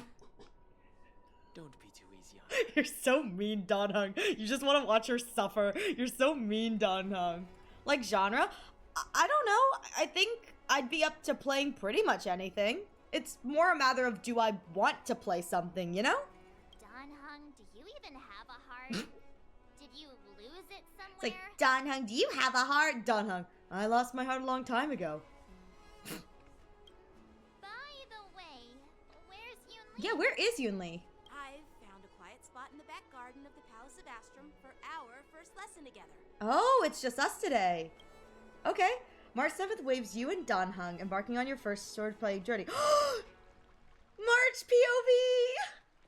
Seriously? It's the first day and you two are already late? Why is everyone on the Lawfu so laid back? So disappointing. Dang, already. Master Yunli, you're already here. Sorry for keeping you waiting. She's such a sweetie, March. You. Wait, were you trying to teach her in secret?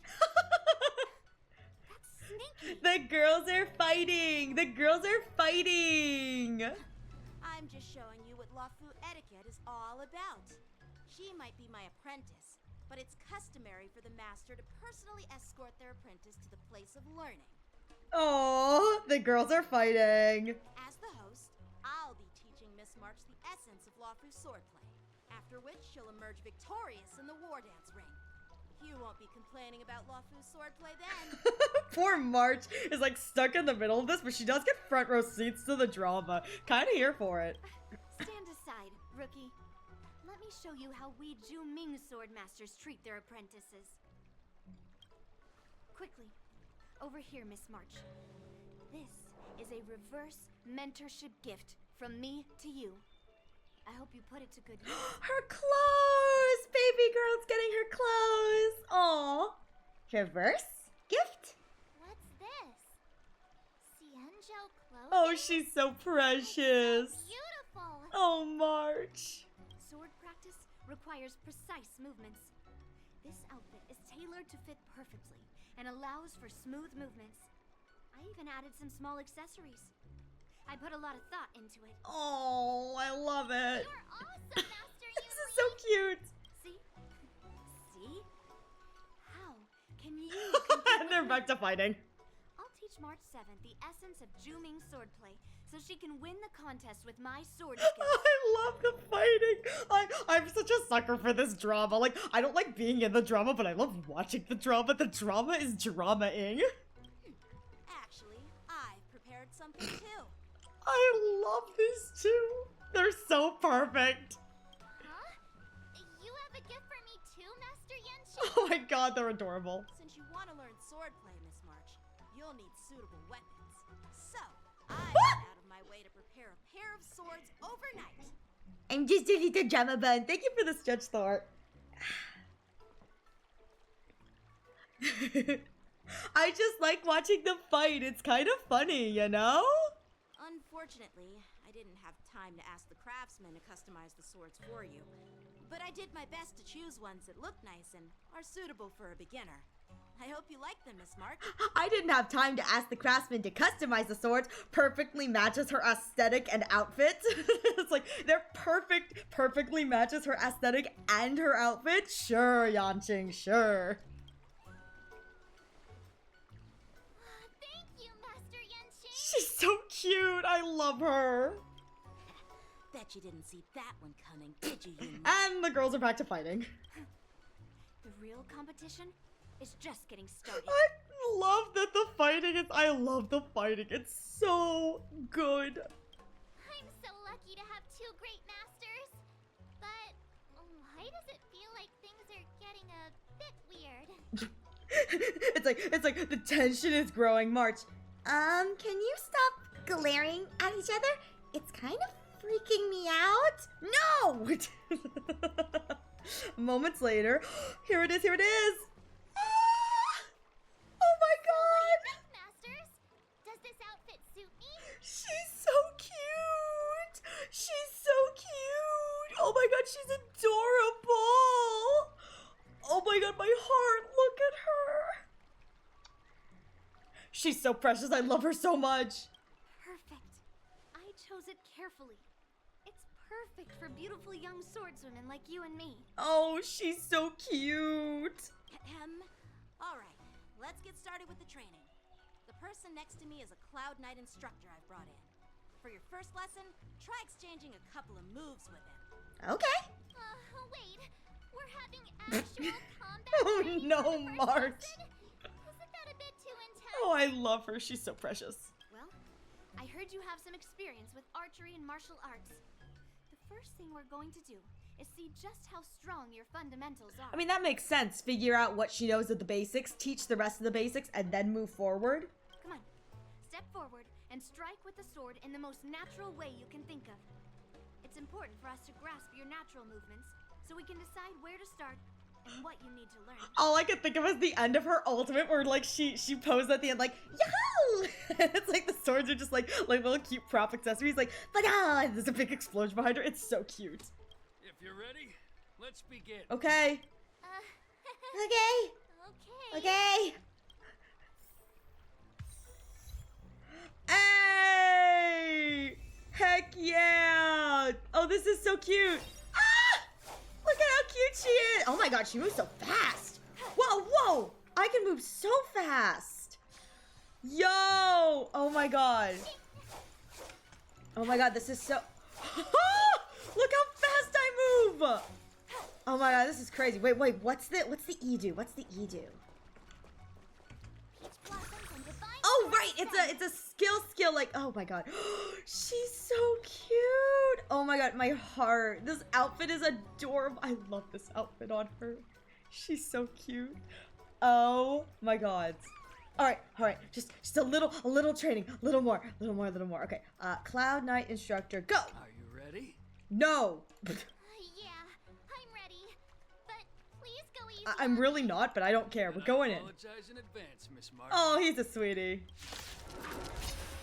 Okay. Oh, okay. Here we go. No rush, Miss March. You're still inexperienced with the sword. Why don't you use your skill first and learn a few moves from me? Oh, okay. Understood. Now I'll ask Master Yanqing to teach me some right. She inflicts Shifu, right? Look at her little boba. Close attention, Miss March. Shifu attacks can accumulate charge from March 7th and make her realize powerful abilities. And agile in your movements. Oh, okay. Okay. Yes, you. Oh. Ignore him. Strength is everything. Oh, does she get a follow-up? Okay. Hang on. Let me see what this does. So, what do I want to do with this? It says a single basic attack Shifu when using basic attack or dealing enhanced basic attack damage triggers the corresponding path effect based on Shifu's path. Oh, okay. So now I can use, and it'll okay. Practice is over. Swords to set. Okay, I gotta figure out how to play March, but that's fine. That's fine. I can deal with that later. Okay, there's plenty of time for me to figure this out. Oh, okay, so this is the charge for it. So, oh, okay. There's the charge, and it does additional damage.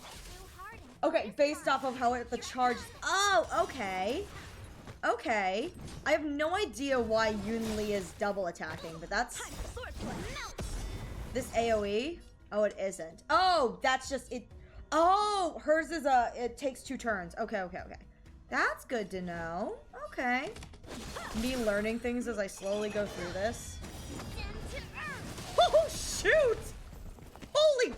Oh my god! You'll make good practice. Oh, I kind of wanna try this one too. Ooh! Yes, you. Trying to show you what I can really do. Look at her little face. She's a little like Deeting, Boba, Deeting, sword. I love her. Azure Dragon, White Tiger, Leskar, Wasp, Ta-da! Iron is hot. Are you mumbling? I love her. Sword technique? Shouldn't I be saying something cool? She's perfect. She's absolutely perfect. I have no complaints. She's flawless. How many can you block? I want to see what the difference is if I could take 10 of you. I love her. I want to see what the thing does on the destruction. I think I'm too strong though. Ah! Oh, here we go. So now I get to see what this does. Oh, okay. I'll have to look up what all the different effects do, but that's so cool. I didn't expect the first lesson to be so intense. Oh, March. Miss March has quick hands and a flexible body. She's a perfect fit for practicing Lawfu swordplay. However, she lacks strength, and her strikes were a bit unfocused. But don't worry, that's totally normal for beginners. Once she starts practicing Juming swordplay, she'll make heaps of progress. Given the situation, I believe Miss March should start by working on... And they both say opposite things. her strength. Oh no. Seriously, do you actually know anything about swordplay, or what? Oh no, the girls are fighting again. The girls are fighting. I could ask you the same thing. Dual swords require agility. So what's more important than footwork? I'm living for this. Instead of focusing on her strengths, we should address her weaknesses. The drawback of wielding 2 swords is not generating enough force. What good is being quick on your feet if you don't have strength?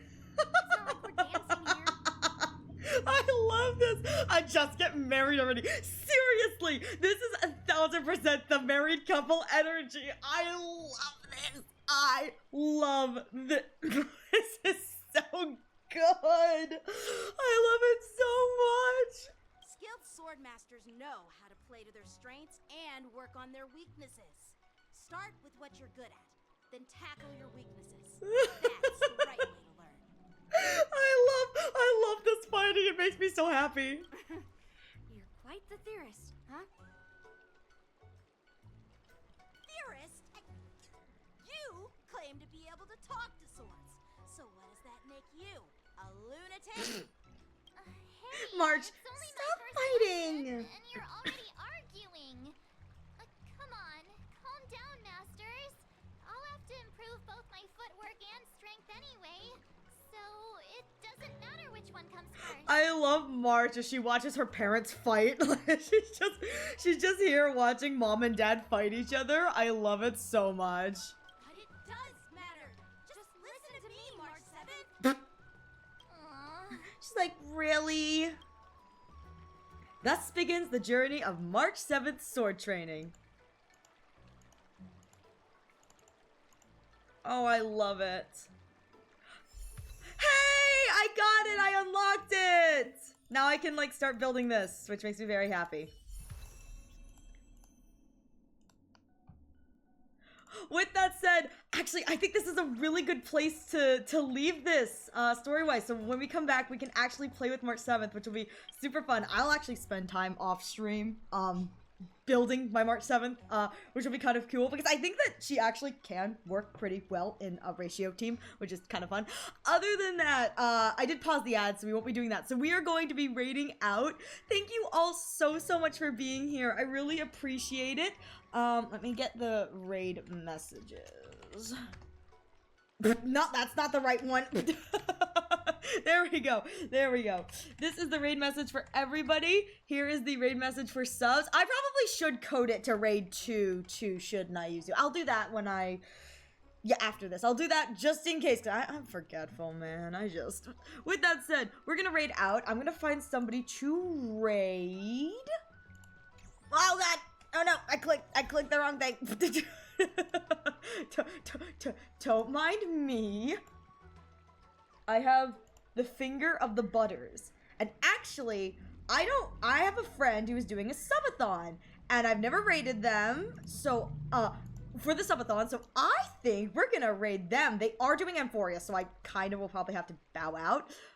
But, yeah, I know. I think it's fun if we go and torment my friend by making them go a little longer.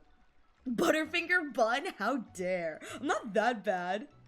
With that said, we will be heading over. They are doing Amphorius, so if you are not caught up on Amphorius, just letting you know, they are playing catch up, so they are doing the newer stuff. Other than that, thank you all so much for being here. I really appreciate it. The next time you can catch me live will be tomorrow at 6 p.m. Eastern Standard, where we will be playing 100 Line, and we are hopefully gonna get as close to our third route ending as possible, but the battles with Veshnas are always kind of hard, so I'm not holding out a lot of hope.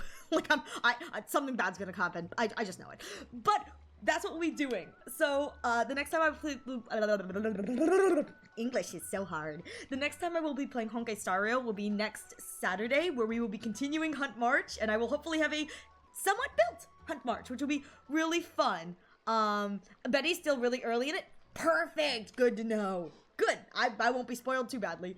Other than that, thank you all so much for being here. I really appreciate it, and I hope you have a wonderful rest of your day or your night, and I will hopefully catch you in the next stream. Bye-bye!